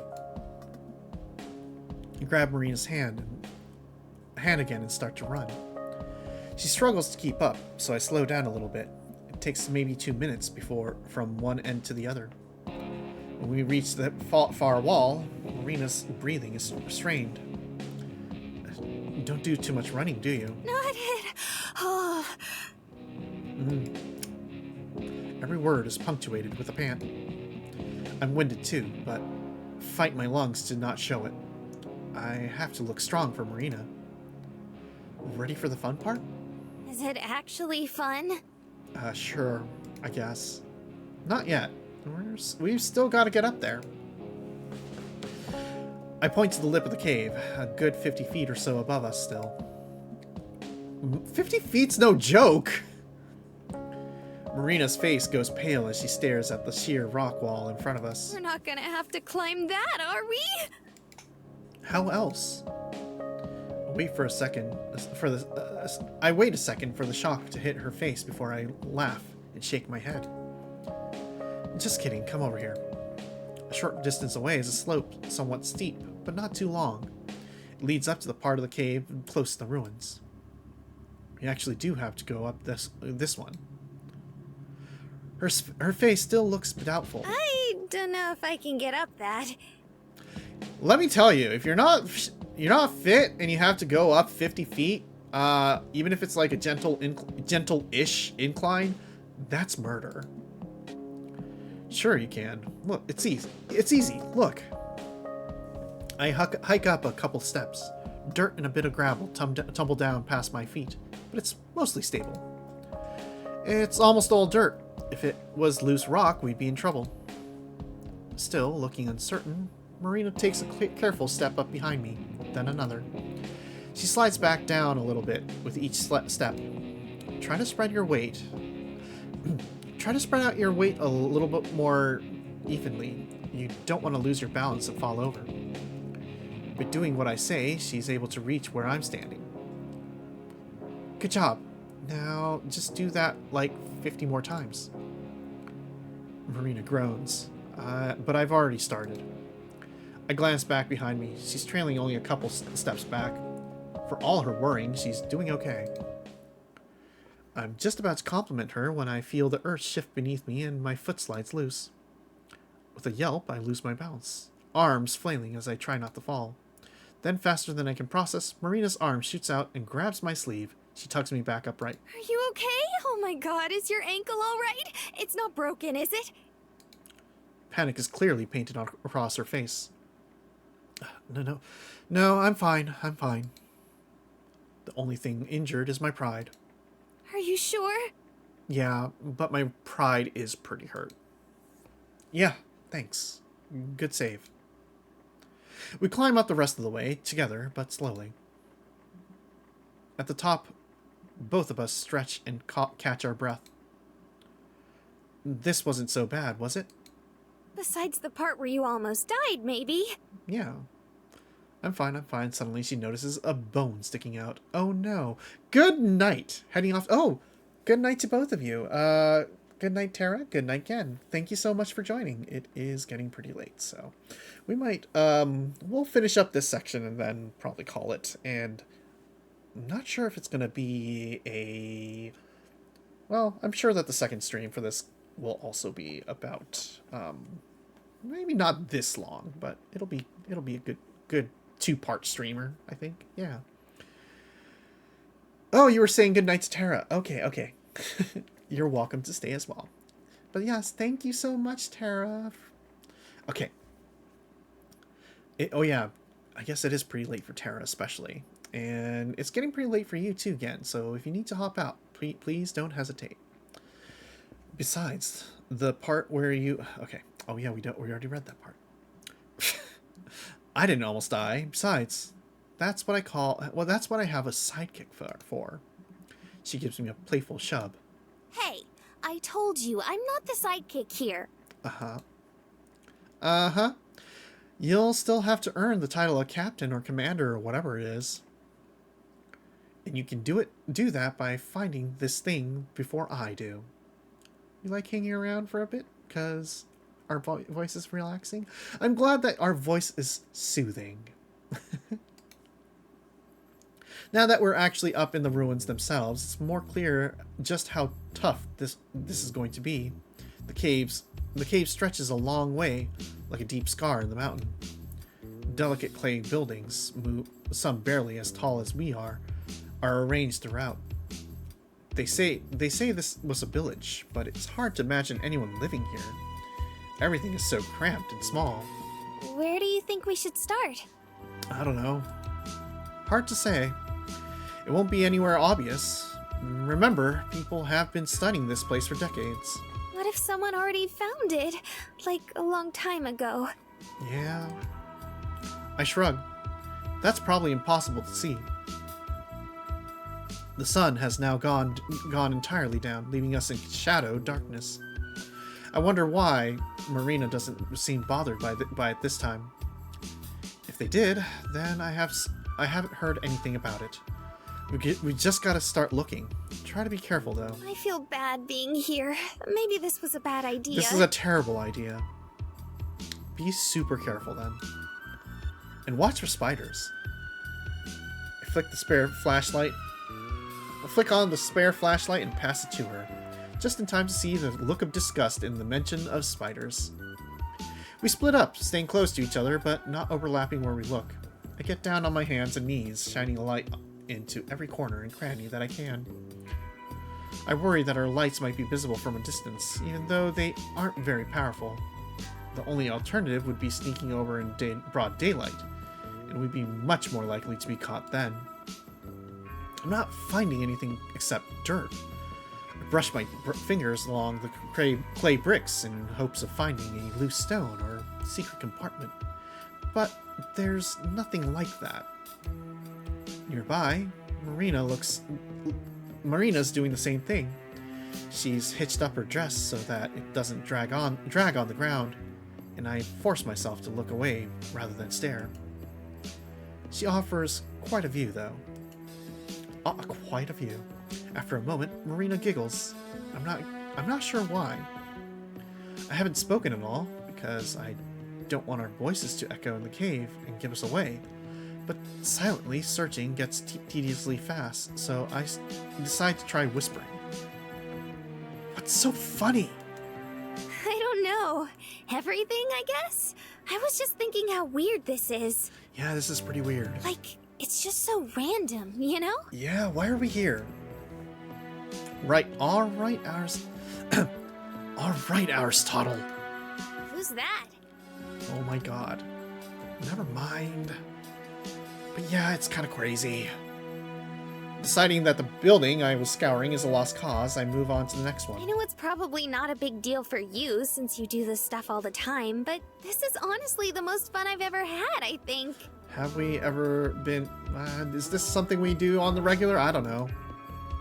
Destroying ancient Native American landmarks? I'm being careful. Super careful. But just in general, being out here on the road. Oh.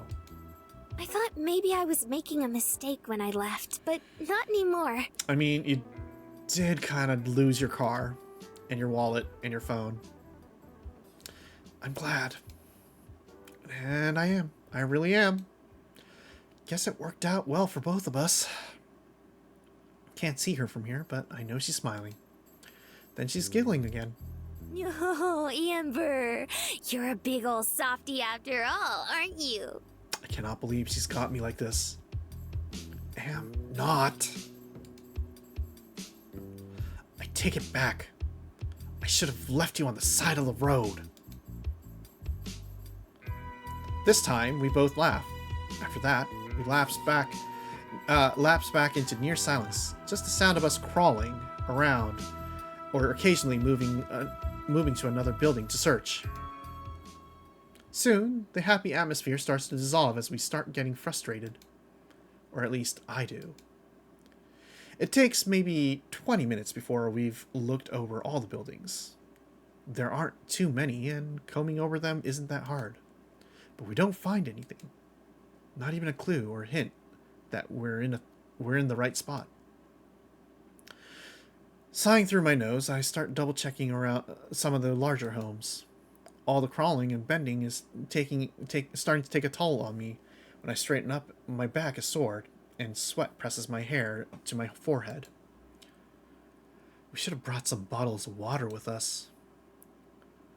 I lean against a rock wall and massage my shoulders. Marina finishes up a building, then joins me. She's biting her lip, frowning a little. Any luck? Nope. Nothing. You? We both pause, silent. So... that's it, right? Like we've checked all the buildings? Can't be. We must have missed something. I'm going to try checking out the cave itself. She just stands there.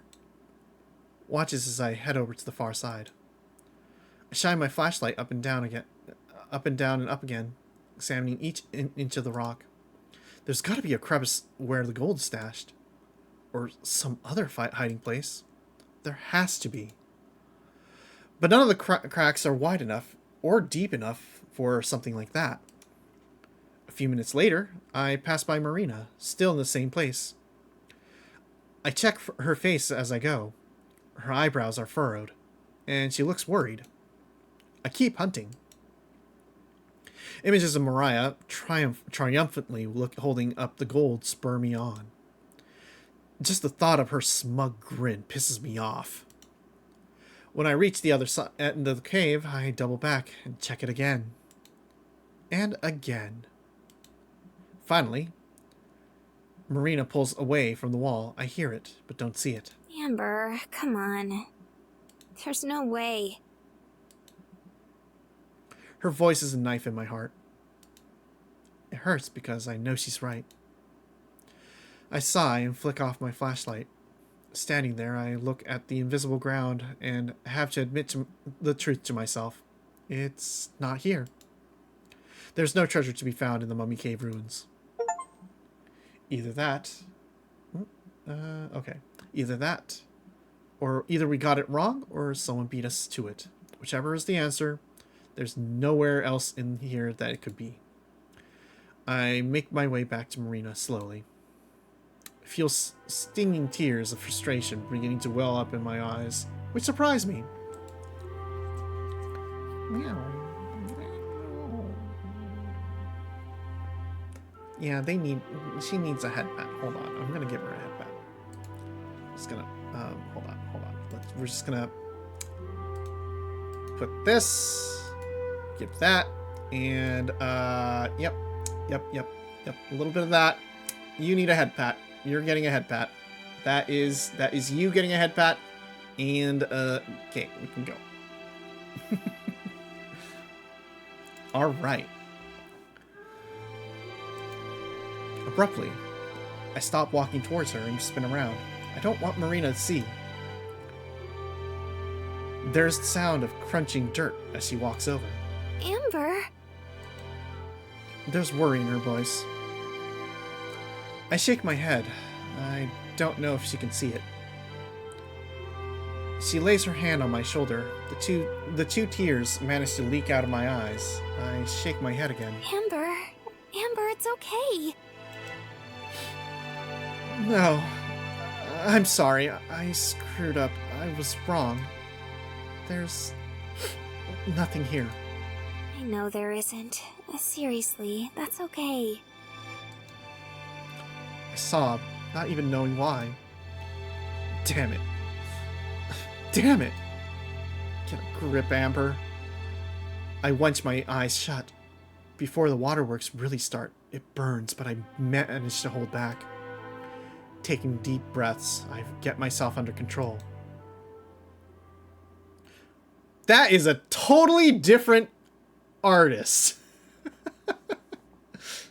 I mean, it's fine, but that is a totally different artist. I sink down to lean against the wall of the cave. Marina does the same. Our clothes are dusty from being on the ground so much. Marina pokes me in the side. You okay? I draw a rattly breath. Yeah, I'm fine. Sorry. I don't know what that was about. I just got super frustrated.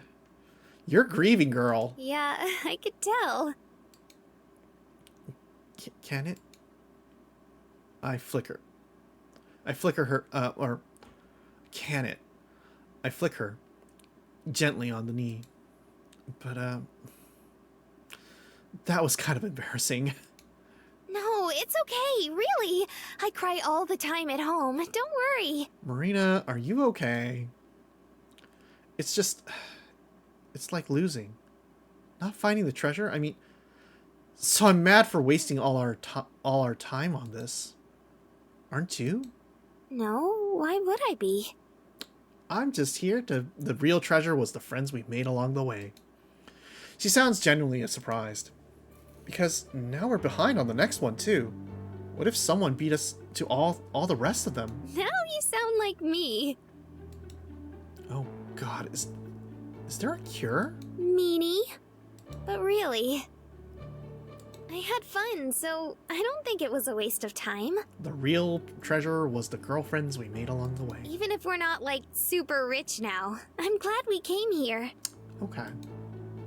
Once again, I don't even have to look to know she's smiling. She's always smiling after all. It's one of the cuter things about her. There are a lot of those. But I'm afraid to look up and meet her eyes. Afraid because of what I've been starting to feel lately and how I've been thinking about her. It's stupid to get bothered by this now. I know. We've been together all day. But right now, when I'm already being over-emotional, I feel like it'd be a bad idea. She wants to kiss her. Go kiss her, Amber. Amber?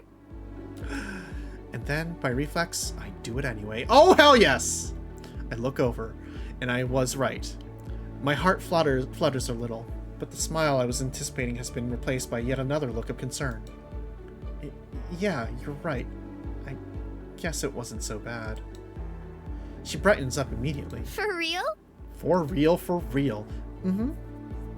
It's okay, Amber. I know exactly how you feel. You're also a girl kisser. Yeah. Uh-huh. I'm good now. Still, sorry for freaking out there for a second. It's okay. Don't feel bad. Groaning. I stand up.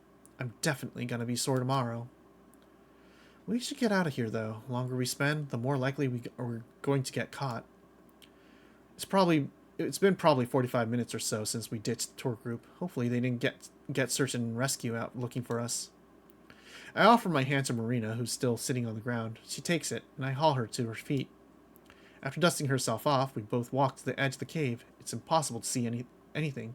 Even the trail across the way is invisible from here. Yeah.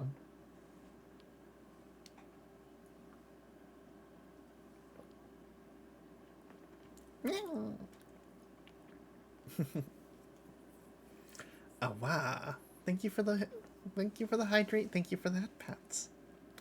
Watch your step going down the hill. Yeah, we don't want anyone to almost die again. Almost die.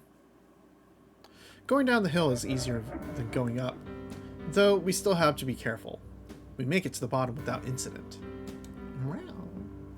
We don't risk the flashlights until we're back across the fence and on the trail. Now that we're not out of bounds, it doesn't matter if people see us. Where do we go now? I think about it for a moment. There's not much point in catching up with the tour again. Besides, it's probably ended by now. Still, if they did notice that we had disappeared, then it could be bad for us to just leave the park. Last thing I want to see is our face on missing person posters the next time we stop at a gas station. But they've got a 45-minute lead on us, and that'll only grow if we were to try to find them. We'll just go back to the parking lot and get out of here. If anyone asks, we can just say we left early. Thank God. I was hoping you'd say that. How come? I'm so tired. Oh, poor baby. Same. My back's gonna hurt for a year.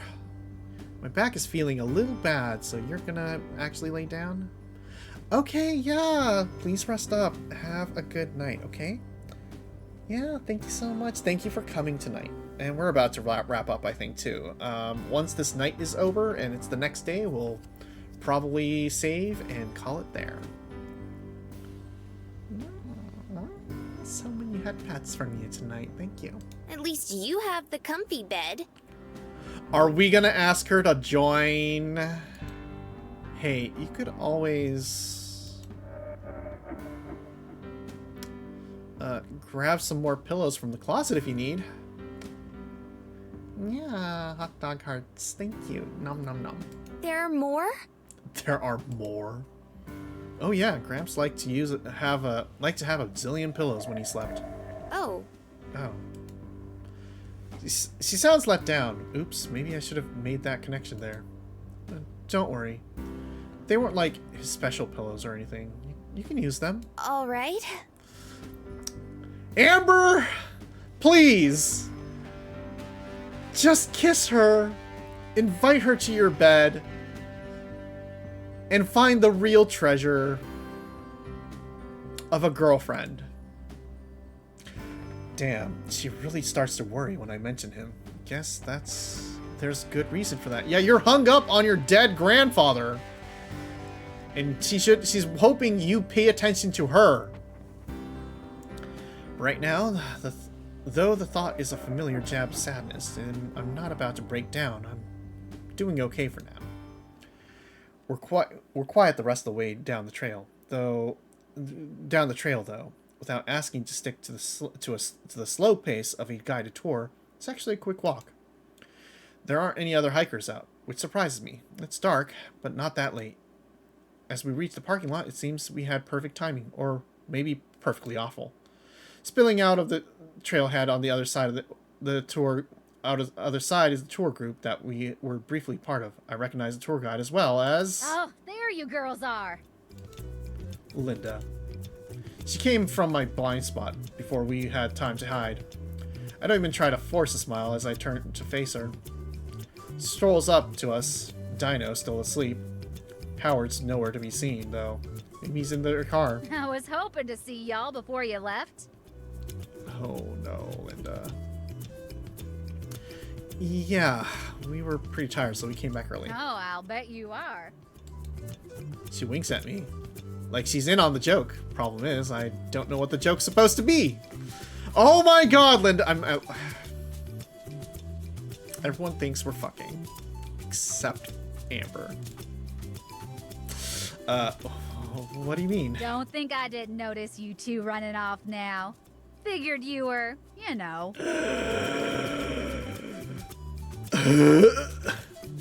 She laughs and shakes her head. I think that's good, though. Reminds me of me and my Howard when we were younger. We used to sneak off every chance we got, if you know what I mean. Yeah. My face starts to turn red as I realize what she's thinking. Marina's probably tomato-colored too. Though I don't turn to look.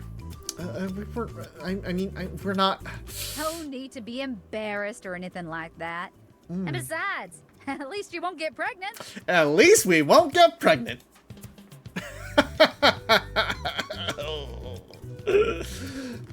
She laughs heartily, the baby on her chest bouncing with emotion. Sorry, though. I'm getting to be a bit too nosy for my own good.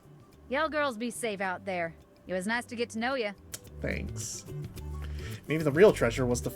No, fuck that. The real treasure is between Marina's legs. Oh my fucking god. Linda, shut up.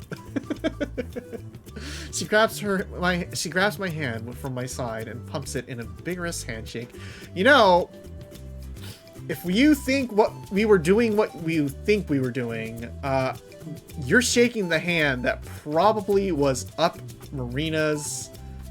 Yeah, so I mean, honestly, are you sure you want to be shaking that hand right now? In this place with no bathroom to wash off on? My god, you are a bold lady, Linda. Neither of us react, still dumbfounded. Then she heads off towards the sea of cars. More of a puddle now, since most have already left. I turn to Marina. As expected, her face is scarlet. Wow. Wow. I don't think Linda really understands how lesbians do it. Well, that's true. But you know, maybe we did scissor. Right? That poor baby. And that poor husband. I didn't think people like that were real. Like, they only existed in books and movies and stuff. Or video games. They say the desert does weird things to your head. Or maybe Wisconsin does. Yeah, I think Wisconsin does weird things to your head. I shrug and start walking towards the RV. I'm glad that Marina doesn't push the topic of Linda's misconception. I unlock the door and let Marina in first. We're one of the last ones here.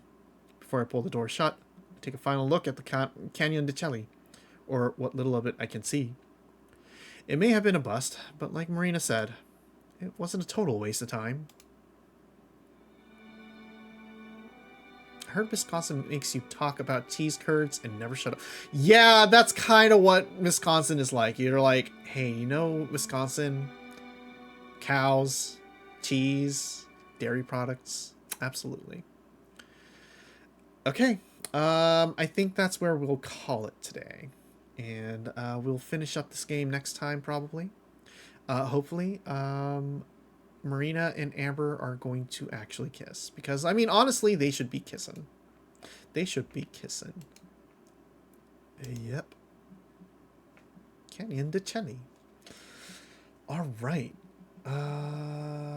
Let's take this to the title. Yeah. Yeah. And let's take a look at what we're dealing with in terms of streamers and all that kind of other things. Are people streaming tonight? Are they excited? Are they here? Are they doing things? I don't really see people we would really raid usually, so I think I will call it there. It's been nice though. It's been a lovely, lovely little stream and a good time and chill and all that kind of stuff, right? Yeah. Remember, no stream tomorrow, even though we usually stream for Saturday afternoons. We have work, but we might stream in the evening. Who knows? We'll figure something out. Maybe we'll do our, I don't know. We'll think of something. It'll be our weekend. It'll be an extended weekend tomorrow, starting tomorrow. So after that, our afternoon work will be at least pretty open to doing a lot of things, right? Yeah. Alrighty. Well, y'all have a good evening and take care. Good night.